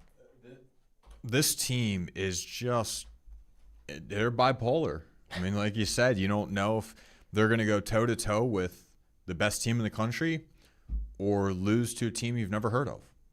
And it's like, it's a lot to watch, right? You're going through a lot of emotions. It's a busy time of year with everything going on. And it's just weird, like you said. And I will say, I don't know, does it feel, so I was scrolling through some stats. Both these teams are pretty good at pitching. Ole Miss is 24th in the country with a 3.85 ERA as a team. Florida's one spot above them at 23 with a 3.75. Like, does that sound right to you? Because I don't know. They have great nights and then they have bad nights, so I guess it makes sense. But to be 23rd in the nation, I don't know. It kind of caught me off guard a little bit. Yeah, it's a little weird. And yeah, you do mention they do have some good nights and some bad ones, but for the most part, they're like, especially the bullpen has been very solid for the entire year. So it does sort of make sense. And then you're also seeing a lot of the time, like even in this game against Jacksonville the other day, the numbers don't look technically bad on the box score, but that doesn't take away from the fact that if you really sat down and watched that game, it was ugly. It was ugly. And I was calling that game for student radio. It was not pretty. It was a weird game. The Gators hit 6 batters, which was just ridiculous. I mean, the lack of control was something I had never it was blowing my mind. I mean, it was pitcher after pitcher after pitcher. It wasn't just one guy that was lacking control. It was guys down the lineup that had no command of the pitches they were throwing. Cole Stanford was behind the plate. I felt terrible for him. He didn't know. It felt like he didn't, as the catcher, know what pitch was coming, because I don't really know if he did. Skylar Stanford started that game and he plunked a guy straight in the head with a pitch, sent him out for the game. I guess he went into concussion protocol. But I mean, it was borderline dangerous how many batters they were hitting. Yeah, and I don't know. I didn't think, right, when you're looking at the batting lineup too, I felt a lot more confident coming into the year of like, hey, this looks really good. And then again, you're just getting the inconsistencies across the board, and you're like, okay, you want to rely on certain pieces, and for the most part you can. Whether that be, listen, it should be anybody. I mean, listen, it's such a weird spot. I think, okay, so Jacksonville left 11 runners on base. And again, I don't know if you caught that game. They left 11 guys on base over the course of that game. They were not good with timely hitting whatsoever. And they were getting guys on base because they kept getting walked or kept getting hit. Right? Six guys got a free pass by getting hit. So you would expect them to score more runs. They didn't. The Gators were able to get themselves out of jams, which is a nice thing to be able to do. But then on the hitting side of things, you put up 3 runs against Jacksonville. And I know it's baseball, right? I know it wasn't over the course of a full series, so it's just one midweek game. But this roster, this 1 through 9 doesn't really change very much in between from a midweek to a weekend. Maybe a little bit of experimentation, but your main guys are playing every game for you. You can't have 5 hits against JU. I'm sorry. Guy they first had out there as a starter had a 7 ERA. He was in his second start ever. He got fried in his first start. You have to attack him early. You do. And so, like, as much as I could sit here and complain about the pitching, because, fair enough, Cooper Wall's got a bad break with that situation. I know Kevin were talking about it yesterday. It was a mess. But, I mean, you got to be better, right? You got to be able to put some hits together. Yeah, and I will say, as far as the series tonight, right, Florida still sits in a good spot within the conference. They're weird, but at the end of the day, were they 23-7? Mm-hmm. Like it's but not a bad year by any means. They're bad losses. Yep. Outside of the Alabama series, you're looking across the board and you're going like, you're allowed to drop a game, but not in the fashion that they're doing it. And so I don't know. You look at this Ole Miss series, got Liam on the mound, and you should be fine. Should be. It's a series that you know what it'll be. It'll be a competitive enough series to where they will handle it no problem. Like there's not going to be that weirdness. Like no, they'll take care of business in this series. See if they can sweep Florida State next Tuesday. Yep. But I don't know. Yeah, I mean, as far as that, you're going to head into the postseason, and it's going to be wonky, but it is they still are a good team. And I saw somebody on the comments of a social media post where they were saying it's like the loss to Jacksonville is like why they can't be ranked in the top 25. They're like, you drop out after the Bama, and it's like you do that. I don't know. And then you go sweep Arkansas, and then you're losing to Jacksonville. It's like they don't know where to rank this team. And and honestly, it's not just happening with Florida though. To be fair, I mean, true. LSU has lost some crappy midweeks. All these top teams have lost like some really weird games. I think it's more confusing that you get. Well, LSU just turned out to be way overrated heading into this year. Yeah, and but like it's wild to me that like you go to Alabama, you get no hit on top of getting swept, and then you go and you beat Arkansas on the road. You sweep Arkansas on the road. It's like the first time you've done that in like over a decade. Like it's like a wild stat. They haven't done it. They haven't won a series in Fayetteville since 2015. It was I think I have that right. It was in the notes I was looking through the other day. But wild, wild to me that this is still possible. So we'll see how they look against Ole Miss. They have it at home here on WRUF 6:25 first pitch. Liam Peterson on the bump. Aiden King has looked a little bit shaky over the course of these past couple of series. He didn't pitch great against Alabama. Didn't pitch great against Arkansas. The pen was able to pick up the pieces. They were able to string enough hits along to keep him going. But he's been someone that's been slightly concerning after being the diamond in the rough, the gem you find to start on Saturdays last year. He's been a question mark for this squad over the course of this season. And then Cooper Walls, he's a midweek reliever, and he was your Sunday starter. Yeah, I mean it's funky. All right, so you're hoping basically Russell Sandefur can be your guy on Sunday, and then you just got to hope Aiden King works his kinks out. So we'll see if he can do that tomorrow. Which he should, yeah. Of course. But I mean, King is not a velocity guy, right? I mean, his fastball is not Liam Peterson's fastball, but he's got a lot of movement, and when he's on the money, he's on the money. So just want to see a good couple of weekends from him rolling along. But I think this team is. They do have a decent ceiling. Again, though, this is also a team that's struggling in terms of, they're not necessarily keeping up with the rest of the SEC financially. They're struggling in that department, and they're winning in spite of that. So you have to give credit where it's due to Kevin O'Sullivan and the rest of this group. The pen has looked great. There has been flashes. Again, sweeping the number 4 team on the road in the country on the road is no easy task. So we'll see how they shake out the rest of conference play. But right now, I just have no answer for you. I will say this: gotta get at minimum 2 of the 3 for this weekend series, because then you're going to Florida State, obviously very upset that they're already down 2-0 in the series, right? So that's going to be a tough one on the road, and then you turn around to a really good Georgia team on the road the following weekend. Mm-hmm. Like you don't want to hit that skid, right? So you get in front of it. Handle business there, and then following that 4-game stretch, Bethune-Cookman at home, and then a home series against Auburn, which should be another manageable, kind of similar to this Ole Miss series. Yeah, I was just completely befuddled by the Jacksonville game, and hopefully that could all be sorted out. Again, we got game 1 tonight against Ole Miss here on WRUF, but March Madness is coming to a close this weekend and on to Monday. Final Four is on Saturday. Illinois and UConn, Arizona and Michigan. We'll have some of that here on WRUF, split by baseball. But who do you got going to the national championship? We'll talk more about that. Call in. Let's talk about it here on the Sports Lab, presented by Rally House. WRUF Sports Center. I'm Jackson Robb. Florida baseball continues its homestand tonight, hosting Ole Miss. The 21st-ranked Gators are coming off the heels of an upset 4-3 loss to Jacksonville on Tuesday. Florida coach Kevin O'Sullivan reflected on the team's mistakes from that game.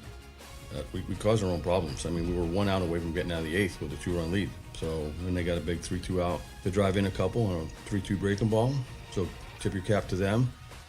Coverage for the game starts at 6:25 on WRUF, with first pitch coming at 6:30 p.m. Florida Gymnastics begins their quest to a national championship tonight. The Gators will compete in the Tempe Regional of the NCAA Championships and face number 14 California, number 20 Penn State, and Arizona State. Florida was ranked number 3 overall in the tournament and is chasing their first national title since completing the three-peat in 2015. The meet begins at 10 p.m. Eastern and will air on ESPN+. Hey, Dave, thanks for inviting me over to watch the game, but man, it's hot in here. I'm sweating. Yeah, my AC broke. You need to get a berg in here. An iceberg? I can't afford that. No, I mean Charlesburg, as in Charlesburg Enterprises, Alachua County's top heating and air company. They did a great job for me.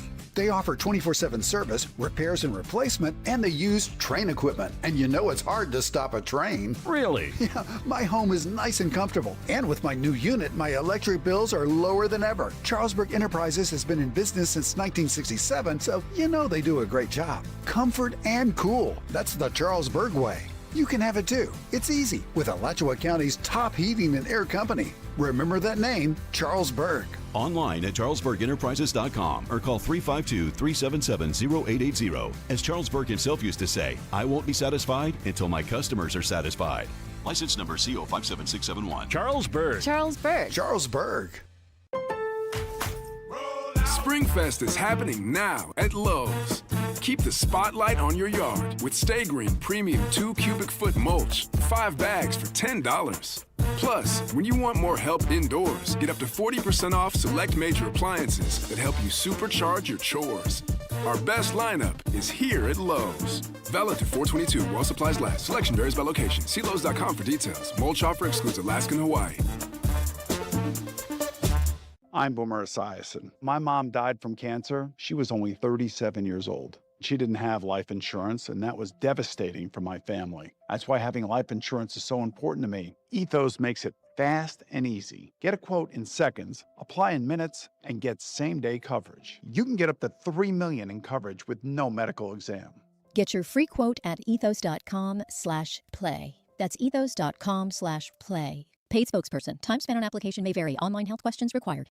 Don't miss out on IDC's biggest ever spring store-wide sale. 3 explosive days, April 10th, 11th, and 12th. Up to 30% off. Rings, earrings, bracelets, bands. It's the perfect time to get that designer engagement ring. Acclaimed bridal designers are here with their entire collections on sale. Special discounts on all natural and lab-grown diamonds. Getting the ring of her dreams has never been more affordable. It's April 10th through 12th. IDC's biggest event ever. Up to 30% off or 36 months zero-interest financing. International Diamond Center in Celebration Point. See store for details.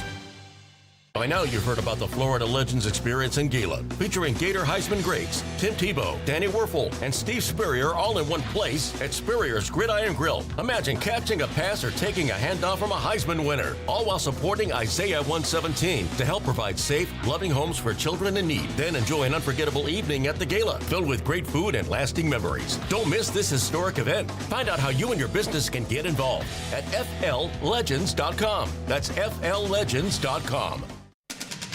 From the UF Weather Center, here is your WRUF weather update. There's still a chance for a pop-up shower with a possible rumble of thunder or two as we head into this evening. A lot of those showers will be residing along the nature coast. Lows will be sitting in the mid to upper 60s along the coast and in the mid-60s of north central Florida. Highs will be similar tomorrow, 87 in Gainesville, so we'll be in the upper 80s once again. More thunderstorms are possible as we head into Friday afternoon. From the WFT Weather Center, I'm meteorologist Audrey Shirley. This is former Gator quarterback Shane Matthews, and you're listening to the home of Gator sports, WRUF, 98.1 FM, 850 AM, and 103.7 HD2. Welcome into the Sports Lab presented by Riley House on 98.1 FM, 850 AM, WRUF. I'm Michael Tubbs here with Rob Russo and Lauren McGill, former Sports Lab member, stopping by the studio today to join us and talk little Final Four before we wrap up the show. Lauren, we'll make it real simple. 4 teams left. Who's winning the Natty? Arizona. I've always thought it was Arizona. For some reason, in the 2 brackets that I made that were worth money, I had Duke, but I don't know what subconscious I had that did that, but I've always thought it was going to be Arizona. They will make it till the end, and I don't care who they play. I see them winning it all. I second your opinion. I think that whoever comes out of the Michigan Arizona side of this thing is going to win the national championship, and I do have Arizona going over Michigan in this game. Maybe Dusty May is cursed in the Final Four. I'm not sure, but I believe that Arizona has the size advantage over any team in the country. Axel Lendenborg is a walking mismatch. He's a great basketball player, great veteran. Mara, the center, is great as well. Cadeau, good player. But the size that Arizona brings to the table and their ability to hit tough shots, it's what's been pushing what's been pushing them to go this far over the course of this season. It's what got them past the Gators was Koa Pete putting up 27 points on Alex Condon. You know, it happens, and that's what they've been able to do over the course of the season, winning the hardest league to win in basketball. Yeah, at the end of the day, we always look at the NCAA tournament and go, this is the hardest tournament to win, but odds are more than likely it's like the best team does normally win. And Michigan's great.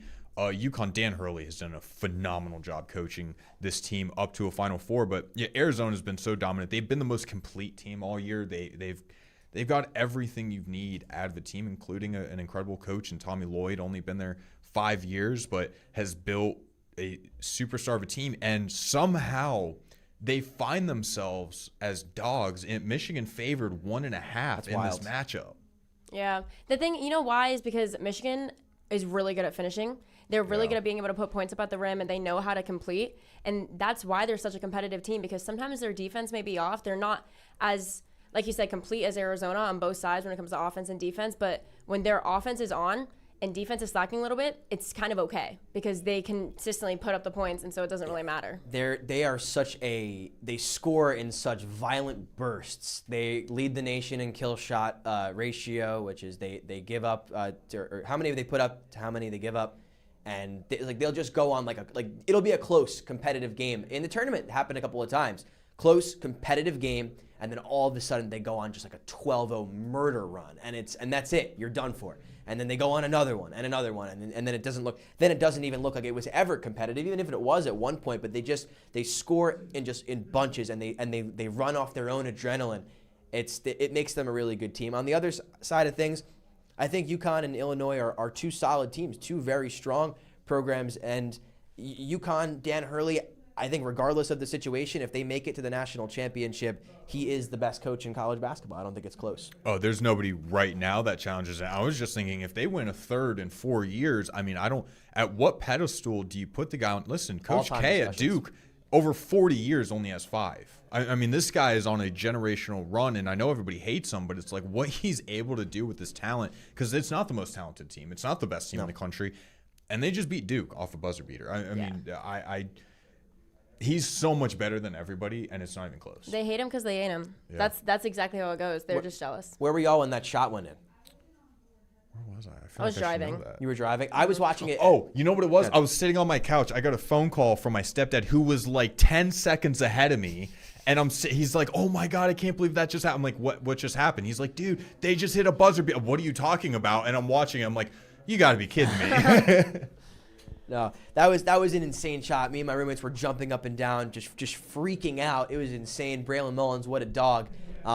Crazy that Duke's season ends at the hands of a freshman when their freshmen mess up. You know, Alex Caravan was the one to help tip that ball and unselfishly pass it back to Mullins, who chucks up that shot. I mean, what a dog in that moment. The kid from Indiana to go back to Indianapolis to go play for a chance at a national title. It's going to be a real good one. I agree. Yeah, you're listening to Sports Lab here on WRUF 98.1 FM, 850 AM. Up next is the tailgate, but Lauren, it's always good to have you stop in. The newest member of 680 The Fan in Atlanta, Lauren McGill, everyone. Dang, congrats let's on go, your baby. new role. So excited. I start in 6 days, or 4 days, actually. Wow.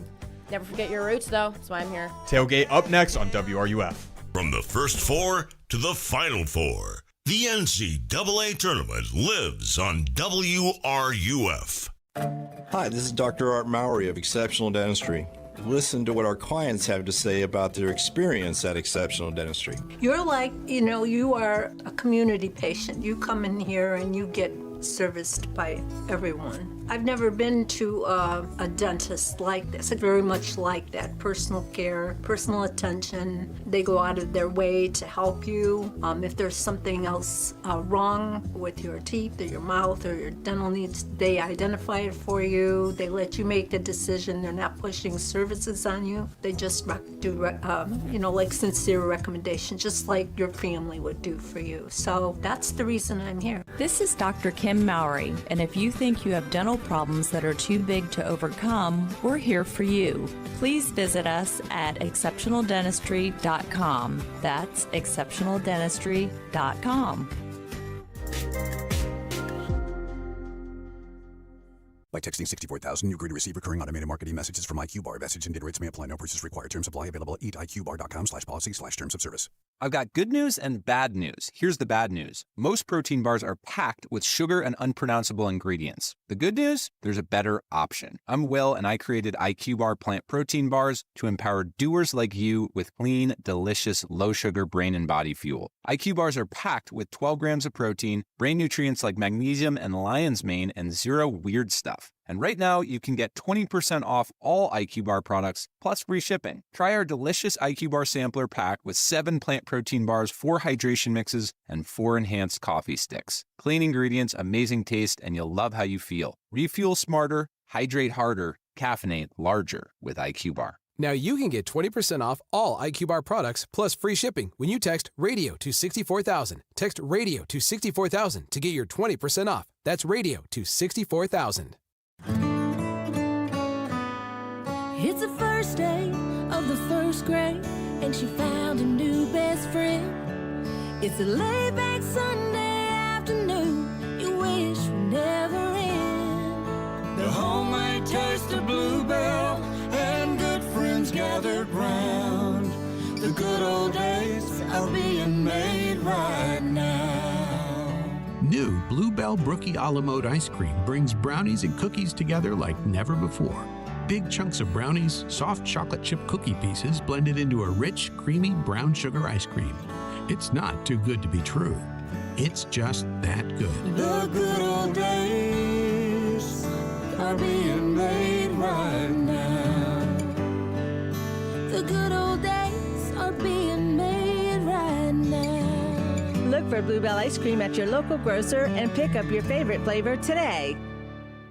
From the Spurrier's Gridiron Grill Studio, WRUF Gainesville, W251CG Gainesville, WRUF FM HD2, and on the WRUF Radio app. Sports fans, it's time for the best part of your day. Sports news and entertainment for your ride home. Man, come on, man. Listen, Jeff and Zach, the boys are back. I got a song for you. The boys are back in town.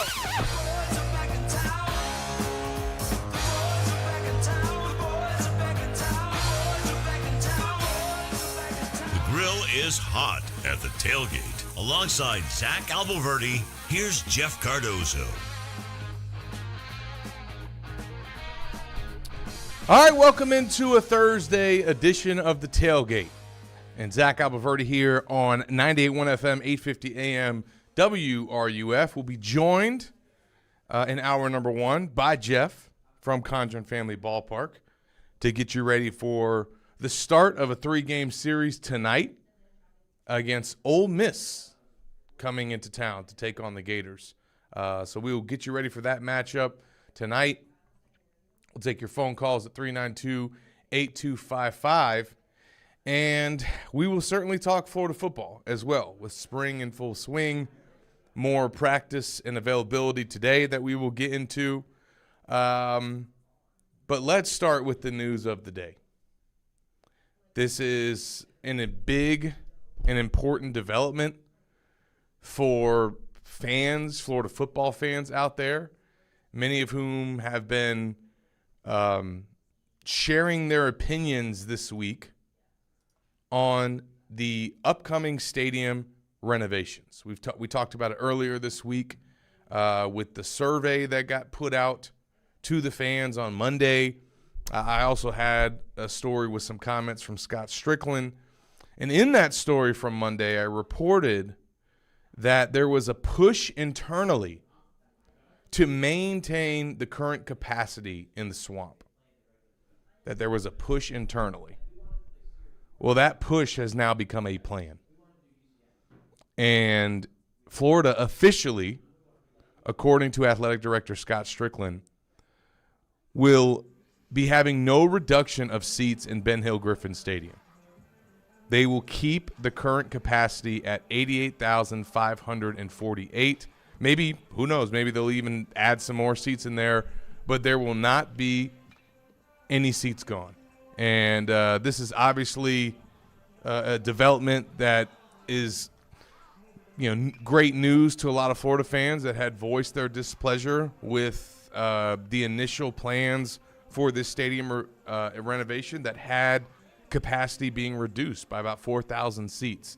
The initial number that was out there and some of the planning documents that surfaced was 84,399, which, again, I don't think that that's a big deal. I said that earlier this week, and I thought that fans were overreacting and making too big a deal of it. But obviously Florida did not. And they heard very loud and clear from the fans, from the folks who submitted the survey, about how much they did not want to see seats be reduced in the Swamp. And Scott Strickland has, and everybody involved in this project has heard those concerns, and they have adjusted as such. So the Gators will be keeping their current capacity in the Swamp moving forward with the stadium renovations. Some more things that we can get into from that conversation with Scott Strickland today. It was mostly off the record, but he did meet with local reporters just to get that message out there. So, Jeff, I don't think you're going to have to worry about losing your seat, it sounds like, Jeff. Well, that's what I was a little scared about. Hi, by the way. They were playing a little Must Be the Money if you want to go. Hey, this is a Nelly-type week. Yeah, it's a Nelly week. That's certainly good news. I think maybe the only then iffy part is the hope was to get chairbacks everywhere so you don't have the issue of, having to deal with taller people and putting your knees right in the back of somebody else. And you've got to widen everything for the ADA stuff. And, maybe then that means they're going to count everybody who's going to buy the suites across the way. Correct. So if you reduce it by, say, 4,000 in the stands, that means 4,000 more will be able to be in those suites up there, something like that. So I think that's just then the next question to be determined is, if I'm looking for something comfortable, like I'm looking around the Condron ballpark right now, and I imagine when we were in Miami earlier this year, and it's a piece of crap stadium, and you're basically sitting on concrete and then bleachers, and it's miserable. Like, people that come to Condron all have their own individually chairback seat, and that's the way that it should be. So I hope that that's what's going to happen. I mean, even in the sunshine seats there in the north end zone, I mean, that's what you get. At least you get those chairbacks and all that kind of stuff. So I would still rather it be that way for being comfortable. And if it would have had to lose 1,000 seats or something like that, I don't know if that would have been a huge deal. I'm with you. I agree with that, Jeff. I would imagine that fans would have enjoyed the benefits of what you're talking about, which is a different seating in the lower bowl where you're not having the bleachers and you got chairbacks. The decision now to keep the current capacity is now probably going to change that. I think that there was initially a plan to have chairbacks in the lower bowl, and but there were plenty of fans I saw that said, hey, man, keep the bleachers in the 90K. Like, we want to see that at least on those two, the two sides where the student section is and on the alumni side, I think that you're going to see those bleachers still be a feature of this stadium. But I think you can do it on the student side because students don't care. And, one of the coolest moments that I ever had in that stadium was when I was a student. It was the 97 Florida State game, and it was the pass from, Dougie to Kwesi. Like, I remember everybody went so nuts. We were standing on top of the bleachers. Like, I ended up about 5 rows below where I was sitting because we were all high-fiving and then everybody fell down and just really enjoyed that. So I get that in the student section, but, Zach, now that we're old and, well, you can say speak for yourself, but, like, I think, I go to a baseball game in the major leagues or I go to an NFL game. Like, I got to go when I was in Vegas, I went to a Raider game. And it was just really nice to sit there and have your own seat as an adult or as an alumni person to be able to do that. And, like, I don't want to be sitting, if I'm spending $150 on a ticket or something, like next to somebody where I've got to turn to the side, my knees are in somebody's back. Like, I want to be comfortable if I'm doing that. So if it stays on the student side, totally fine. I mean, they're drunk half the time anyway, and they're just there to have a good time, which is what I did as a student, and I'm totally into that. But I think for the alumni side, it should be at least all chairbacks, would be my opinion. And I didn't fill out the survey, and maybe my voice now is a survey here, and somebody might be yelling for me saying that. But I just think there's a lot of people that would rather go to a game and be comfortable when you get to be a certain age. Do you think that even if that meant higher prices for those seats, that it's worth it? I mean, if you're saying, I mean, it's probably going to be higher price no matter what. Yeah, but. I mean, if you're saying $1,000 for the season, so would I guess a little over $100 a game.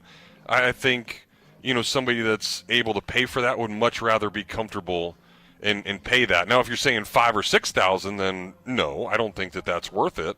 And I don't know. I think that might deter people from away. But I mean, yeah, if you keep it just a little bit more, but I don't even know why that would have to happen if you put in the chairbacks on that side. I mean, and it wouldn't necessarily mean that it goes up a ton. Yeah, I guess just if there was less seats available on that side. Yeah, but again, if you're building more suites, so you're going to have those sections that have more suites, you should still be able to then put in let's just say it's 3,000 people that are going to be up in those suites, and you're selling, the boxes and different luxury spots and all that other stuff. Those people are going to be in the stadium, so that counts towards a capacity. Sure. So if you have to lose 3,000 bench seats because you're now putting 3,000 people in the other suites and then still making everybody comfortable in chairbacks, then I mean, that's still the same thing, right? Yeah. I mean, we're still talking about the same number of people in the stadium. For sure. And one thing that I think that Scott mentioned today was that, or it was either Scott or Steve McClain, that they said that, Florida's had the folks that have, been regular season ticket holders and are purchasing those seats in those bowls, like, in the premium seating sections, they've been full constantly. Like, there's never spots opening up. So Clearly there's a demand for the premium seating, and if you add more to the stadium, there's going to be an audience and a market for it. So, they're going to be able to offset whatever seats that they lose from the reconstruction of the stadium by some of the different seating areas that they place throughout the stadium. It won't just be premium luxury seating, by the way. There'll be other sections and stuff that they can add to provide more seating options for people. Sure. But, I mean, you and I both know, like, if you ask Florida fans their number one problem, issue, concern with this stadium renovation, it was what? It was not being able to get in there and see it. It was reducing capacity. Yeah, 100%. So I think that, Yeah, and I commend the UAA for understanding that. And, reading the room, man. Yeah, if they put out the survey and that's what a majority of the things were, I think you have to sit there and listen to the fans, and I think Scott's been great at doing that. And again, I think, this administration has always tried to do that. Again, I mean, I'm sitting here looking at this ballpark and how amazing it is at Condron, and it's for the fans. Like, McKeithen was not good for the fans, so you understood that you needed to change something there. I think, certainly what they've done with all these other facilities and trying to make that happen, they've done a really, really good job with, and, I would expect that to be the case again. Yeah, I mean, and that's something that Scott has experienced in his time as an AD. He said that when he put in the new or announced the plans for the new baseball stadium at Mississippi State, that he said that those folks are ready to riot and tar and feather him and run him out of town. And now he thinks one of the best stadiums in the SEC that Mississippi State has. So, look, Scott, the administration, Kevin Hurley, who's now part of the staff coming over from Texas A&M, they are well aware of what fans want, what matters to them, and I think it is encouraging to see that this is a pivot that they've made, because it shows that they're trying to do what the people want, and they're trying to make the fans happy and do what makes the most sense. And so, interesting development that took place today, and mostly welcome news from fans. So no doubt about it. So let's jump to this first break. We'll come back on the other side and get into some Florida baseball talk. Take your phone calls at 392-8255. If you want to get in with Jeff, he'll be on with us for hour number 1. So join us, and we'll be right back after this break. WRUF Sports Center. I'm Isa Snow. About an hour ago, number 16 Florida women's tennis began a road battle with number 6 Texas in the first of 2 top 10 matches this week. So far, the doubles matches are underway, and on Saturday, the Gators are set to play number 2 Texas A&M at 1 p.m. Also on the court today is number 21 Gators men's tennis. Florida will take a shot at Vanderbilt tonight at 5 p.m. The team will continue playing matches into the weekend, Saturday against LSU and Presbyterian College for their last home performance of the season. In other Gator sports, tonight in a quad meet, number 3 Gators Gymnastics begins their NCAA challenge in the Tempe Regional Competition in the second session. They will face off against number 14 California, number 20 Penn State, and Arizona State at 10 p.m. The top 2 teams will advance to Saturday's final before moving on to the NCAA championships.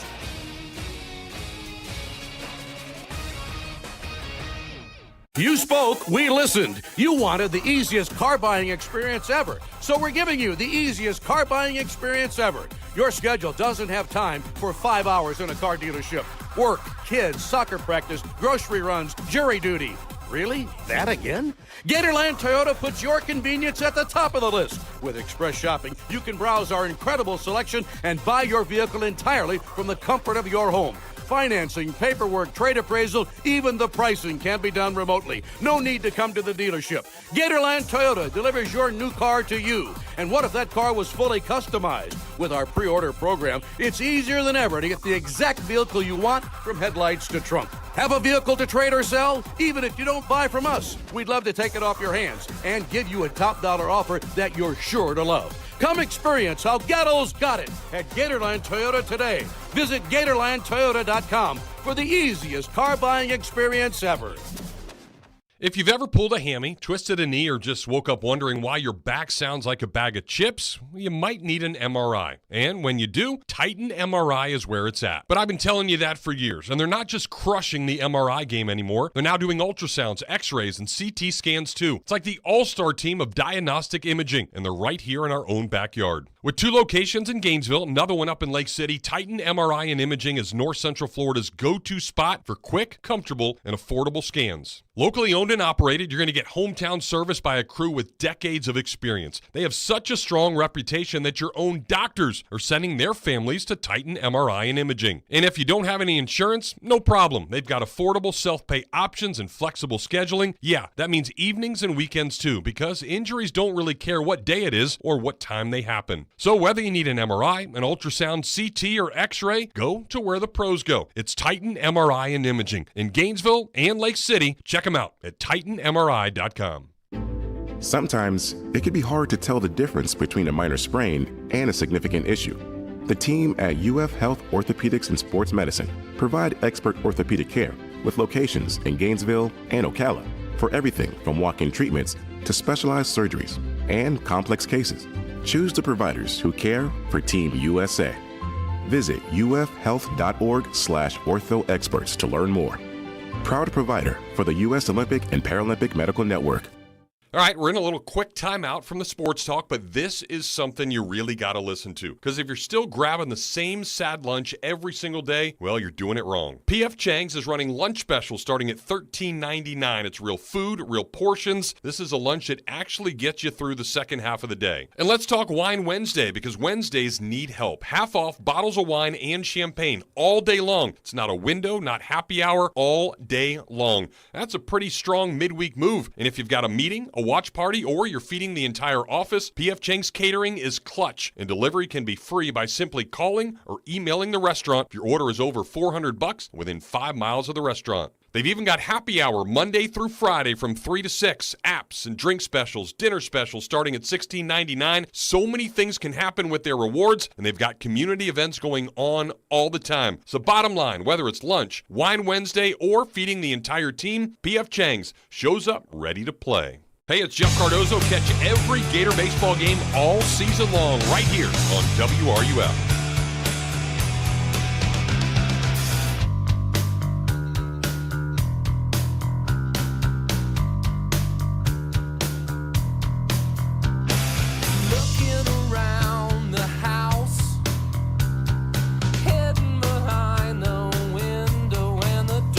All right, welcome back into the tailgate. Zach Albaverdi, Jeff Cardozo coming to you live on 98.1 FM, 850 AM, WRUF. Jeff joining me from Condron Family Ballpark as the Gators get ready for another SEC series starting tonight against the Ole Miss Rebels. Jeff, what do we need to know about these guys?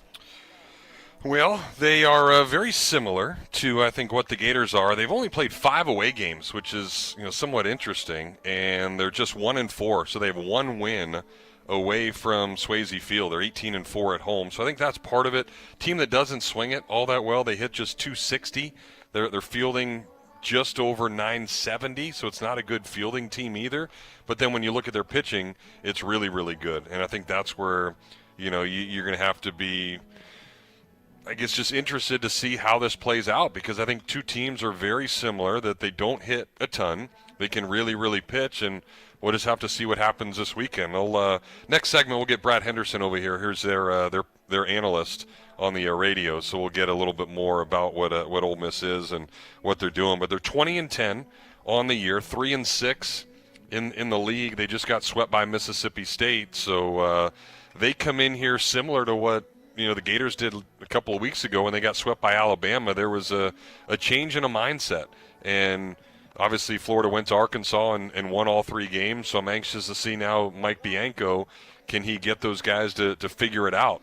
And then, of course, you have the storyline of Ethan Surowick as well. He was at Ole Miss last year and then had that great summer. They basically told him, hey, you're never going to play here, and you might as well transfer, and now he's transferring, and the Gators are reaping the benefits of that. So it'll be fun to see how he does against his old team. Well, I mean, I've thought about that throughout this season at times, Jeff, and there's been a couple times on our message board during games where I've jokingly said, thanks Ole Miss for letting Ethan walk because of some of the ways that he's played throughout this season. But I mean, is it? I mean, hindsight's 20/20, but is it a little bit puzzling that they let that guy go, especially given the year they've had? Yeah, I mean, and the interesting part is he was with another guy at third, and they were actually really good friends. And I think Surowick was probably better than him when he got to Ole Miss. Surowick's a guy that signed to be at Ole Miss like when he was a sophomore, so he was like all locked in to be a Rebel forever, and all these different things. And then all of a sudden, he didn't win the job. The other guy did. And I guess you can see at times why they say that he's never going to play, because he's sort of a liability at third. He's not the greatest defender, and he doesn't really run all that well, but the dude can rake.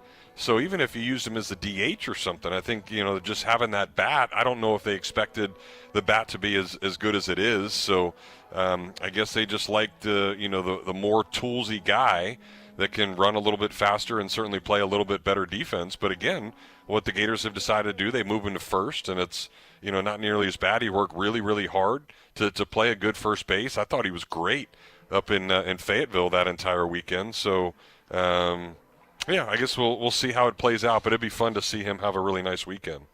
No doubt, and obviously, looking forward to watching the pitching. Is this now a permanent change with Russell Sandefur, you think? Yeah, I think so. You could tell last week. I mean, he was the best of the three in Arkansas, and I think Sully just really likes his stuff and the ability to get in on the lefties with that slider that he has, and I think he's still developing more and more of a changeup. But the velo's such a difference, too. I mean, Sandefur's 95, 96, and Cooper Walls just the other night when he came in, I mean, he's 91, kind of topping it out at 92. So you need to have more of a power arm like that, and I think that, especially what he showed from starting as opposed to not, Sure. And coming out of the bullpen, I think you'd much rather have him start. No doubt. And then what should we look for from Ole Miss's pitching staff, and who are some of their better arms? Yeah, their normal Friday night guy is Hunter Elliott, and they didn't move him up. They just kept him in the Friday spot. He's a stud. So he's actually going to go against Aiden King tomorrow, so he's probably their best arm, and he won't pitch tonight. Taylor Rabe will pitch tonight, and he's only made one start all year, so they didn't want to really mess up their rotation. And again, we'll talk to Brad about that and why they decided to go that route. But I mean, you're talking about a guy that's only made one start all year, 7 appearances total. But I mean, he's a strike thrower. He's got more strikeouts than innings pitched. He's only walked 3 while striking out 26. So it's a bunch of really, really good arms, and the Gators are going to have to do enough to put some runs across the board. So we might see small ball again throughout these first couple of games. I wouldn't be surprised if the Gators try to run a lot. As you look at Austin Foley, he's their catcher. He's a really good catcher from a hitting standpoint, but he doesn't throw a lot of guys out. So we'll see if Sully is aggressive when they get guys on base, maybe try to hit and run, steal, do different things to be effective for sure. No doubt. Well, it's going to be an exciting night at the ballpark. First pitch is at 6:30. Jeff, have you gotten your hands on a quarter zip? No, not yet. They were holding out on them, but I see that they're just starting to bring the boxes down the line. So yeah, of course I've had about 10 texts today of people wanting them, and there's no way that I can get all those. And I mean, even my kids who never won any of the stuff, like, Dad, can you get me one of these? So the line is actually wrapped all the way behind the wall in center field right now. Wow. Like, you can see it out on the street for everybody getting in line and wanting to get one. Yeah, I was going to say, is that longer than normal? Oh, yeah, way longer than normal. Wow, okay. Yeah, everybody just wants. But see, I think that's, again, where I hope it's not people just wanting to get their quarter zip and then they bail. Like, to me, sometimes I think some of these giveaways, especially like the Cags bobblehead and things like that, it's almost like, hey, we'll give you a ticket that, you're one of the first 1,000 people, but you can come pick it up in the 7th inning on your way out, something like that. Sure. And then that way it keeps people here the entire time. And, I think in the past we've seen people just grab their stuff and want to leave. Maybe you give it to the last 1,000 fans. Yeah, there you go. that leave. Incentive to stick around for sure. No doubt. All right, let's get Joe in here before we get this next break. Joe, welcome into the tailgate. How's it going? Oh, good. How you guys doing? Doing well, man.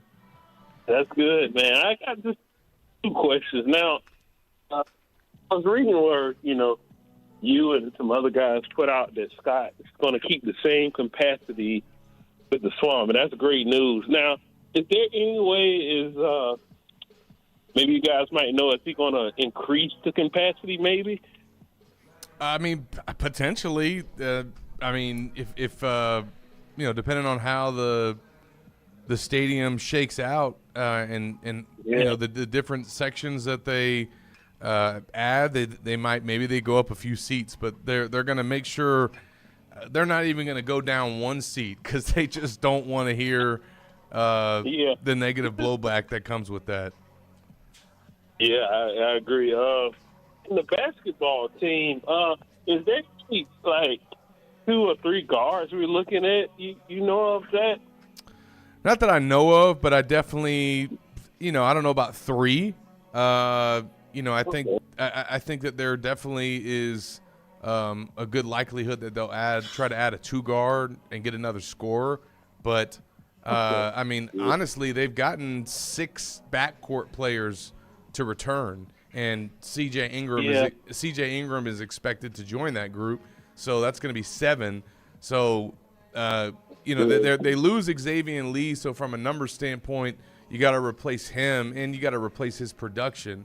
But I think their needs will probably be bigger in the front court. Yeah, that's true. I really hope the basketball team is good next year. All right, guys, thanks. Go Gators. All right, Joe, appreciate the phone call. Let's jump to this next break. We'll come back on the other side. Keep the conversation going right here on the Tailgate. Every pitch of Gator baseball, all season long, right here on WRUF, your home for Gator sports.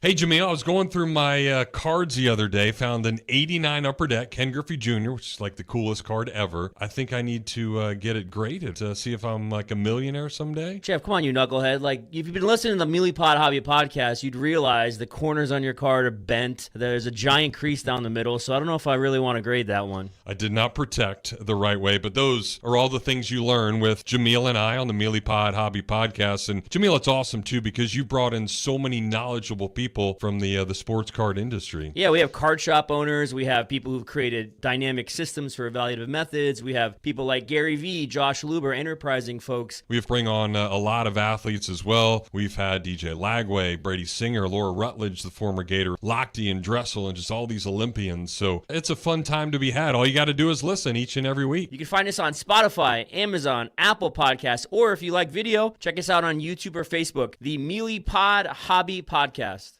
There's a ton of things I love doing. That's why I have so many fun jobs and why I try so hard to make it to the kids' concerts, recitals, and games. But with everything that's going on, it doesn't leave me much time to take care of the chores at home. And since I hate chores, especially cleaning, I let the experts handle that one for me. Each week, a fully trained team from Molly Maid dusts, vacuum, wipes, cleans, whatever I need them to do in the house, leaving me more time to do the things I enjoy. Molly Maid is fully insured and is ready to do your dirty work for you as well. Call them up at 378-7755 or check them out online at mollymaid.com. They're made for this. All right, let's keep this one simple. You're hungry? Sonic Drive-In delivers. Hot, made-to-order burgers, crispy tots, ice-cold drinks. You only get at Sonic. You pull in, you order from your car, and your food comes out fast. There's no lines, no hassle, and no waiting around. Breakfast all day? Yes, please. Late-night cravings? Well, they've got you handled. Anytime, any mood, Sonic makes it easy and seriously good. Sonic Drive-In, pull in, order up, and scarf it down. Hi, I'm Kerry Meldon. At Meldon Law, we prepare every case as if it's going to trial. And part of that preparation involves real people from our community giving honest feedback. Join one of our jury research focus groups. You'll review real case scenarios, share your perspective, and enjoy dinner and dessert on us. We'll thank you and provide you $125 for your time. It's engaging, meaningful, and your voice truly matters. Visit meldonlaw.com to sign up today. You see the more than 70 bright green trucks all over town making sure our neighborhoods go from cluttered to clean. But what you may not know is there are more than 130 employees at GFL whose hard work and dedication deliver quality services to each and every one of you throughout the year. Rain or shine, regardless of the elements, GFL employees pride themselves on knowing what they do is crucial in our community, and they are looking to add fine folks to their ever-growing team. So if you want to be a part of the 4th largest provider of environmental solutions in North America, look into joining the Green Team here in Gainesville by checking out the career section at gflenv.com. Country fried sirloin, herb-crusted chicken, chicken critters, pulled pork, pork chops, sirloin steak. Do I have you salivating yet? Well, those are just a few of the things you can scarf down on the early dine menu at Texas Roadhouse. And best of all of that, only $12.99. It happens every Monday through Thursday from 3 to 5, so grab some grub and then head home and listen to the tailgate all the way until 6. And even though that's early dine, the staff of the Texas Roadhouse will wine and dine you 7 days a week with a menu made for many. Texas-sized combos, succulent steaks, and burgers that are as big as Gator Sports are just the start. And speaking of starting, their fresh baked bread with honey cinnamon butter is waiting. So what are you waiting for? Get over to the Texas Roadhouse and wash it all down with some beer, wine, or the coolest cocktails around. AJ and the crew are ready for you. It's just west of the interstate off of the Archer Road exit, so hit the road for the Roadhouse. Your taste buds will thank you. Stream all of our shows on YouTube. Search WRUF, home of the Gators.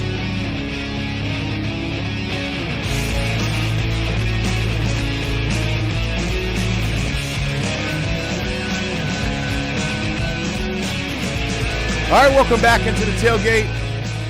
Zach Albaverdi, Jeff Cardozo here on 98.1 FM, 850 AM, WRUF. And Jeff, you've got a special guest for us at Condron. We certainly Family do. Ballpark. One of my favorites as we roam around the league. You know, we're not supposed to like the opposing teams, but you get to know the broadcasters, and there's actually some really nice dudes out there. Brad Henderson is one of them, the color guy for Ole Miss Radio. I think we played at the same time, too. You're like late 90s? Yeah, finished in 99. Yeah, so I was 98 to 2000. The so old right ballpark. in there. Yeah, the old ballpark, which I actually did really well there. Justin Heisman and I played summer ball together, and I remember coming in there, and I struck out Justin Heisman, so it was like a big deal for me because I was like, see, I got you, when we became pretty good friends over the summer. But, yeah, always good times. And, you know, that, like, you look at this ballpark now, too, and I still tell everybody this day, my most favorite is going to Oxford and just that atmosphere and the environment. But it's nuts now when you look around the league, right, and all these stadiums and how nice they are. Yeah, it's amazing. Well, we're spoiled now, Yeah. right? We are as broadcasters, Sure. but these kids certainly are, you know. And, yeah, we came here 5 years ago. I think the exact same weekend was the first time I'd been in the new ballpark, and it's beautiful. They did such a tremendous job with it, and I love the berms. And, you know, when it gets rolling, I'm sure it gets super loud. But like I said, it's been 5 years since we've been here. Yeah. So it's good to be back. I still look at it as East-West. That's you right. know. I still hate the Western Division teams, you know. And so we were always neutral with those guys in the East. Yeah, well, we don't have Vandy or Tennessee this year, but for 20 years, that's all you did. You played those guys, so it's certainly changed. Well, I guess both of these teams going in different directions right now, and I know you kind of got us going last year after we were struggling, and then finally got a game, but Gators get swept by Alabama a couple weeks ago, and then they turn it around and go to Arkansas.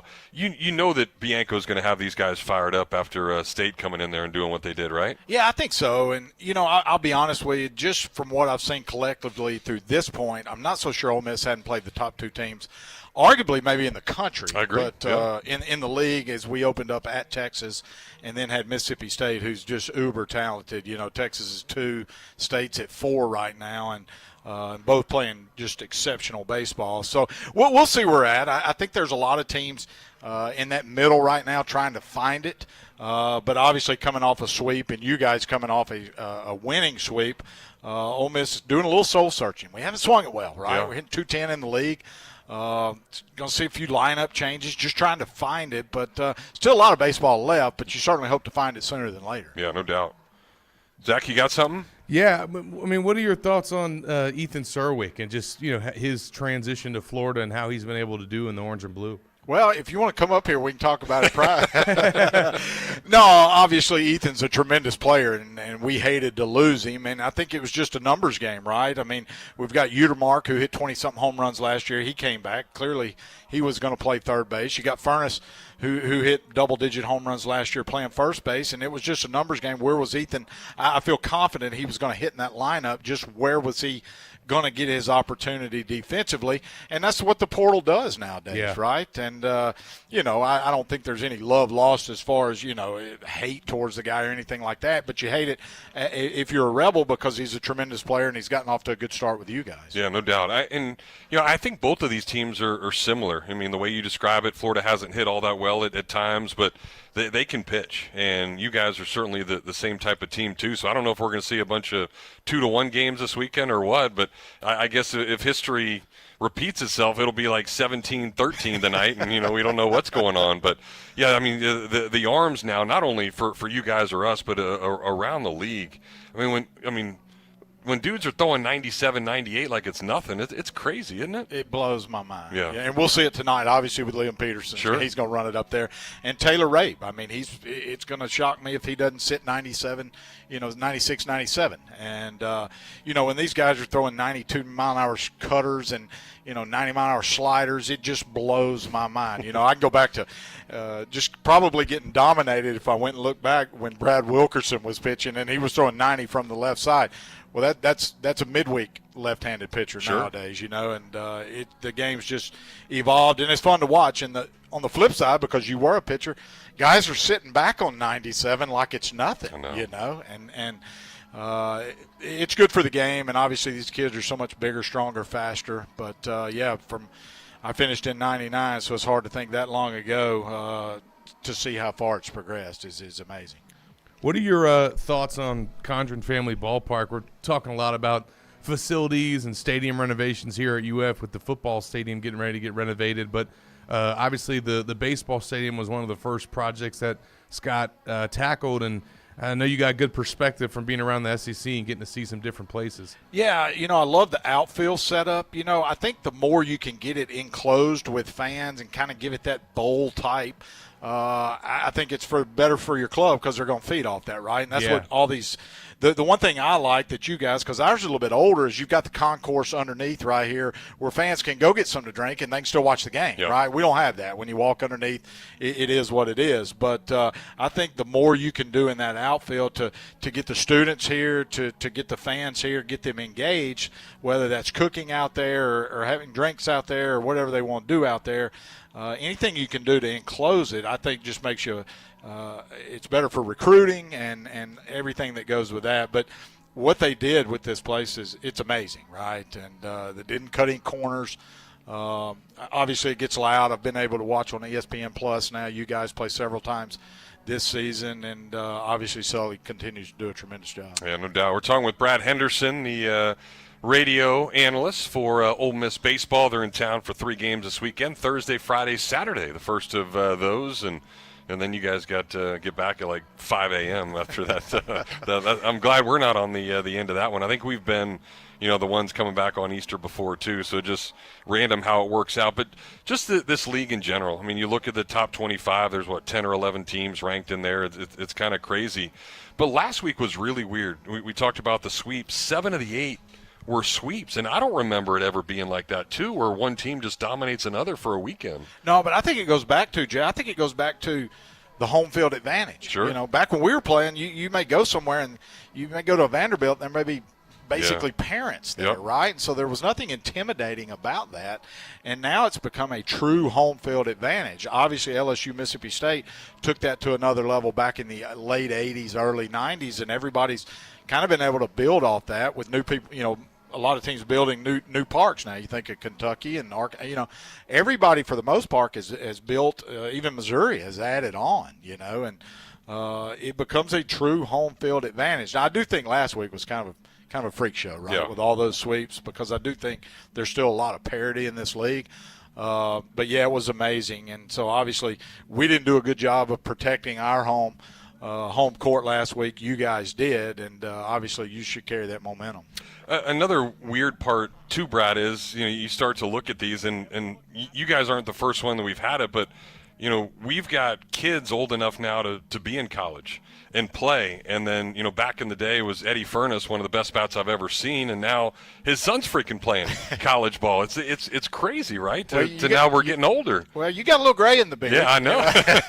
I tell people all the time, Judd Udemark hit his 41st home run the other day, Wow. and I just happened to hit 40, and so he passed me. And somebody texted me, man, I didn't know you hit 40. I said, yep, 30 pounds ago.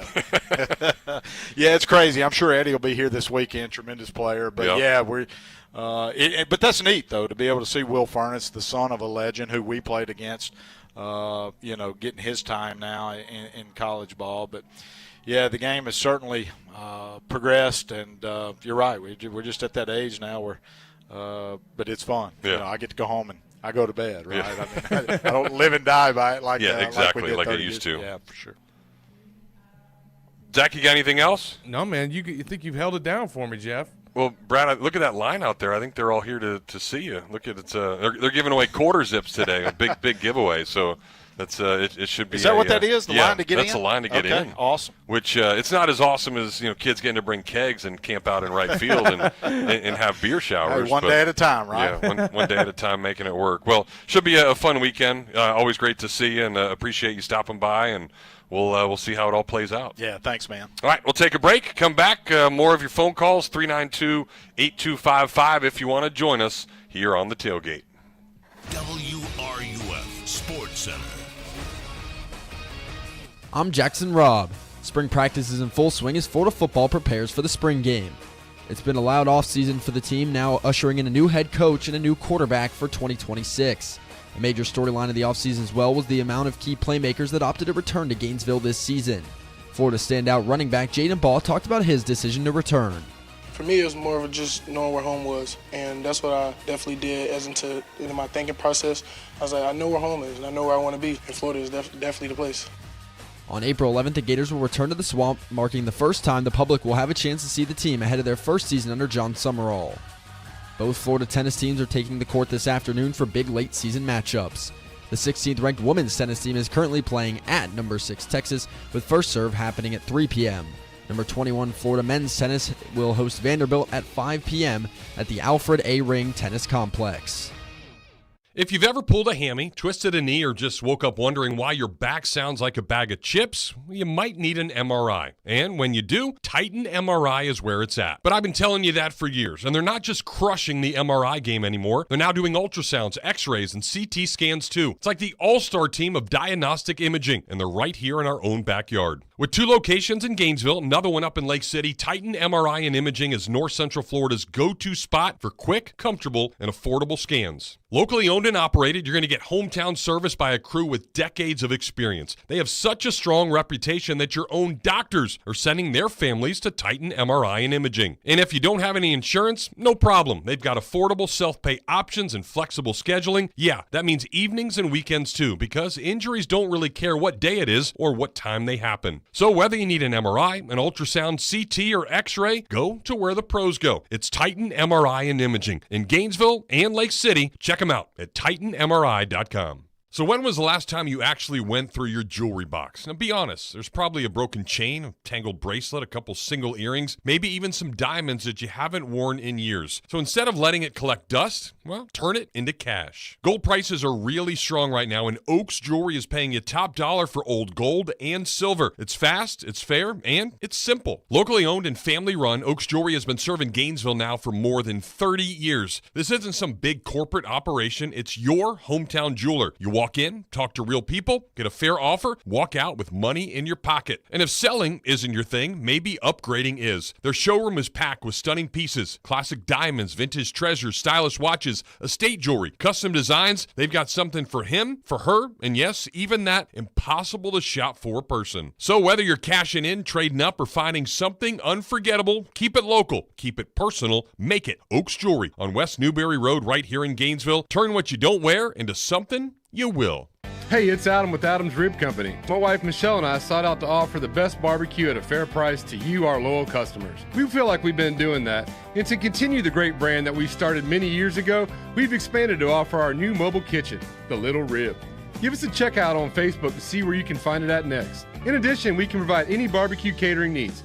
Dine in with us at our main location or give us a call at 352-373-8882 or visit us online at adamsribco.com. So many of us have been looking for Waldo ever since we were kids, and when we finally found that red and white sweater, we were ecstatic. So many of us now are looking for a great deal on a vehicle, and guess what? When you find Waldo this time, you'll find a used car lot full of deals. Right Price Auto is right in the heart of Waldo, and they've got pretty much anything you'd be looking for in a used vehicle. Cars, trucks, SUVs, and even RVs. And you'll get the lowest fees, a lot less than those big dealers around. In business for more than a decade, they've got quick and easy financing. A simple process of buying with no waiting around. Just find out what you want and drive away that day. It's a quick and easy drive too. Just 10 minutes from the Gainesville airport, right off of 301. Check them out online at Right Price Auto FL. And then stop by and check out a no-hassle way that will surely make your day. From the UF Weather Center, here is your WRUF weather update. There's still a chance for a pop-up shower with a possible rumble of thunder or two as we head into this evening. A lot of those showers will be residing along the nature coast. Lows will be sitting in the mid to upper 60s along the coast and in the mid 60s in north central Florida. Highs will be similar tomorrow, 87 in Gainesville, so we'll be in the upper 80s once again. More thunderstorms are possible as we head into Friday afternoon. From the WFT Weather Center, I'm meteorologist Audrey Shirley. The biggest names in Gator Nation appear here. WRUF.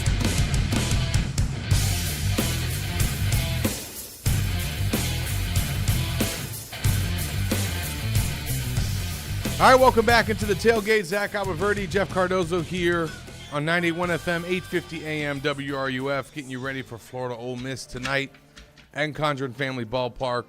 And appreciate that last segment as we got some knowledge of the Rebels, Jeff. Yeah, no doubt. And he's right. It's kind of the luck of the draw. I mean, like we see in football, Florida played a really, really tough schedule, and it's going to get a little bit easier moving forward. And I think when you look at baseball, Florida got to face South Carolina, who wasn't very good, and so that gives you 3 wins. But there has not been anybody light so far, having to face Texas and Mississippi State. And I agree with them. I think those might be the 2 best teams in the country, other than maybe UCLA and what they're doing so far. Yeah, and this is, an important series for Florida. I mean, if they can get the win here, obviously that keeps their momentum going. It kind of gets over the loss to Jacksonville a little bit. And how do you think that result will bleed over into this series and maybe even this game tonight? I mean, you think they're going to come out there pissed off? Yeah, I think so, and maybe it was good. Although you don't want to lose like that and teach a lesson. I think you rather win it 4-3 and then Sully can be pissed off at you and then try to get you right. But I think that's really what it is. It's going to now be up to him and the staff the rest of the way to get these guys prepared. I actually came by the field yesterday to grab the gear before we went over to Roadhouse, and they were practicing. And, I mean, it was intense. Those guys were really into every little attention to detail. And, one of the guys missed a ground ball, and Sully actually made him drop down and give him 10 push-ups, which I rarely see that. So I think it's at the point now where you have to be able to say, hey, every pitch, every play, every time I step over that wide line means something, and I've got to give it my hardest. And if you don't, then obviously there's going to be repercussions. And 1, you're either going to sit down, or 2, you're going to lose a game. And it's kind of Sully on the line, and it's his reputation if Florida doesn't play well. So I do think that they'll have him ready. Now you just got to go out and execute. Yep, and then they're going to have another week away from the ballpark next week, going on the road against Florida State, and then traveling to Georgia. So get out there this weekend, man, to see these guys and support them against the Rebels. All night games, too, 6:30 pitch tomorrow night and 7:30 on Saturday as the Gators get the Sunday off for Easter. Do we you got an idea of what the food is for the media? I'll be there tonight, Jeff. No, I don't know what it is. I haven't ventured out into that part yet. I see there for the food trucks, they got Kona Ice tonight, and then Brazilian barbecue. Okay. So I don't know what that is, but it sounds intriguing. It does. I can see them out there. I can't read that far, though. I actually got my eyes dilated this morning. I had an eye test, so I'm still trying to come back from that. Uh-oh. So if there's like random calls today, you might have to hear my partner tonight, Eric Castaldo, correcting me. He's like, Jeff, that was actually to right field and not left field. So do your meta glasses help with that? No, I wish they did. That'd be cool. To be able to do that. Those are pretty sweet that you got, man. It's a cool. I mean, technology's pretty amazing now to sit there and do it, and you just sit there and watch. I think from now this world of being able to record a play or getting that perspective, I'd much rather do it that way. Like I can't stand, and I don't care. I'm sure there's no other broadcast listening, but like the schools or the broadcasters that have the cameras that are facing them, and like you're actually watching them make the call. Now, I guess the one at the Final Four was cool, where Grant Hill and Rafferty's reaction, sure, you can kind of see it. But I just think it's so stupid. Like, who in the world would sit there and watch a camera of it facing me the entire game? I mean, I can't pick my nose. I can't do anything wrong because there's a camera on you the whole time. It just, plus like the reactions, your facial expressions are just weird and stupid. Like, nobody wants to see that. So I don't like the people that actually post like video of them making the call from inside the booth. So you'll never catch me do it. I'm going to hold out as long as I can. It's like holding out on not eating peas. I won't do it. Yeah, and it's better when there's video that gets captured. And I mean, nobody wants to see me. They want to see the play. Sure. Like, I will say it was pretty cool. What was the video that surfaced of Mick making a call from a Florida football game? And it was, I don't know if it was either you that got the video or somebody got the video. I think it was it the Tennessee, one of the Tennessee finishes, and he just was like losing it. Yeah, I mean that's what he does, and I think that was me that actually filmed that, and just because I think the cool part about Mick and what he did, obviously the passion was there certainly, but every time a football game was over, and I got the brunt of it, I'll never forget.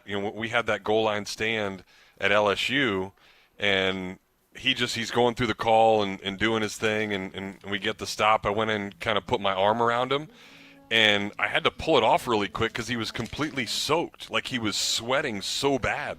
But that's what he does. Like, every single game, he works so hard, and it meant something to him. So, yeah, he was a very a sweaty dude. Yeah, so seeing some of his moments and reactions in that setting was cool, but he never had the camera pointed on himself. Correct. Those were just moments that happened to get captured, and I can still think of when Florida won the 2017 championship and you crying like a baby on air, Jeff. It was him and I doing that. And, it's something I'll never forget for sure. Yeah, there was a little embrace there and probably a few tears that flowed.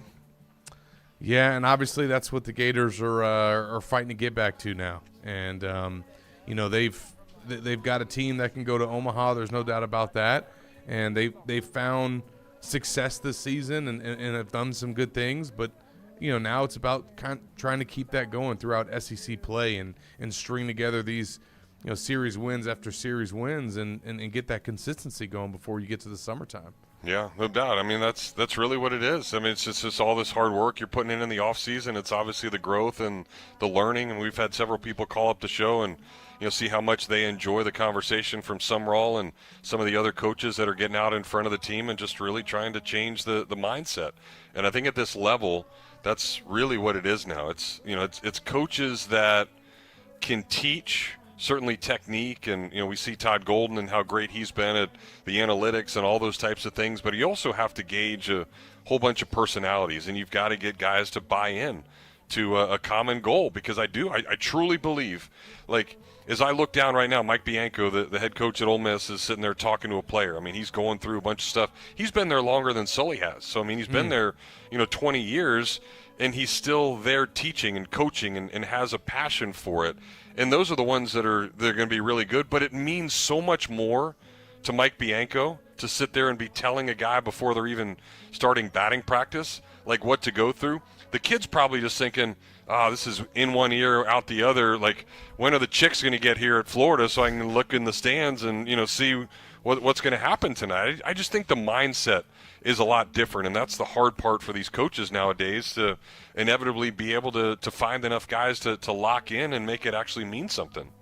Yeah, and it's this day and age with the portal and how sports have changed, and maybe even the competitiveness or the edge that you get from some kids, it's just nothing's guaranteed anymore, Jeff. Like, you got to pull it out of these guys. And I still remember that interview that you had with Sully after one of the losses, where he's like, hey, man, if I got to walk up and down the dugout and pull the energy out of these guys, I'm going to do it. And you would hope that that's not something that you have to do with, especially guys at this level competing at the University of Florida. But it is it's different now, and guys are wired differently in the way that they get motivated and get fired up. I mean, sometimes you do gotta.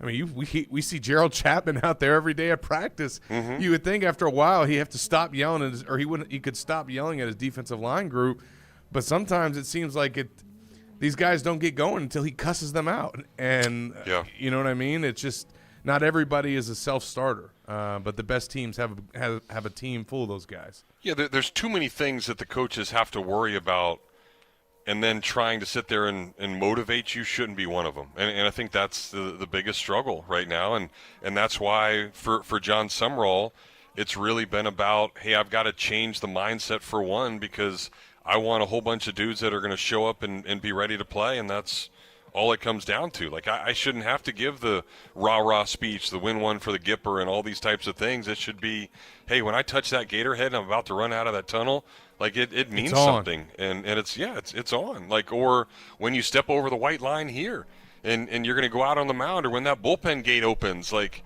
you shouldn't have to be told something to get you motivated. It's like, all right, let's go. It's time to do it. So it's changed, certainly. And, I think a lot of people listening probably know that and understand it. And, for those of you that, are coaching 10-year-olds, 12-year-olds, and, gosh, certainly when you get into the high school level and you got to bring those out of kids, it's just those aren't the ones that you want at the next level. Like, obviously there's going to be some that are just way talented and they're just going to do it because that's what they do. I mean, there's been guys like J.D. Drew didn't work hard, but he was one of the best hitters ever. But he just knew that he was talented. There's other guys like that, but more often than not, you got to have a little edge in order to go out there and win.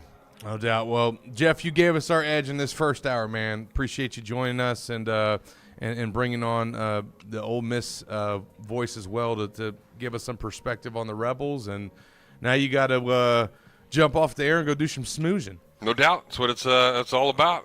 That's what you do. Yeah. But it'll be fun. Yeah, everybody tune in tonight, 6:30. First pitch. You can hear it right here on WRUF.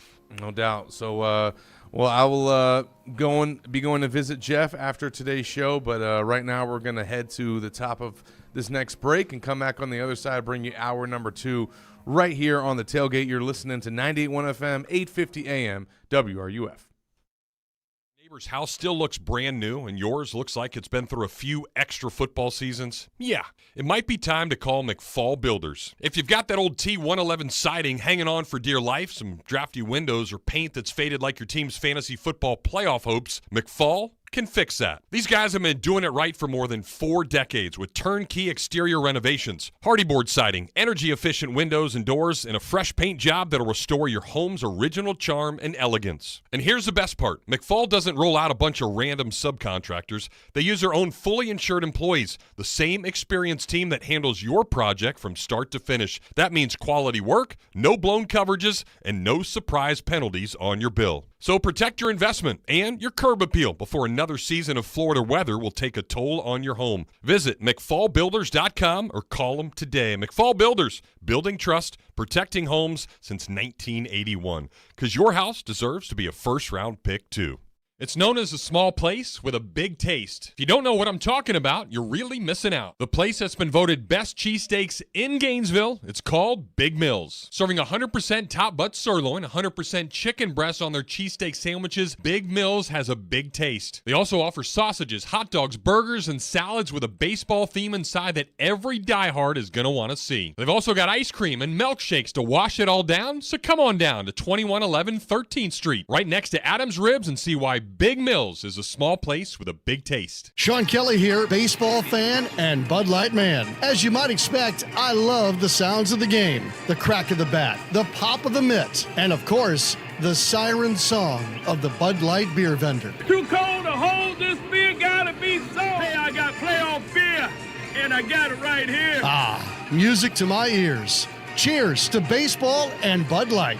Easy to drink, easy to enjoy. Bud Light beer. Enjoy responsibly. Anheuser-Busch, St. Louis, Missouri. That's the buzzer. And on Hard Rock Bet, buzzer beaters mean bonus bets. Every time a team you bet to win or cover hits a game-winning buzzer beater, you score a $25 bonus bet. An extra $25 on top of your winnings. Just opt in and bet $5 on any team. As many teams as you want, all tourney. Win bonus bets at the buzzer. Only on Hard Rock Bet. Payable in bonus bets, not a cash offer. Offered by the Seminole Tribe of Florida. Must be 21 plus and physically present in Florida to wager. Terms and conditions apply. Concerned about your gambling? Call or text 1-833-PLAY-WISE. Don't miss out on IDC's biggest ever spring store-wide sale. 3 explosive days, April 10th, 11th, and 12th. Up to 30% off. Rings, earrings, bracelets, bands, thousands of engagement ring mountings on sale. Killer deals on natural and lab-grown diamonds. Top jewelry designers are here with sale prices on their entire collections. An expanded array of luxury pre-owned Rolexes. It's April 10th through 12th. IDC's biggest event ever. Up to 30% off or 36 months zero interest financing. International Diamond Center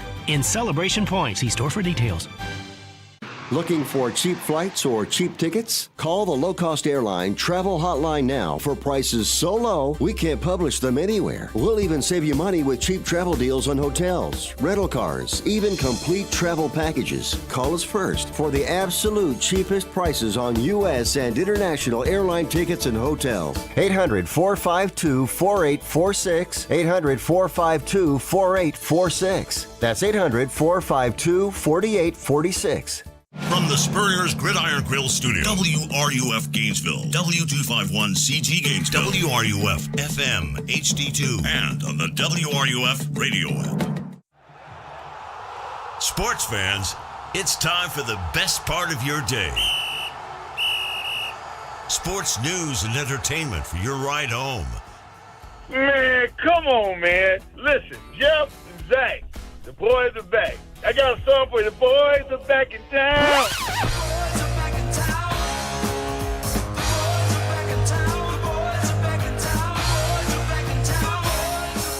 The grill is hot at the tailgate. Alongside Zach Alboverdi, here's Jeff Cardozo.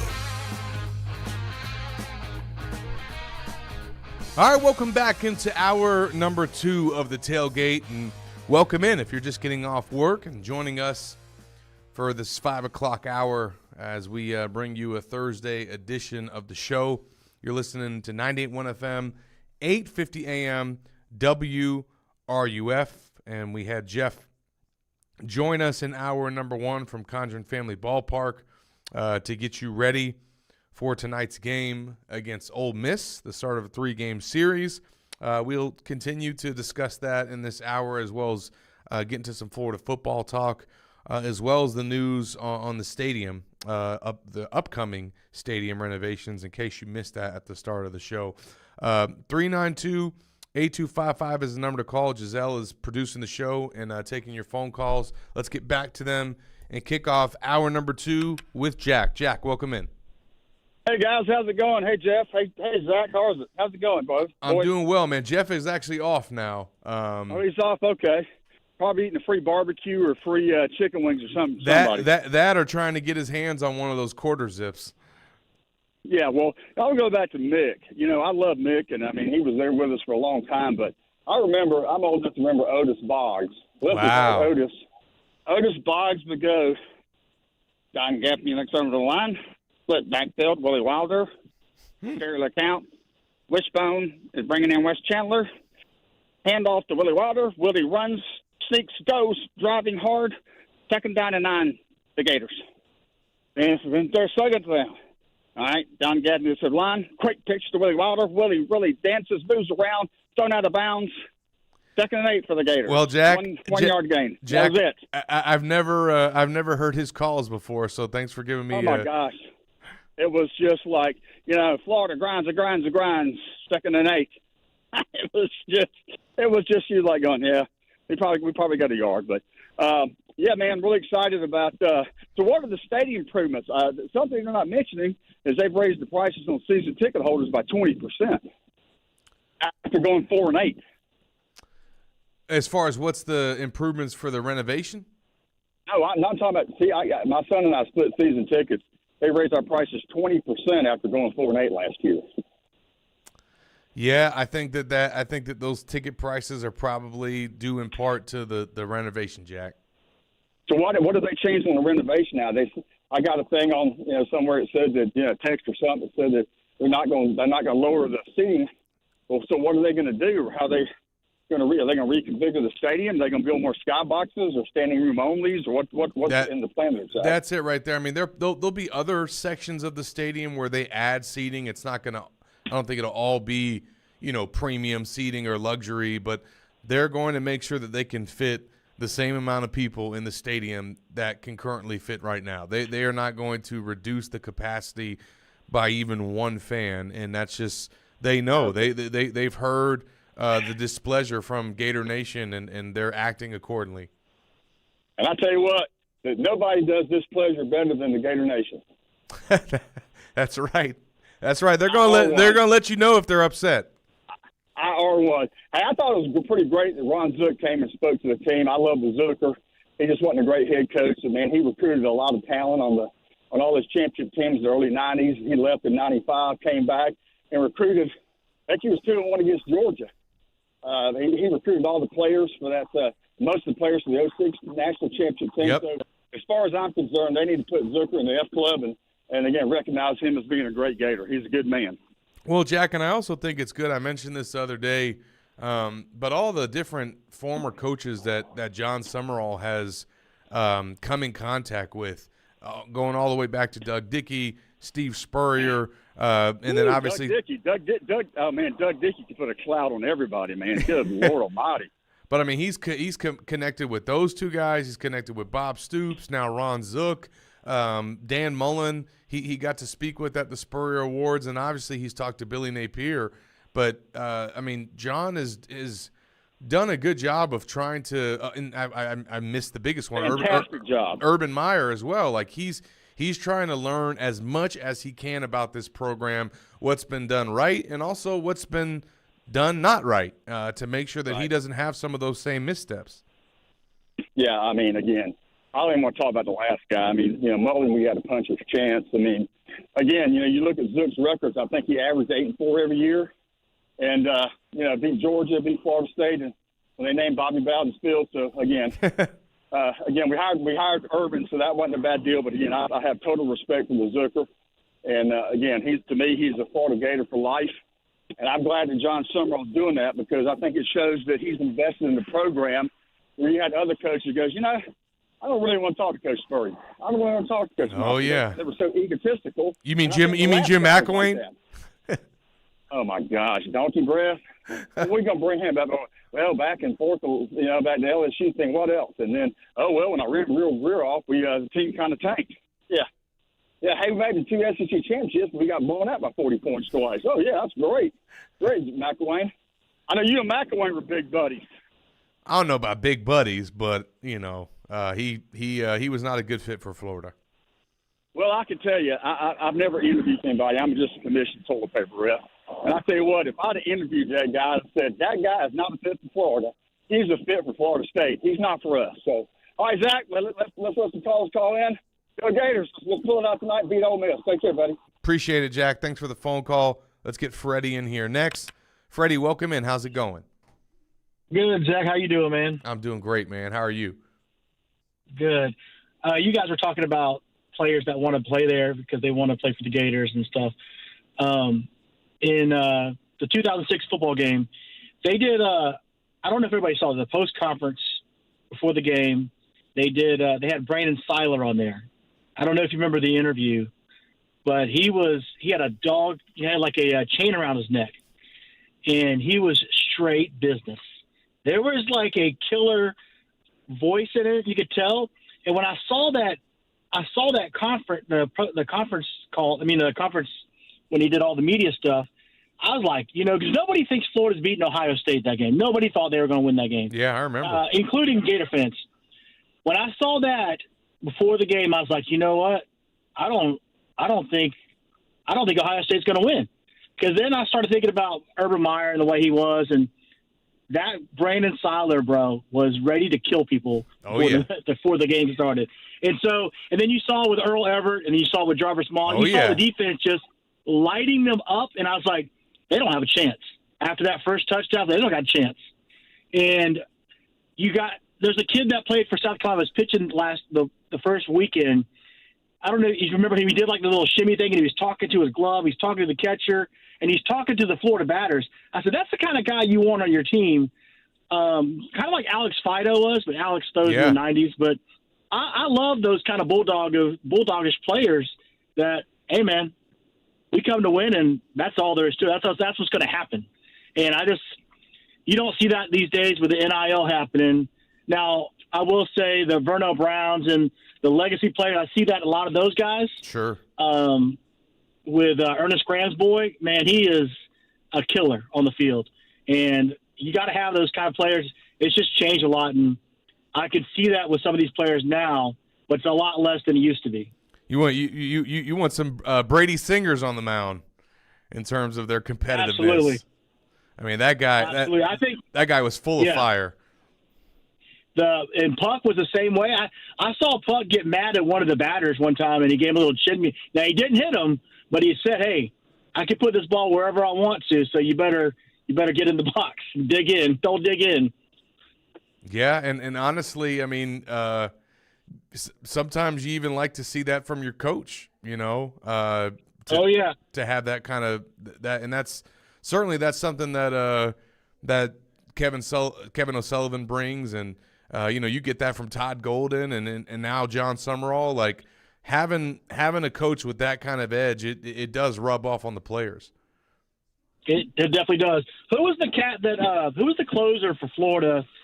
They were playing at Clemson. I forgot his name, but he gave up a home run. He came back and pitched fantastic. But that guy, that's the kind of guy you want on your team. Yeah, no, and the good thing about Sully, and we've talked about it earlier, but like he is not going to accept anything less. And if the guys aren't bringing that type of energy, he'll yank them out of the game, number one. But he's also going to challenge them in the dugout and throughout the week. And I just love that you can't let these guys be casual, especially when they've got more capacity within them to play. And that's what it takes to win in the SEC. Yeah, man. Anyway, that's all I wanted when y'all were talking about that. It's like we need more of those kind of cats, man, playing on the diamond and on the football field. No doubt. Freddie, appreciate the phone call, man. All right, man. Talk to you. All right, let's get Dan in here before we get this next break. Dan, welcome in. How's it going? Good. I just want to shout out to my friend Nate the Great, who's listening in right now and enjoys listening to you guys. Nate the Great. Shout out to Nate. Yeah, man. He listens every day. I like that nickname. Yeah, he is great. He is a great guy. I don't know if this has been covered before, but the procedure to follow for this transfer portal thing, because I'm looking on there, there's a bazillion guys now. There's going to be a bazillion more after Tuesday. But right now, Billy Joe announces for the portal. Now, the portal isn't open until the 7th. Is that correct? Correct. So are schools legally, so to speak, not allowed to contact those people, or what? Yeah, so, by rule, they can officially get contacted directly by the school until they're in the portal. But the reason why those guys come out and make those announcements is because once it comes out that they're going to transfer, the ball starts to get rolling. So they can reach out to their agents. Yeah. Their agent can reach out to school. So there's nothing stopping communication from schools and agents. They just can't – they're not supposed to directly hit up a player and be texting his phone or calling him until he's in the portal. But there's ways around it. I mean, look, most of these guys know where they're going sometimes before the portal even opens. Yeah.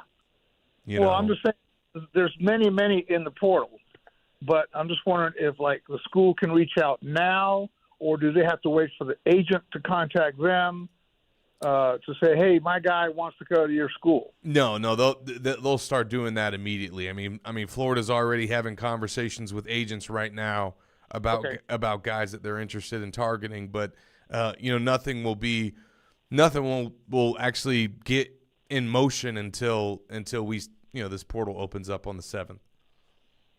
Yeah, well, there's an always right, and then there's an all right in the portal, and I thought this was pretty funny. And there's also money in the portal, so it's pretty funny some of those names that are out there. Oh yeah. Okay. Well, I was just wondering about that. So those communications are ongoing right now, and then they won't make the decisions announced until the 7th, because that's the earliest they can do that, right? Correct. And then April 10th is the first date that players who've entered the portal can start taking visits. So they can't even start taking visits right away. They have to wait 3 days until Friday, April 10th. Okay. Well, thank you, Zach. I appreciate it. No doubt. Appreciate the call, Dan. Let's get to this first break. We'll come back on the other side, Keep the phone calls going right here on the tailgate. You're listening to 98.1 FM, 850 AM WRUF. WRUF Sports Center. I'm Isis Snow. Right now, number 16 Gators women's tennis is battling number 6 Texas in the first of 2 top 10 matches for the Gators this week. Doubles and singles matches have started, and so far, Texas is ahead. Their second challenge is against number 2 Texas A&M on Saturday. In other Gator sports, in about an hour, Gators Baseball will open a 3-game series against Ole Miss. Florida is coming off of their first midweek loss of the season to Jacksonville, dropping the game 4-3. That game was also the team's first loss to an in-state opponent this season. Tonight, they're looking to rebound. Listen in on the game on WRUF at 6:25 p.m. Also on the mound this weekend is number 5 Gators softball. Florida is coming off of an 8-2 win over Stetson and will host number 13 Mississippi State tomorrow. Listen in here on the game at 5:40 p.m.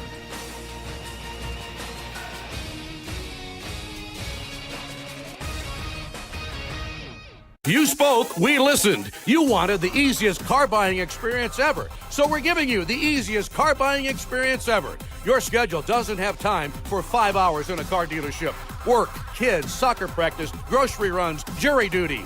Really? That again? Gatorland Toyota puts your convenience at the top of the list. With Express Shopping, you can browse our incredible selection and buy your vehicle entirely from the comfort of your home. Financing, paperwork, trade appraisal, even the pricing can be done remotely. No need to come to the dealership. Gatorland Toyota delivers your new car to you. And what if that car was fully customized? With our pre-order program, it's easier than ever to get the exact vehicle you want, from headlights to trunk. Have a vehicle to trade or sell? Even if you don't buy from us, we'd love to take it off your hands and give you a top dollar offer that you're sure to love. Come experience how Gatto's got it at Gatorland Toyota today. Visit GatorlandToyota.com for the easiest car buying experience ever. If you've ever pulled a hammy, twisted a knee, or just woke up wondering why your back sounds like a bag of chips, you might need an MRI. And when you do, Titan MRI is where it's at. But I've been telling you that for years, and they're not just crushing the MRI game anymore. They're now doing ultrasounds, x-rays, and CT scans too. It's like the all-star team of diagnostic imaging, and they're right here in our own backyard. With 2 locations in Gainesville, another one up in Lake City, Titan MRI and Imaging is North Central Florida's go-to spot for quick, comfortable, and affordable scans. Locally owned and operated, you're going to get hometown service by a crew with decades of experience. They have such a strong reputation that your own doctors are sending their families to Titan MRI and Imaging. And if you don't have any insurance, no problem. They've got affordable self-pay options and flexible scheduling. Yeah, that means evenings and weekends too, because injuries don't really care what day it is or what time they happen. So whether you need an MRI, an ultrasound, CT, or x-ray, go to where the pros go. It's Titan MRI and Imaging in Gainesville and Lake City. Check them out at TitanMRI.com. Sometimes it can be hard to tell the difference between a minor sprain and a significant issue. The team at UF Health Orthopedics and Sports Medicine provide expert orthopedic care with locations in Gainesville and Ocala for everything from walk-in treatments to specialized surgeries and complex cases. Choose the providers who care for Team USA. Visit ufhealth.org/orthoexperts to learn more. Proud provider for the U.S. Olympic and Paralympic Medical Network. Hi, I'm Kerry Meldon. At Meldon Law, we prepare every case as if it's going to trial. And part of that preparation involves real people from our community giving honest feedback. Join one of our jury research focus groups. You'll review real case scenarios, share your perspective, and enjoy dinner and dessert on us. We'll thank you and provide you $125 for your time. It's engaging, meaningful, and your voice truly matters. Visit meldonlaw.com to sign up today.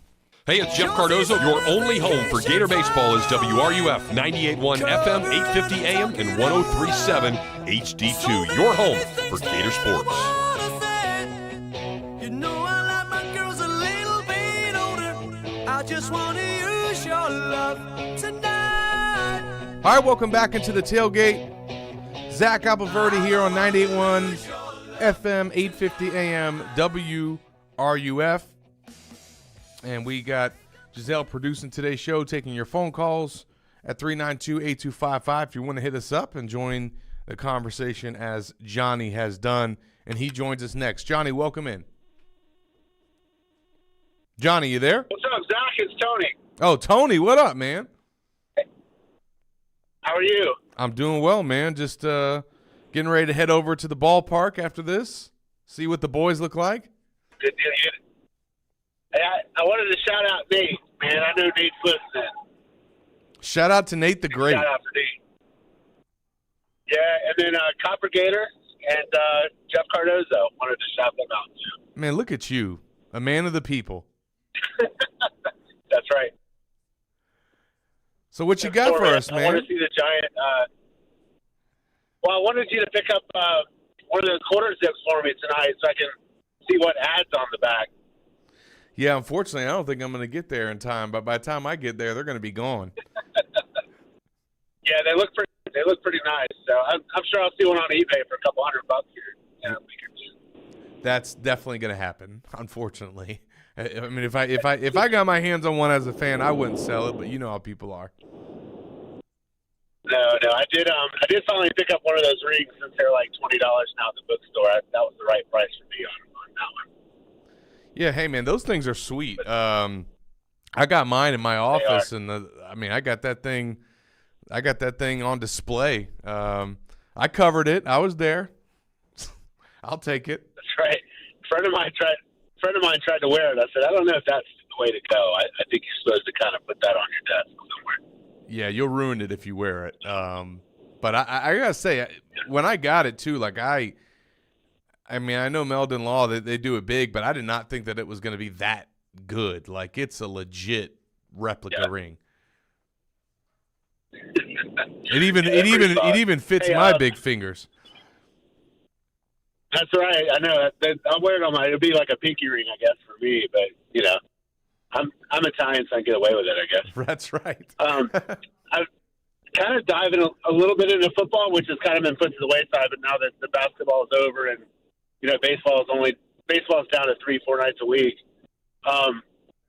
Is there anything really that you're looking for in the spring game other than just like quarterback play? Like I'm not going to go. I've got something else going on that weekend, but can we really see something at the line of scrimmage on the offensive line in this spring game? You think or no? Yeah, I mean that is to me one of the biggest things that I'll be watching for, and it is one of the biggest question marks. Like, not only who is going to end up being the starting five, but how's that unit going to play? Because we didn't necessarily hear the best reports on the offensive line play from the first scrimmage. That's not the end of the world because it is just one scrimmage, and they are replacing 3 starters up front. But they seem to like not necessarily know right now exactly what that unit is going to look like, and so that's something that they got to figure it out this Saturday. They have their second scrimmage, but once they get out there in the swamp and how those guys perform on that stage, that'll probably go a long way in like at least what they're going into the offseason with their starting 5. Yeah, I think long term, Troutwine will be just fine, and I think this offensive coordinator is going to, at least for the first year, have his work cut out for him on how to kind of call plays around the offensive line.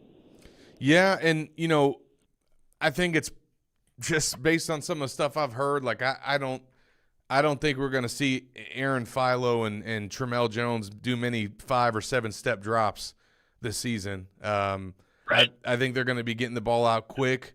Regardless of how much the offensive lineman progresses from now until the season, like I just don't think that they've got a unit that's just going to sit there and give their quarterback all day to throw. So Buster's going to have to, design his offense with that in mind and call plays and create game plans so that those guys can get the ball out quick.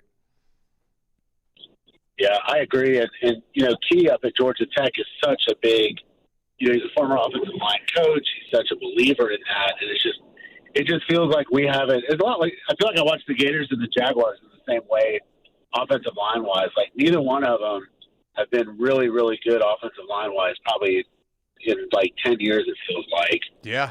So it's the same thing Saturday as it is Sunday. But hopefully this new staff and hopefully the new S&C guy can really turn that around. We might not see it year 1, but hopefully year 2 and year 3 going forward. Yeah, and I also want to see some of the freshmen, like, there's not as much emphasis, it seems like, on freshmen making an impact right away because there's so much put into the portal players and what they're going to be able to do. But I don't know how many freshmen Florida's going to count on this year, but I'd like to see some of them in the spring game and just their readiness and what they look like, because we haven't really gotten a good sense of that from – we're seeing a lot more practice this spring, but still not – I want to see what the freshman receivers look like and some of the guys on the defensive side of the ball. Yeah, to be honest, I'm not even that concerned about the other rooms. It's really just the line of scrimmage. And agreed.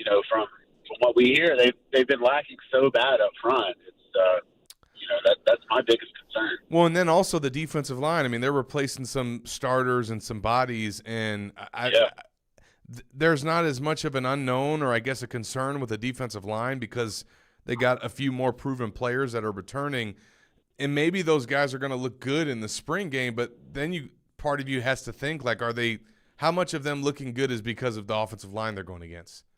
And, will that, if they have a great looking spring game on the D-line, will that carry over into the season once they go against some other O-line units?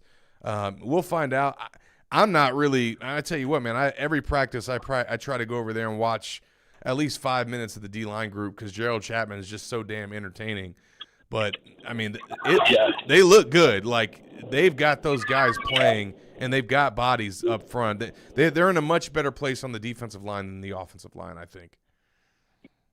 I got you.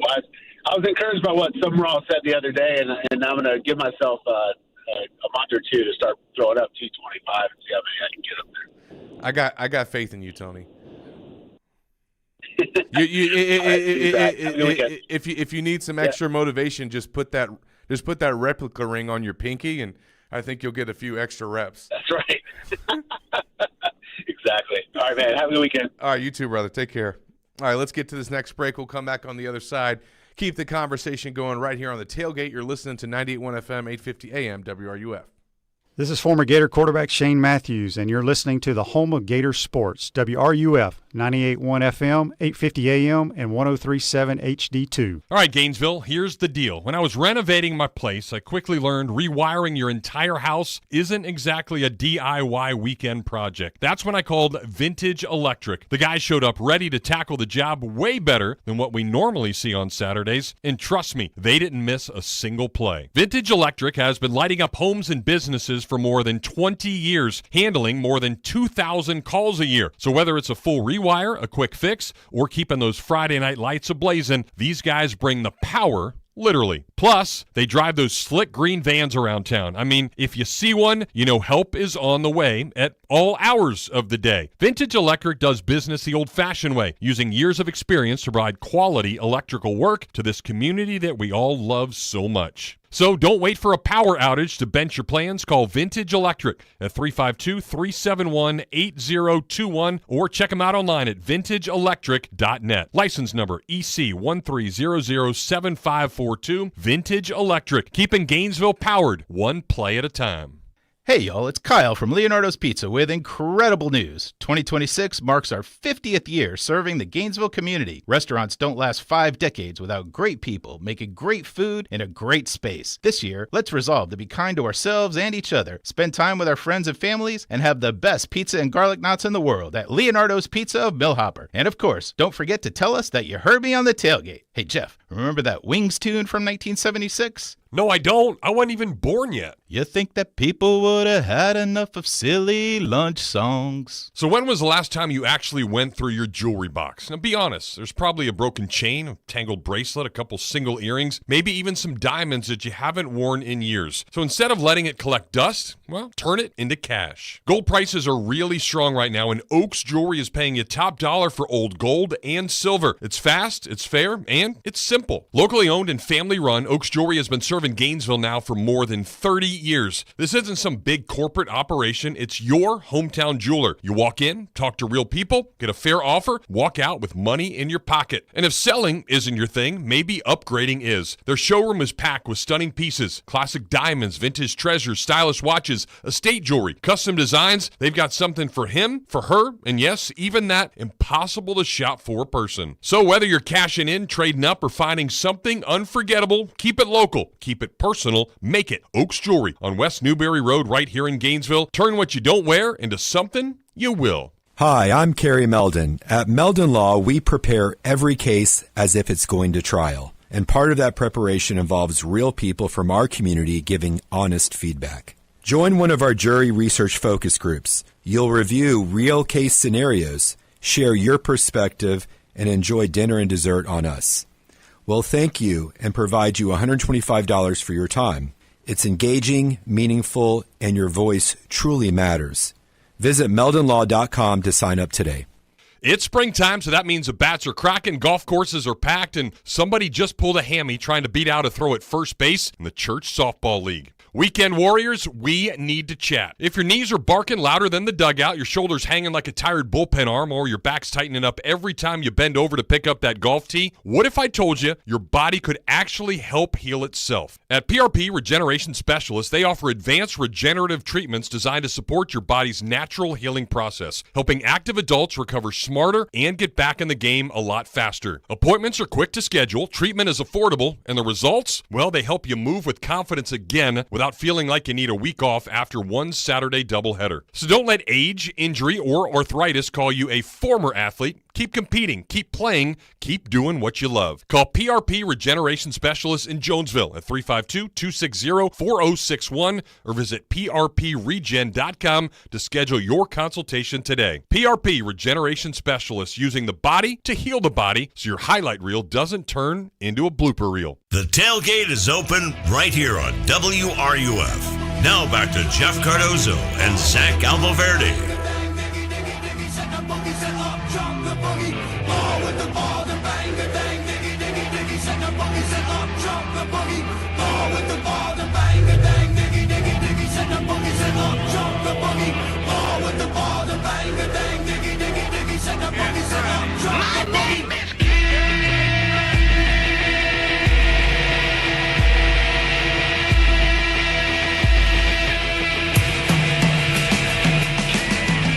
All right, welcome back into the tailgate. I just can never interrupt that drop. I got to hear it. It's just, I don't know what it is. But welcome back. 98.1 FM, 850 AM, WRUF, 392-8255 is the number to call if you want to join us.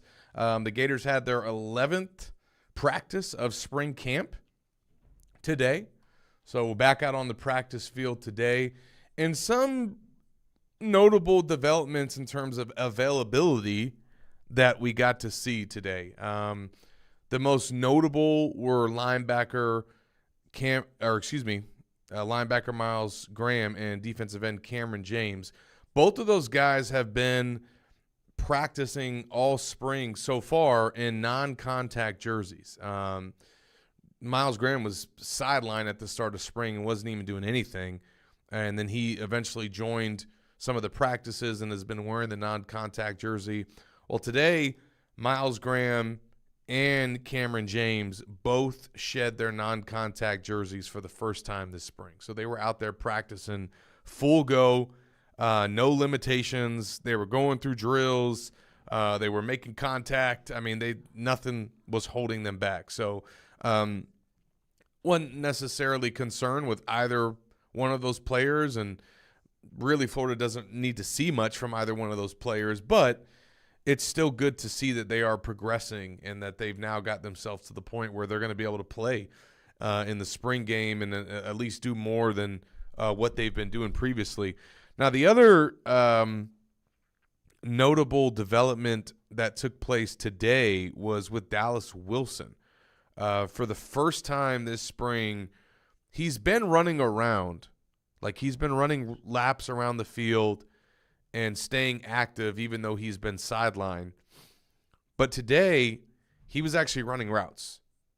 Not all the routes, and he wasn't running routes with the receivers. He was still doing stuff on his own, but he was out there participating in some drills and just doing football moves and doing football practice. And I don't think you're going to see him in the spring game. I don't think. I mean, maybe he'll go out there for a series or so and run around a little bit but not have any balls thrown his way, but just to get the feel. But it does seem, though, that this foot, although it has kept him out, it is not something that is a major concern. Like, they are taking every abundance of caution to make sure that foot continues to heal as fully as it can, so that it's not something that's lingering into the fall. But, I mean, I bet you right now, if there was a game Saturday, this dude would go out there and play and could play. So not much concern. And to be honest, man, like, it's a bummer to not have him out there. But Florida has so many other options at the X position, which is the spot that Dallas Wilson plays, that there's got to be some part of them there's a benefit to having him out and seeing all these other guys and what they could do. I don't know that Micah Mays, the Wake Forest transfer, is making as much noise as he's made this spring if Dallas Wilson is available and playing every day. Him being out has 100% given more opportunities to Micah Mays. And he's made the most of them. He's gotten a lot of praise from coaches and players alike. I think that, with Wilson out, it was just not even really a question of who's kind of that next guy up at that spot, and it was Khalil Jackson. But with him coming off of injury, still not necessarily probably being back to himself yet, Micah Mays has also emerged at that spot, and he's probably giving Khalil Jackson a run for his money in terms of, hey, who would be the starter or the first option there without Wilson. So, we haven't heard as much from Davion Gross and Marquez Daniel, two other big body receivers that play the X position. I asked Marcus Davis about those guys today, Gross and Daniel, and he had good things to say about them, but did say, hey, man, these guys are supposed to be getting ready for prom right now, and they're still swimming out there and learning what it takes to play at this level. I had kind of thought that Davion Gross would be an impact freshman and be a guy that was going to play his first year.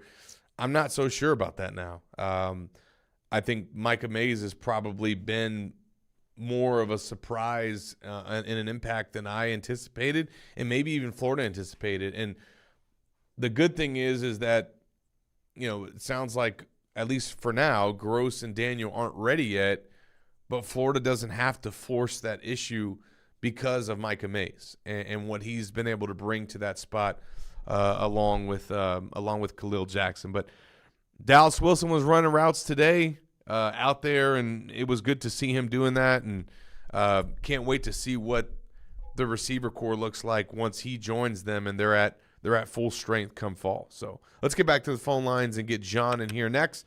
John, welcome in. How's it going?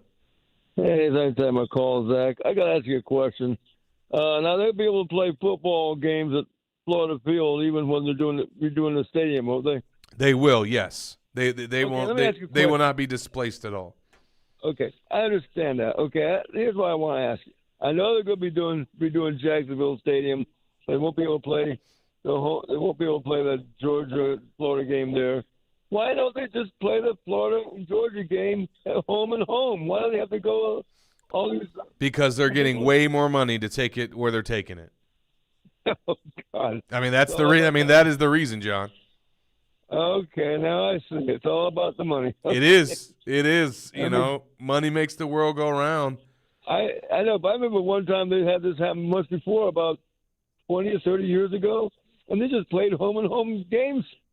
They played between the bushes at Georgia and between the hedges or whatever, and they played down here, I think, a couple of times when they had this same situation about 25, 30 years ago. Yeah, fortunately back then, John, that was before the days of NIL. Well, no, but that was before the days of stadiums offering and paying schools to come and bring matchups to their city and to their stadium. I mean, I know it was still happening back then, but it's not as prevalent as it is now.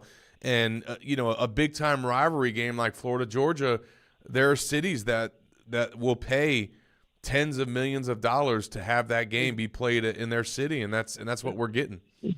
if they can't stop this NIL of these portals and whatnot, they might just do away with the NCAA. I mean, what's the point of even having it? I mean, they don't need it no more. I mean, the portals and NIL taking it over. I mean, it's a joke, the NCAA. It's a dang joke. Okay, thanks for my call. All right, John. Thanks for the phone call. Yeah, I mean, look, it's it's unfortunate, I guess, but I mean, this is the way that the sport is trending. I would have loved to see Florida, Georgia do the home and home. I've never been to Athens, certainly never been to a game there, but I also understand in this day and age with not, he mentioned NIL, but it's also about rev share and just overall revenue for your program and all the different things that you're trying to do to generate funds for your football program. We've seen the sponsorship on the field, the on-field logos last year, and the money that generated. Florida's going to have jersey patches moving forward once they can find a partner for that. And those are income and revenue streams and more money that can get poured into the program. And as great as it would have been to have Georgia come to the Swamp and to get a game in Gainesville and all the money that would have brought for the local community and revenue for the program, it still doesn't equal even close the amount of money that they're going to get for just 1 year, the same year that they would have it in Gainesville, but then with the other year, they also get a payday for that. So versus if they did a home and home, Florida would only make money once. They'd only make money for the Gainesville game. So now you're going to even make more than you would have made for the home game, and you get to double dip and get it twice. So from that standpoint, again, in this day and age, there's no way around it. And to be honest, as cool as it would be, like there's still plenty of other matchups that happen here that give fans and recruits great atmospheres to come check out. So, there'll be some benefit, I guess, from having something new with this rivalry and seeing it get switched up. But I don't think that we'll ever see a home and home now, given the way that you can capitalize on having a neutral site venue. So it's just, unfortunately, John, money makes the world go round, and that was a special moment in time in the mid-'90s when the Gators were able to go between the hedges and hang 50 in Athens. I think Steve Spurrier might be the only coach in Florida football history to ever do that. So another feather in his cap. So let's get this final break of today's show. We'll come back on the other side and wrap up a Thursday edition. If you want to join us and get a call in, you can, 392-8255. We'll be right back after this break. WRUF Sports Center. I'm Jackson Robb. Football season is coming into view as spring practice rolls along. It has been a busy offseason for the Gators as they named a new head coach and are still deciding on who will be the starting quarterback. Star running back Jaden Baugh talked about the team's mentality heading into the season. One thing that coaches keep preaching us is consistency. If we can come in every day and be very consistent, that's how we get better. And that's why I tell my guys all the time, like, improvement is our best friend. And if we continue to make that friendship stronger, we'll be better. The Gators will return to the Swamp on April 11th for the Orange and Blue game at noon. Florida baseball returns to the Diamond tonight to continue SEC play. The 21st ranked Gators will play host to Ole Miss for a weekend series. The Gators are led by sophomore standout Brennan Lawson, who was named to the Golden Spikes Award midseason watch list today. Coverage will begin on WRUF at 6:25 ahead of first pitch at 6:30 p.m.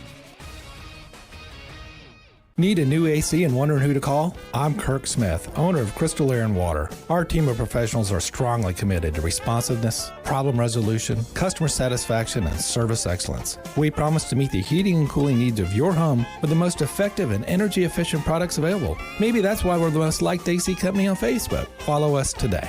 Crystal Air and Water, online at acpenguin.com. License number CMC 1249384. Yes, I'm calling Crystal Air and Water. Call Crystal.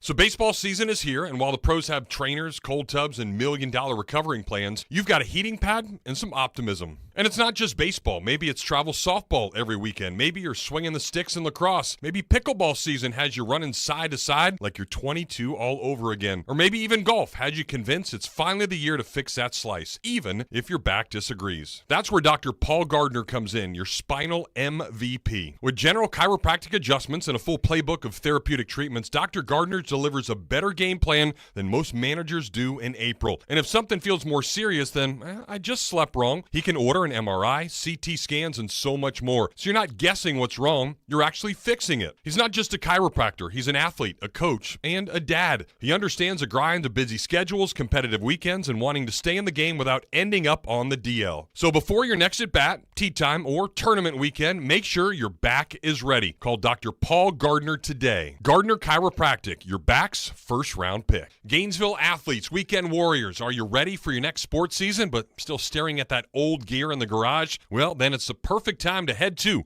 Play It Again Sports. Whether you're hunting baseball bats and gloves, golf clubs, basketballs, soccer cleats, bikes, or even fitness equipment, they've got tons of sports gear in every corner of the store. From youth leagues to adults staying active, you name it, they've probably got something ready for you to play with. And here's the biggest play. Bring in your old stuff, your bats, your helmets, your golf clubs, your bikes, even exercise gear, and the team will check it out and make you an offer. You can walk out with cash on the spot or trade it in for some new or gently used equipment right there in the store. That means your old lacrosse stick from the high school days could turn into a new pickleball paddle. Your tired treadmill might become a bougie bat for those beer league games. That old stuff could turn into exactly what you need next. So clean out the closet, grab the family, and head to Play It Again Sports. Trade up, cash in, get back in the game with gear that's ready to get after it. We all know breakfast is a pretty big deal, and if you're still looking for a breakfast or lunch spot that'll hit the spot, well, you've got to check out the Bagel Bakery. Fresh baked bagels every morning, loaded breakfast sandwiches with combos under $7,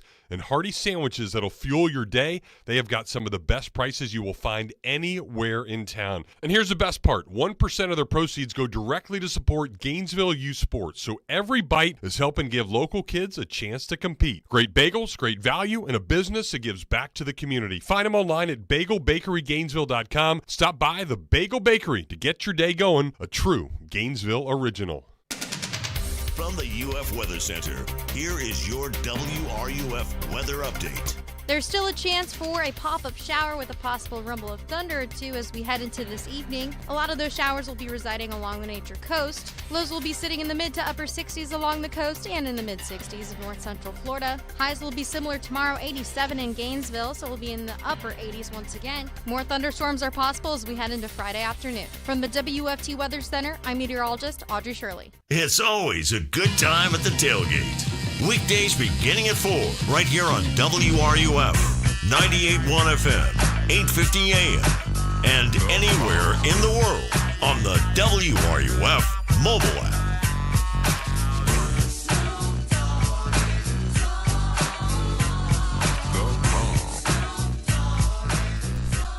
All right, welcome back into the tailgate.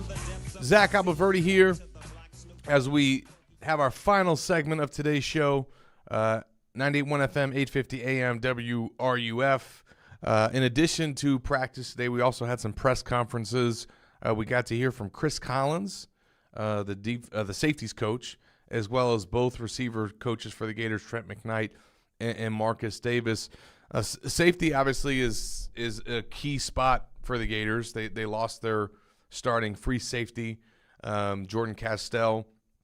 So that's one starter to replace, but also they lost both of their top two nickels, Sharif Denson and Aaron Gate. So there's been some intrigue about that position and just the secondary in general. There's also a lot of competition at corner. We mentioned yesterday how Ben Hanks got some praise from John Summerall and is recognized by him as the guy that's playing the best in the cornerback room. I think it's pretty clear from just judging off what folks have said this spring, some of the things that we've been able to hear and see as well from talking to sources, that Kanye Clark is, for all intents and purposes, going to be your starting star or nickel. I mean, he's really seemingly locked down that spot. There's not a lot of competition there. By the way, there's only 3 guys that are designated as stars, although they got some other DBs that have been cross-training and can play that nickel spot too. So really not much question mark on that spot, but safety is interesting. You got Bryce Thornton back. He'll be one of your starting safeties, but then who will the other one be? It's just been assumed that it's going to be Cam Dooley, and I think that it probably, at the end of the day, will be. But DJ Coleman has, just based on what we've seen, seemingly kind of carved out a role for himself as well. He's getting a lot of reps with the first-team defense. He's running with the starters as well. So I think that there's some different combinations there that they could work with. And we'll see what that looks like in the spring game. But I do think that DJ Coleman is going to be a guy that figures into their safety rotation, which is not surprising because he actually was one of Florida's higher-rated transfers from their 2026 class, as was Cam Dooley. I know On3 was really high on both of those guys, but it did seem coming in like Dooley was just kind of just assumed that he was going to kind of step in as a starter right away. But there's some competition there, and he's not always been running with the starters this spring. They've put some other guys in there and given them opportunities as well. So that'll be one of the things that we're looking for as well in the spring game. And if you're looking for the spring game on April 11th, you better go if you want to see it, because from what I'm hearing, it doesn't sound like it's going to be televised for the second year in a row, despite the spring portal not being a thing, and despite the NCAA coming out and saying that they're going to penalize programs that try to pull off blind transfers and add guys to their program and go around the transfer portal and basically have a guy unenroll and then enroll that way. Like the NCAA says, they're not going to let that happen. So despite no portal window, despite the NCAA saying we're not going to let your roster get rated, at least the University of Florida, and I know they're not the only one, they are still seemingly being mindful of not letting other schools or maybe even just their opponents for the upcoming season see what the Gators are working with. And now there's going to be video that gets out, right? Like I'll be on the sideline taking video. They're going to be all the TV crews and stuff that have video and highlights come out from the games. And Florida will tweet out some highlights, but it is not going to be televised. So get ready to tune into WRUF. Obviously, Sean Kelly will have coverage of the game on April 11th, but it is seemingly turning into a new norm now where we're not getting these games televised. And again, Florida's not the only one that's doing it.